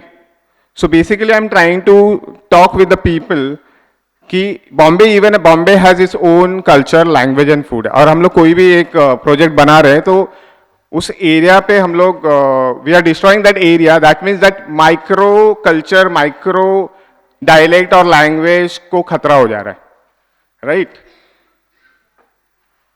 So we also try to include food in all our walks. That is, the food is of that area basically, of that area. Same thing, now I'm researching on different tribal area also, but ये वाला food शायद उधर नहीं मिलेगा, वो types. So food is also part. We have other walk called Jazz with Joe, where he talks about the musical culture of Bandra. We have Warsawa Koliwada walk, where Natal Maushi, she talks about Koli community. we have again the other lady Harsha Tapke. So basically I found Koli community are Kolis first and then they have their own religion. Okay. So I went to this dargah and this Natal Maushi says की हे आमचं आहे, हे कोणी दुसऱ्या बाहेरच्या मुसलमानांना पण आम्ही allowed आमच्यावर आहे ते आम्ही त्यांना थांबवू शकतो, हे आमचं आहे सगळं. म्हणजे आमचं म्हणजे ते हरबा देवी trust, that Darya Mata church and this shrine, this dargah comes under Koli people trust. So this is something very like when we go in the world and see the world, it's very different. You see the trust board, you will see all the Kolis on the dargah trust. Only one Muslim, वो भी मेरे नाम का ही असलम करके. Okay. So like this, I am trying to take people to these places where there are so much of wisdom is there.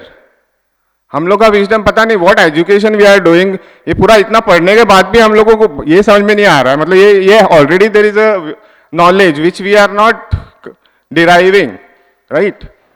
हमारा education system ये पढ़ा ही नहीं रहा है हमको. मैंने तो नहीं पढ़ा ये सब, और ये मेरे को बाद में पता चल रहा है कि ये सब चीजें हैं. Okay, so this is Thelma Falcon, and this is at Chimbai Kolivada. So she is an activist and she is a local, and she fought with Shweta. Wagh helped her to find the length between the pillars, and they were able to change and fight with the authorities, and they were able to change it. Okay, so that what the conversation we do with the participant in the walk. Okay.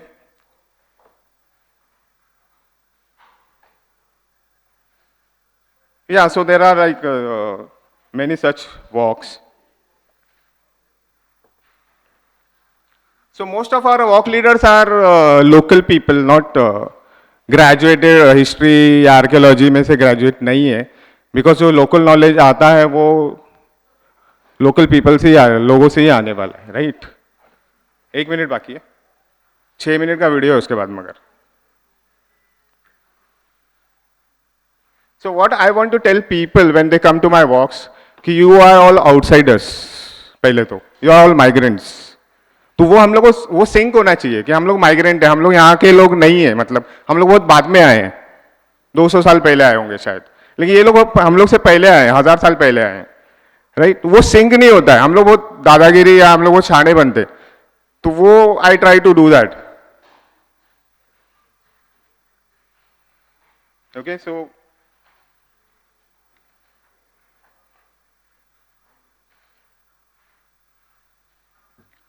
I'll run a video, उसमें ज़्यादा clearly समझ में आएगा. Thank you so much. नदी ही एक culture आहे, नदी एक भाषा आहे, नदी सिव्हिलायझेशन आहे. नदीमुळे कल्चर बनतो, तयार होतो, विकसित होतो. अस्लम सय्यदसाठी आता दहिसर नदी जणू सगळं काही झाली आहे. मूळचा उस्मानाबादचा असणारा पण मुंबईच्या उपनगरातच लहानाचा मोठा झालेल्या अस्लमला अगदी अलीकडे 10 वर्षापर्यंत हे माहीत नव्हतं की त्याचं या नदीवर असं एवढं प्रेम बसणार आहे. मुंबईच्या संजय गांधी राष्ट्रीय उद्यानात उगम पावून 12 किलोमीटरवर समुद्राला मिळणाऱ्या या नदीचं त्याच्यासाठीचं अगोदरचं स्वरूप हे शहरात पाहिलेल्या नाल्यासारखं होतं. लहानपणापासून मी नॅशनल पार्कमध्ये येत जात होतो आणि मला ही नदी आहे म्हणून माहीत होतं, पण बाहेरचा नाला आणि ही नदी एकच आहे हे माहीत नव्हतं मला. आणि नंतर मला कळालं, थोडासा मी रिसर्च केला वगैरे की हां ही दहिसर नदी आहे. तर मी सुरुवात केली दहिसर नदी व्हिजिट करायला, आणि मी 2016-17 साली मी सुरू केलं मी प्रवास. नदी कुठून सुरू होते आणि कुठे संपते.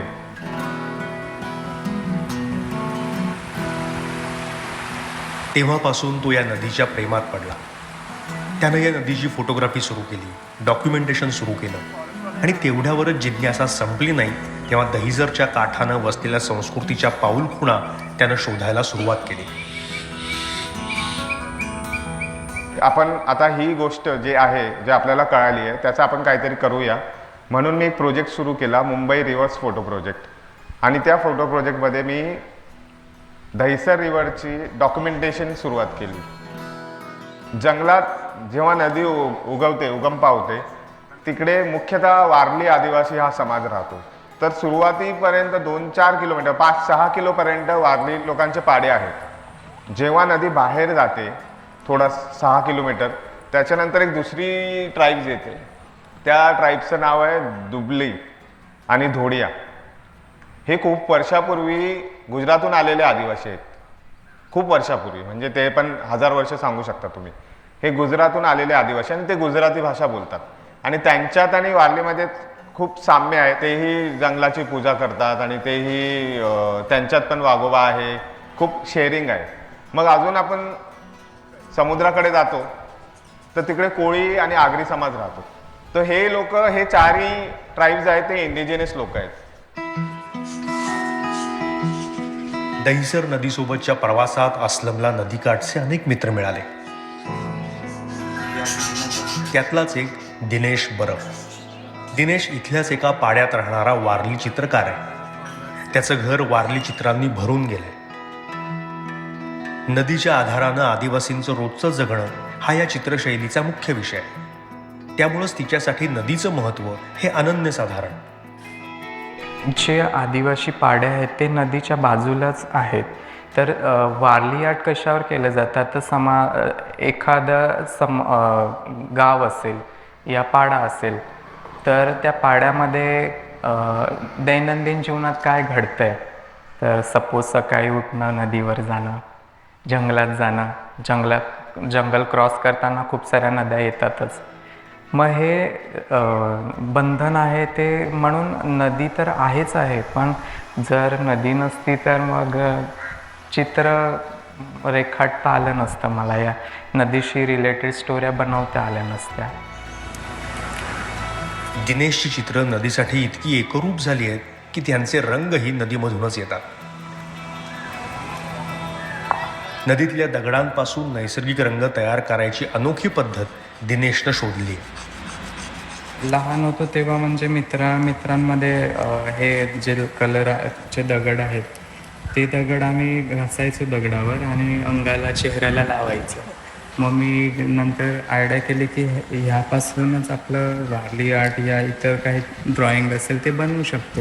बरं, कसे रंग तयार करतो साडे तू? फक्त दगडावर हे घासायचं आहे आणि त्याच्यामध्ये एक कुडू नावाचा ट्री आहे, त्या झाडापासून जो डिंक निघतो तो त्याच्यामध्ये मिक्स करायचा आहे.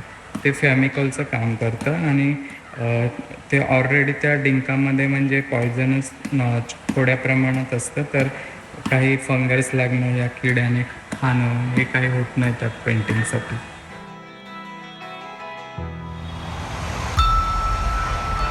जंगलातनं बाहेर पडून शहरात आलेली दहिसर नदी नंतर नाला बनून जाते. तिची सगळी जणू रयास जाते. प्रदूषण तिचा गळा आवळतं. अस्लम सांगतो की अगदी काही वर्षांपूर्वीपर्यंत दहिसर नदी जिथं खाडीला जाऊन मिळायची तिथं कोळी समुदाय मासेमारी करायचा. पण आता तशी अवस्था राहिली नाही. त्यासाठीच त्याला आदिवासी हे नदी कशी जपतात हे शहरी लोकांना दाखवायचं आहे. नदीचा प्रोजेक्ट मी का करतोय डॉक्युमेंटेशन, मला हे दाखवायचं की आपल्या नद्या खूप सुंदर आहेत. तुम्ही नॅशनलमध्ये जाऊन बघा, जे आदिवासी राहतात ते त्यांना चांगली ट्रीटमेंट करतात नदीला. आणि आपण शिकलेले लोक आहेत, त्यांना माहीतच नाही आहे की नेचर काय आणि नेचरशी कसं व्यवहार करायचं आहे, how to interact with river. Sandpaper tree. त्यासाठी अस्लम आणि त्याच्या मित्रांनी हल्लू हल्लू नावाची एक संस्था सुरू केली आहे. ते जंगलातनं नदीकाठानं वॉक्स आयोजित करतात. हेतू हाच की जंगल, नदी, त्याकाठचे आदिवासी, ही संस्कृती, हे सगळं त्यांच्या जाणीवांमध्ये येईल. मग मी ठरवलं की आपण काय करूया की आपण लोकांना या नदीपाशी घेऊन येऊ. तर महिन्यातून 1-2दा मी असं वॉक करतो. त्या वॉकच्या मार्फत मी लोकांना घेऊन येतो नदीपाशी आणि तिकडे नदीच्या आसपास कोणती वनस्पती आहे व नदीच्या आसपास राहणारे लोक काय आहे, कोण आहेत आणि ते काय खातात, कुठली आर्ट आहेत. आणि आम्ही वारली वर्कशॉप घेतो, आम्ही त्यांचं जेवण जेवतो, इंटरॅक्ट करतो, बसतो, मजा करतो, नदीत जातो, आंघोळ करतो. तर यामुळे तो इंटरॅक्शन वाढतो. There is a interaction between citizen of Mumbai and people who are living in forest. Aslam, Dinesh आणि त्यांचे मित्र नदी समजावून सांगायचा प्रयत्न करतायत आणि तेही मुंबईसारख्या औद्योगिक महानगराच्या अगदी मध्यभागी.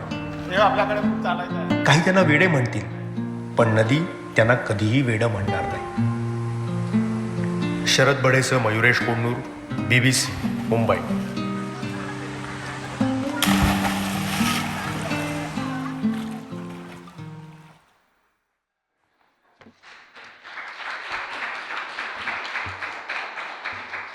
Thank you, Aslamji.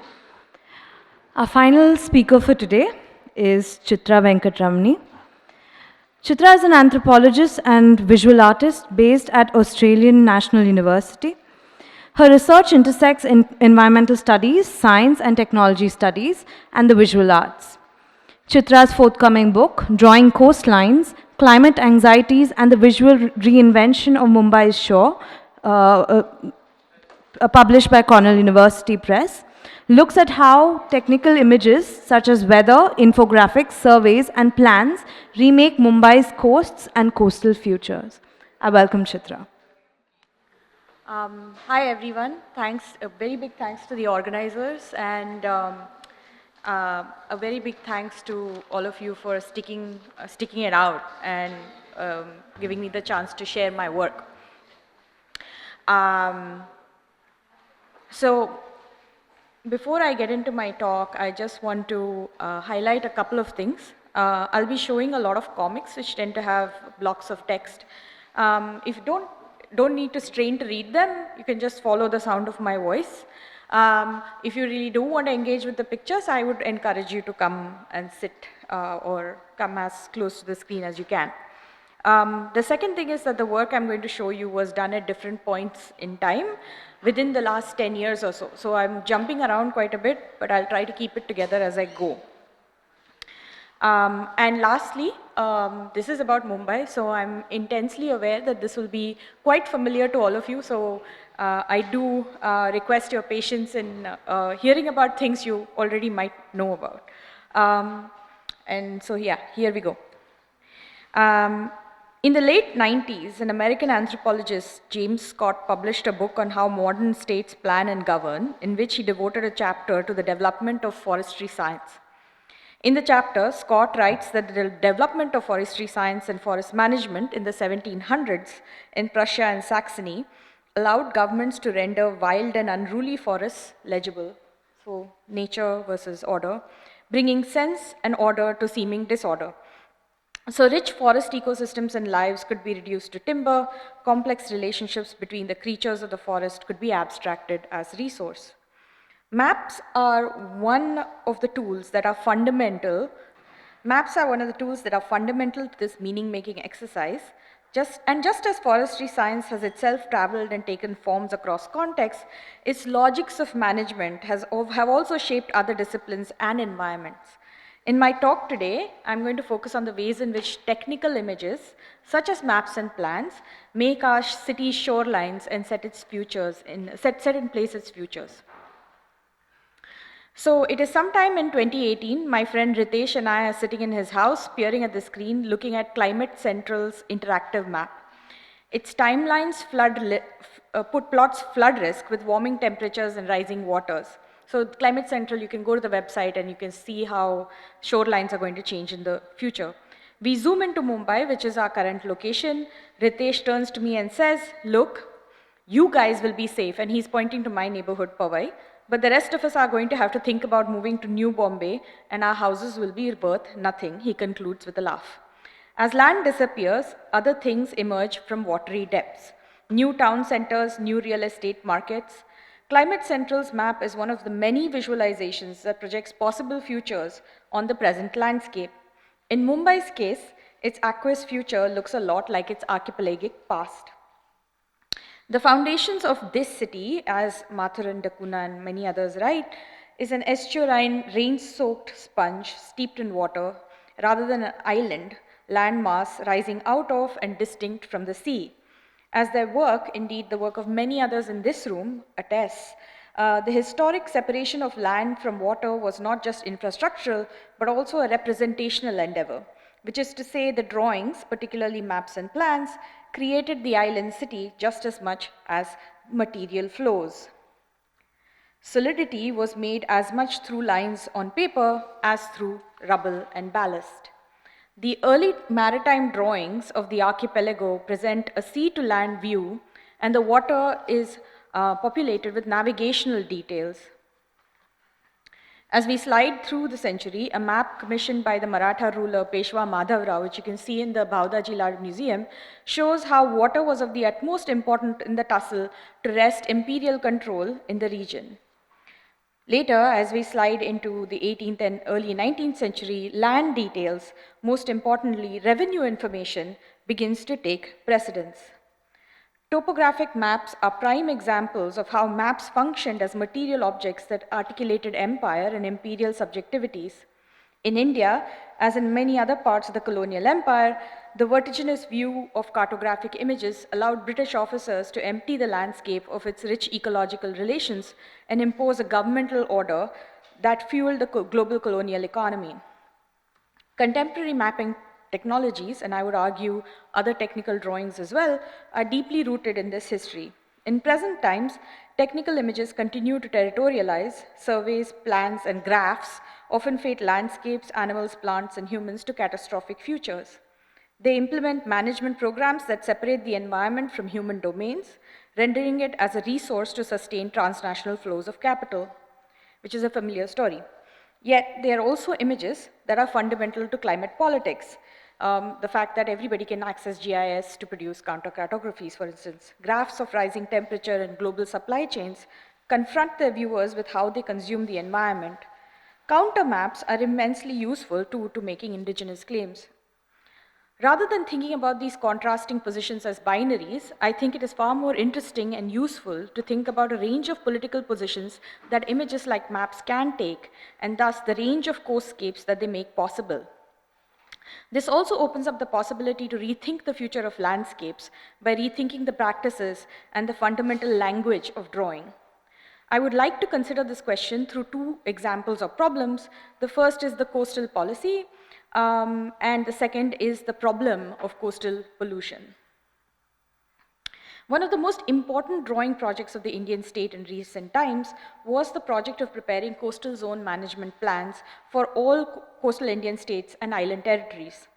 The drawing project was attached to the revised coastal policy, the first version of which was released in 1991.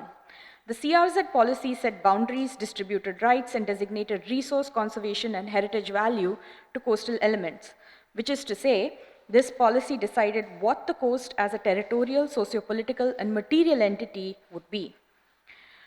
To do this, the policy required technical drawings, and this is it's a no-brainer because in order to govern the coast, you need to define what the coast is, and by that you need to even say something like as simple as where does the coast begin and end, right? And that requires a map. So to do this, the policy required technical drawings, which were coastal zone management plans, which are basically instruments that locate those elements and boundaries in space in order that they can get governed then. And when I started, it was really the 2011 policy that had been released. And what I did during my fieldwork was to follow the cartographers as they went across the coast to map and to look at how does this drawing really remake the coast in policy terms. And I'm very happy to talk about this process if people want to know. Though the 2011 policy followed the structure of its predecessor, it added a number of new zones and subzones. There is a fundamental assumption that lay at the heart of the policy and its architecture, and the fundamental assumption was that the development of sophisticated satellite technology would make this an easy task, which it wasn't, because accuracy is not inherent to technology, but is also a culturally and socially produced thing. The coastal policy evolved hand in glove with the development of satellite technology and GIS, which have radically amplified our capacity to see the landscape in greater and greater detail. The most recent version of the policy rely heavily on this capacity to produce a high-resolution picture of the coast. With each iteration, the CRZ has expanded the list of permissible activities and provided special permission for large-scale infrastructure projects.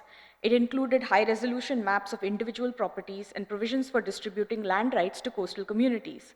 Thus, with each iteration, the number of things to be mapped and the level of detail has increased. While it seems a good thing to say have a protected turtle hatching zone, this reordering and the capacity to see better has had a devastating effect on coastal ecologies and its non-humans because it fixes boundaries and arbitrary borders on a highly dynamic environment. It has also had an impact on coastal communities who too are recategorized. The technical drawings that accompany the policy are not illustrative of it. They are the very basis of the policy. Without the development of the technology, one would not have the architecture of the policy in place. One of the communities that is acutely affected by the coastal policy in Mumbai is its indigenous fisher communities, the Kolis, who found themselves in the crosshairs as the policy had opened up land for development, prime real estate in a land-scarce city. Fishing villages, or Kolivadas as they are called, are important parts of this urban fabric that tussles daily with land and sea. They are central to romanticized versions of Mumbai's history, which trap them in the past. Most stories about Mumbai depict Kolis as people who witnessed the birth of the city, and Kolivadas as sites that have remained anchored in history out of time with its present. Unfortunately, while the state does record just how much fish is produced, it does not have a sense of the complex and diverse practices that constitute nearshore fishing, which is the small-scale kind of practice that happens in regions like Mumbai, and I can talk more about that if you want. As a result, these communities and the coastscapes where they operate simply do not picture in the state's infrastructure plans and infrastructural visions with the primacy that they should. Instead, the policies render the coast and its nearshore waters as flat plains, areas of which are used to calculate their resource potential or their value. One of the most important calculations that is derived from this area-like view of the coast is to determine how much fish, what kind of target that the fisheries industry should set. And this, as you can see, is a perpetually rising line because more and more area is added to the fishing industry, and also the industry itself then uses this line to determine how should it invest in the fishing industry. And as nearshore fishing is not seen as a profit-oriented enterprise, very often it is left out of these visions as well. For instance, they are used to determine the net yield from the fisheries industry. I went over this, so I'm going to skip this. The other example of how cartographic extractions are put to use are through the ways in which they are able to render the coast as ideal empty space that can then be made amenable for planning purposes. In Mumbai's case, the coast serves as a space for developmental and infrastructural speculation. For instance, historically and in present times, marshlands are regarded as receptacles for the city's waste. In late 2011, Dev Kohli, whose family I used to stay with during the day when I was doing my fieldwork, who was a fisher from my field site, and I made our way up the stairs at MCGM, and we were ushered into a conference room for a public meeting on setting up a sewage treatment plan at the coast. The municipal official turned on the projector and took us through a slideshow that explained that under the newly released coastal policy, the city could not release untreated waste into the sea. The next slide had a diagram that showed how the state would construct its treatment facility at the city's edge. From there, pipes would carry the waste far out into the sea, where it would be allowed to diffuse the waste into the salty water. The official concluded by saying that this was how sewage treatment worked all over the world, and it would be to the fisher community's benefit. Surely, he said, they could see the sense in reducing coastal pollution. Sarcastic laughter and nods rippled through the audience when someone responded by saying that of course they knew about pollution. It showed up in their net every day in their nets. On many days when the nets were hauled in, everything was covered in plastic. The fisherman pointed out that they were not against the plan in theory, and they were the most affected by the pollution. However, he said, the pipes would exist at the very spot where nearshore fisher communities cast their nets, and they have a set marine tenure and practices. In the back and forth, it was clear that the municipal official didn't know the way in which nearshore fishing worked and the ways in which communities used and divided the sea. In his imagination, it was a kind of people moved about to capture fish. And he was told in no uncertain terms that was not the case for everybody. The meeting ended without a resolution. As Dev Kohli and I walked out, he said that this was pretty much how every meeting regarding the CRZ had gone in recent times. The officials had little to no understanding of what the coast really was for this community. For nearshore fishers, garbage is a constant operating condition. It exists in the catch, in the waters, and on the beaches and in the marsh. Thousands of metric tons of unsorted solid waste are annually dumped into the creeks, and this waste churns and moves with the tides. When I first started my fieldwork, I would go to the beach and help sort fish. I thought that this would ingratiate me into making friends, and they would tell me about land politics, and turned out that this was actually something that was also interesting to think about. I would scribble down in my field notes the pieces of garbage I saw and I sorted at the beach. My list was mostly a monotony of plastic, lots of small and large bags, mostly torn. There was the occasional bottle, tube, or fragment from a mysterious object. Once, when I pulled out a shredded bag from a catch, the unfurling tentacle of an octopus greeted me. Another time, I saw a crab scuttling away with a bottle cap. Plastic was most visible, but waste matter was always hanging around in all forms. The diesel that emanated from the boats and made pretty rainbows in the water, the cans, corn cobs, paper, and food left over from people visiting the beach. Every day, the creek would lap it up as it rose with the tide.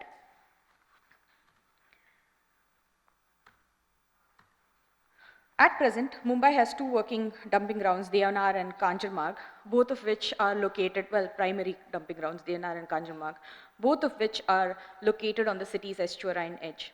Dayanand, the city's largest dumping ground, is the older of the two and operating well beyond its capacity.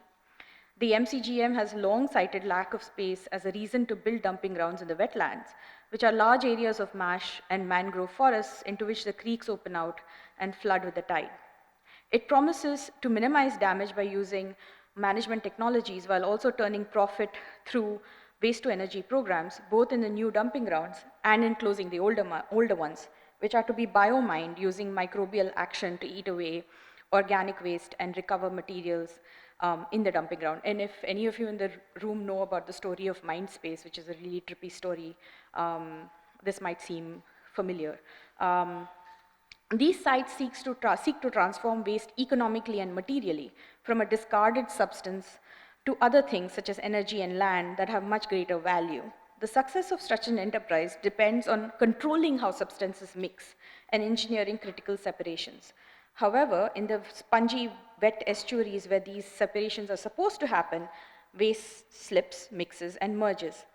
Waste is now an integral part of our coast, and it's a reality that surfaces dramatically from time to time when the sea spits back hundreds of tons of trash back onto the shore. We just have 2 more pages. In the winter of 2016, the waves glowed blue along Mumbai shore, bringing many of the city's residents out to the beach at night to see the spectacle. The bioluminescence was later attributed to blooms of Noctiluca algae, which produced dead zones or low oxygen areas of the sea that cannot sustain marine life.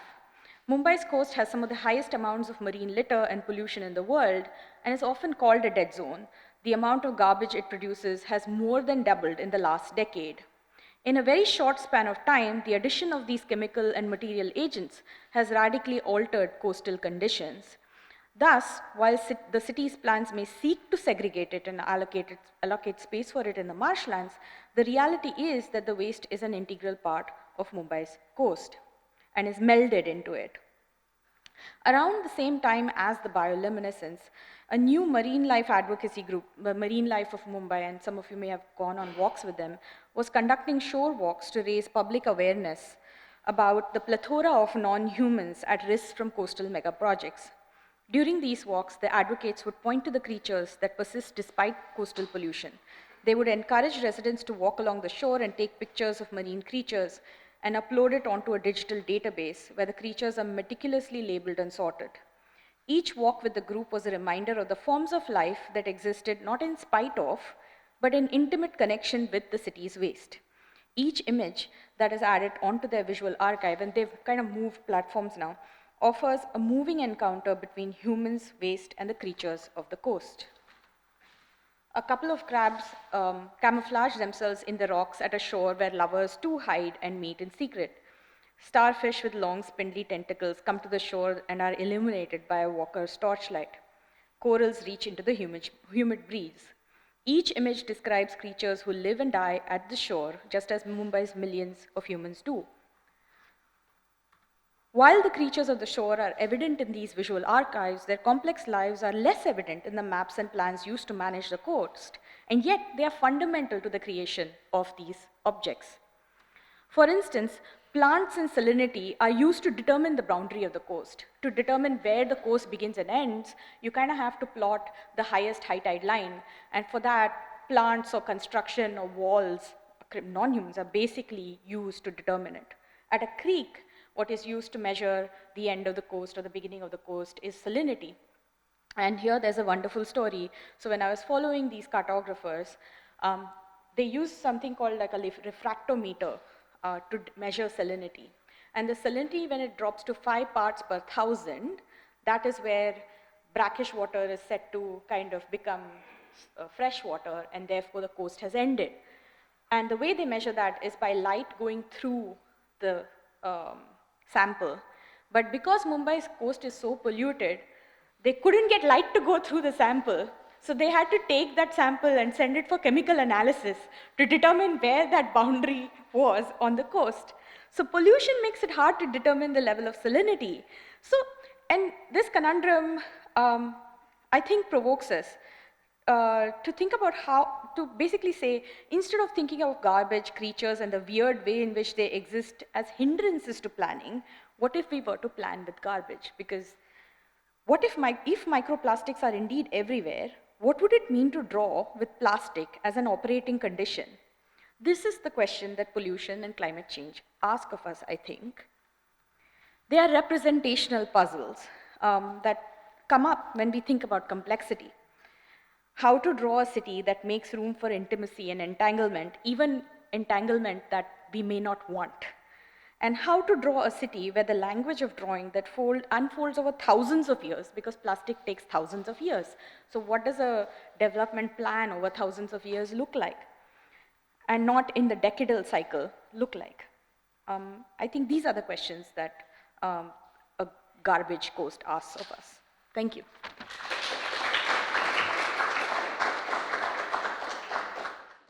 Okay, we are pressed for time a bit, but I would like to invite the panelists to the stage, please. Presentation each, and I think it was a very inspiring session as well, and they did justice to the ending of this entire conversation in these 2 days. I don't want to take up too much of time myself as the moderator, but I would like the audience also to participate and ask questions, but I just would like to summarize whatever I understood of every presentation. So what I see is also this very different relationship between the map and the map maker and what each one has observed and also kind of documented, recorded, and as well worked with. Ankush, for example, I really appreciated the aerial photography, which already has a very tainted history for centuries, right? With the world wars, intrusive mechanisms, as well as a very romantic idea of, say, archaeological sites for which they were really used for.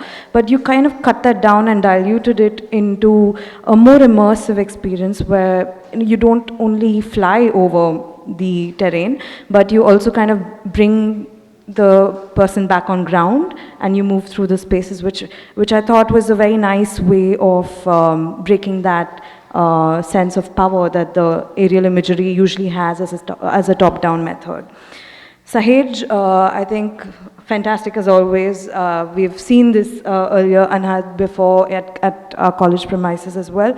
And something that you said towards the end really intrigued me. That is, when the world dies, I mean, when everything is like destroyed and it's an apocalyptic event, Anand will still be dancing to your tunes until the last sound is released, right? So there is a certain permanence that you bring in through the AI visual image, which is something which we never think about otherwise, because we always talk about changing technologies and which are fast-paced and all of that, but there is a sense of permanence that you bring in through this character who kind of is a creature who binds the human world, the non-human world, and as well as the real space and the visual space, which I think was a very interesting concept for me. Aslam sir, I think your walks are very immersive by themselves as experiences, and I think that's a very important step to take, because I think all of us sit back and rely upon secondary data, secondary informations, maps also being secondary data resources for us many times while we do our research. And to just kind of get in and walk and kind of figure out how these spaces work, I think it's very important to go and encounter and be encountered by what exists around. And I think that is really eye-opening for people like me as well, who have always relied on, say, secondary data or maps as secondary data. Here the body themselves making the map. Right? And it's not only you and your observations or the fact that you're pointing out and making your guests realize, but it's every guest who kind of walks and makes their own map while they're experiencing the entire forest. And of course the other sides. Ria, beautiful maps, very different way of kind of approaching the sense of maps, because when I spoke about how the maps were, each had a purpose, each were had to be seen in isolation, but together they kind of produce a certain relationship and association, but still is never complete, because you always have to supplement it with data otherwise, right? And in your case, what you very effectively did was have two main access points, where the vertical axis has an image, it's a section, say from ground to sky, or it is of the land itself, and you kind of transect it with a horizontal plane, which may be the measurements of your heights, or even like samples of flora and fauna that you actually find around. And of course you intercept it with some surveys and reports which you found as your secondary data. So I think a collapse of all of this to make a collage of sorts have really kind of destabilized the idea of cartography as such, and kind of produces a new way of looking at the map as a very cohesive element. Chitra, mind-blowing. I think all of us really appreciated the fact that every story that you experienced or you encountered, or even what the coastal road is going through, has been kind of eliminated in the sketches that you have made, and choosing a graphic novel technique which kind of moves past time, expands time, slows down time, and of course doesn't restrict itself to the frame as being the only space of experience, but also can break away from the frame. And that's something that you brought up. And what actually breaks away from the frame are, say, the beak of the birds, or there is a tentacle that sticks out, there are these small plastic covers that, so what makes the coastal road what it is what actually breaks the frame of the coastal road study themselves. So with my summary, I would like to kind of open this out to the audience, because I thoroughly enjoyed and celebrated the works, so I would like to know what the audience thinks. Do we have any questions? We can pass a mic around. Yes.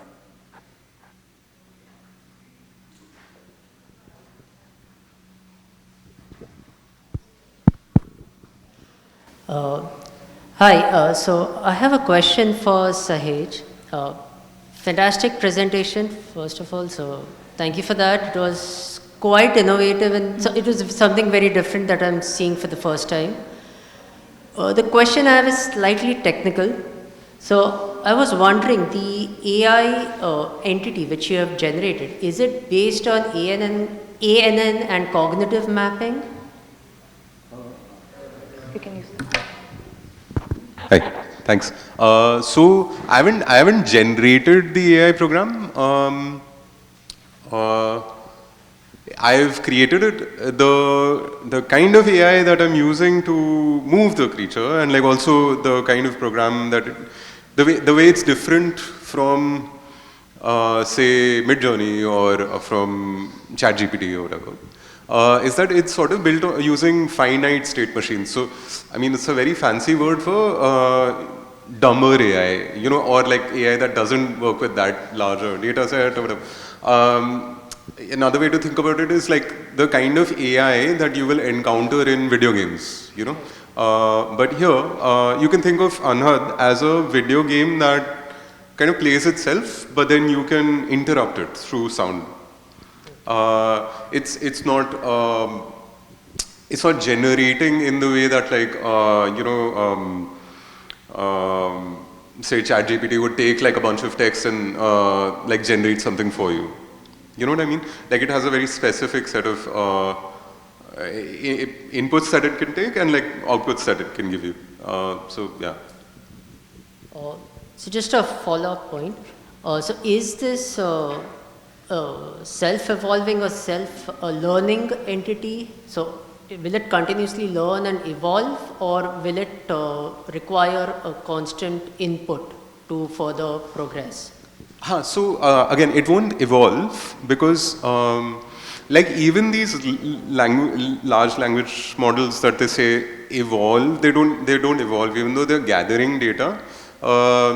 You know, there's something that's happening. It's like a sleight of hand also in the marketing logic as well, where the more data it gathers, the more it'll be able to evolve. That's not true. It just has more data. But then, like when you look at like you know how these generators that you have, like say Midjourney or whatever, like all these programs, even though they are said to be like you know, oh look, we have another version of it, it just has a different data set. But then I mean, evolution as an idea itself is really problematic. Like, you know, that's something Rhea got into as well. The program that I have made has a very, again, like, you know, it's a song that my friend sang for 20 minutes. Then, like, I cut up the composition into an array. And the way that it produces a sort of continuous song is that it keeps rearranging those parts of the song to create like another composition, and then sometimes you hear it singing in two voices together or three voices together, depending on how it's picking up sound. So yeah, that's how it sort of accrues. Let's say, think about it this way, you know, it's not sentient in the way that you and I are, it's not thinking in the way you and I are, but it's performing a kind of sentience. You know what I mean? So it's, that's broadly the idea. Thank you. Thanks.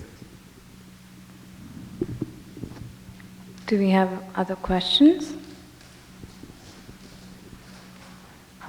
Actually, this is not to anyone, but I was, and the question and a comment also, but across all the presentations, and anyone can answer this, the idea of memory was embedded in all the presentation, memory. And in Ria's case, you spoke about, I mean, that was very fascinating, the whole idea of the camel could go back and you had to ask directions, and you know, the camel helped. And without a thank you or a bye, the camel went back. In Sahej's work, memory and codes that are put in, I've added it, I'm not using probably the right terminologies. It remains within the body, and the body continues to emit it till the last sound is there. And Ankush, also in your thing also, I mean, when we work together, the drone flew in areas where and when people spoke about actions that took place, and the drone was actually guided by oral histories, again recalling incidences. Remember the walk that we did, Rohan, you, me, along with Sunil, and you know, and then we said, you know, we need to fly the drone to see the wall, where the wall collapsed and fell. And so I'm saying that memory is embedded. Even Aslam, his thing of revelation, ki arey, ye sab ho raha hai idhar, you know, and nobody spoke to me, and then revealing that. So I thought, and Chitra, in your work, especially, I mean, the memory was embedded in the whole engagement and going back to find out how it reveals itself, be it the oil stains, be it the way you find out litter, and that has been taken out. So I feel this memory as a generator for the future. Okay, the question probably is how do we tend to work with this idea, toy with this idea, and probably how these are now, what could be the these are different forms of map making and seeing the world. So my question would be, can memory be continued to, some way you systemically collect them, archive them, so that you are able to create a future, okay, whatever, could be dystopic, could be utopic, okay, but how does one work with that, okay, and probably what are the various techniques and technologies that are now, today we've seen many of them, from drawings to RIAs, kind of, where you have those, where you made those maps, to Aslam's videography and, and Sahej's work. How do we work with that, and probably how do we use memory as a tool or as a mechanism to build these futures? More than just remaining as maps, but how do you generate them? What are probably the next set of actions that could be deployed to bring that change? I mean, using this idea of memory. Would anyone of you all like to respond?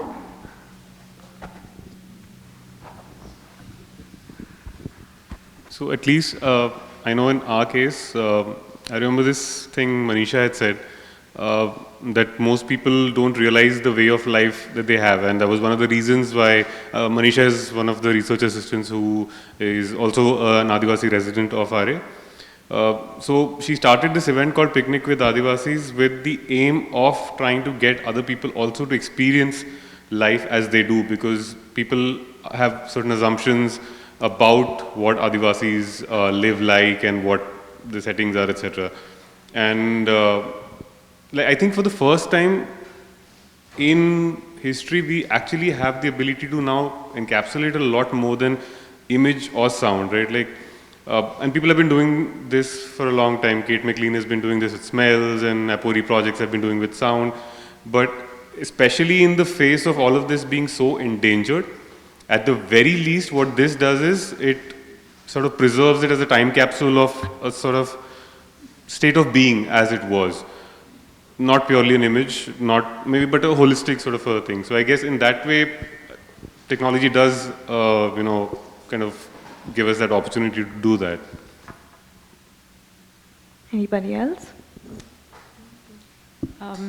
Okay, so I have an interesting sort of thought about this, which was that, the part of the work that I didn't end up showing was the work that I'm doing with a friend, Natasha Maru, and we're looking at following the Rabari camel herders in Saurashtra. And so we've been walking with them, we've been staying with them and walking with them for, about a year now. And we've spent maybe roughly like 2 months on site with staying in camp and walking with them.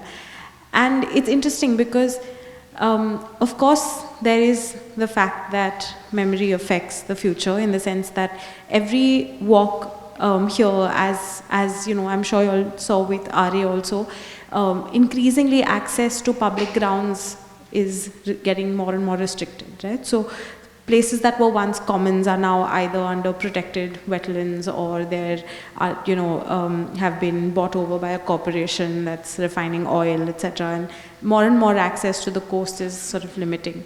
And it's the memory of what they used to walk that kind of helps them navigate through these boundaries to get to portions of the coast where they know a particular food for the camel will be growing at a particular time. But it's also the vice versa. It's that the future and like what they see starts to affect their memory of what is. And so every time we walk, there's almost like a different memory at play, or like a different kind of, or maybe sometimes a tweaking of the memory, because in the ways that we remember things, they're not so linear, right? Something changes for us and then the memory tweaks itself to adjust to our new perception. And I don't know that that answers your question, George, but it's just what came to mind.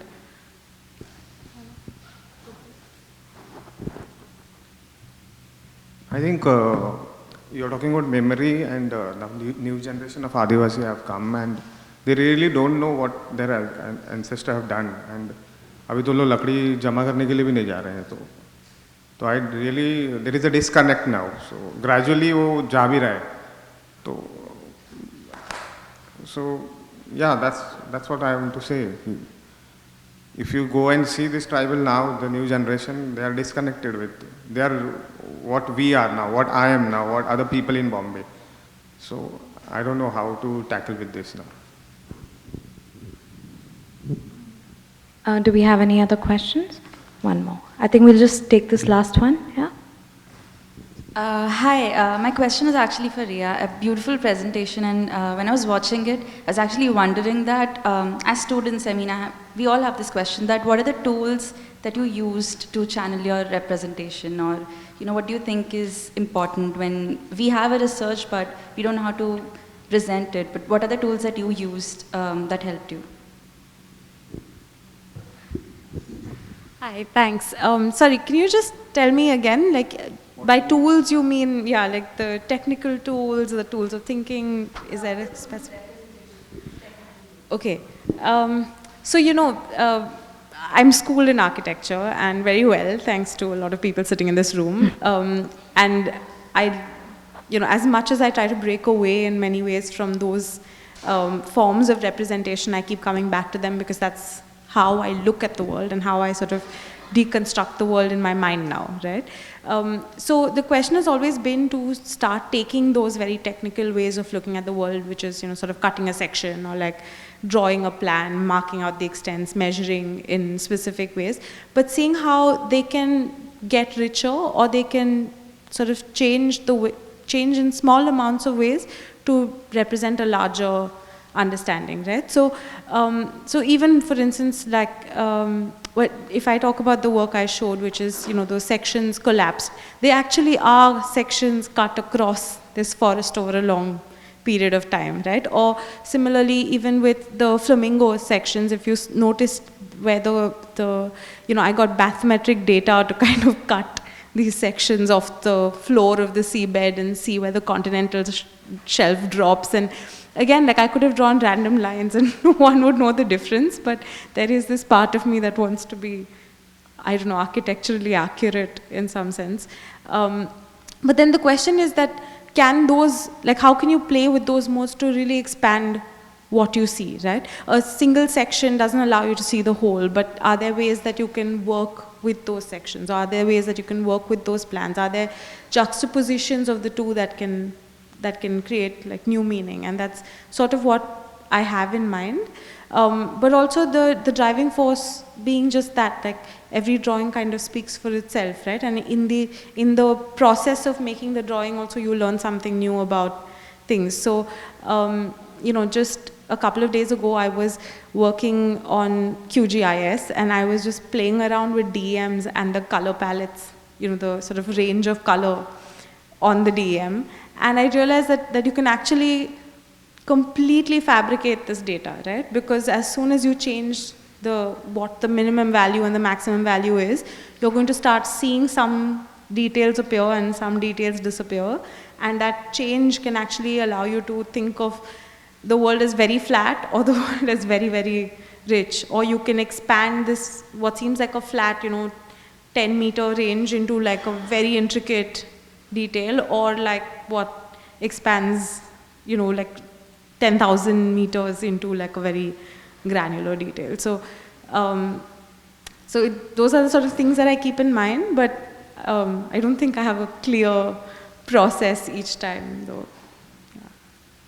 Thank you, panelists. Now I would like to call upon Sonal to give the vote of thanks.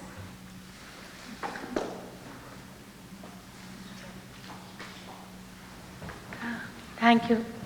Everyone who stayed. Yeah. And didn't flag. No, you can sit there. Very, very quick vote of thanks. On behalf of the KRBI Design Cell and Pani Haq Samiti, I'd like to thank the organizers, CSMVS, JNAF, and the team, Pooja Vesh, Tamara Askina, Vedik Karthik, Vedika, Janvi, and Siddhi, our education partner, Goethe Institute, Beyond Kettles, Director Goethe, Mumbai, and Amruta Nemivan, Senior Programs Manager. Thank you very much.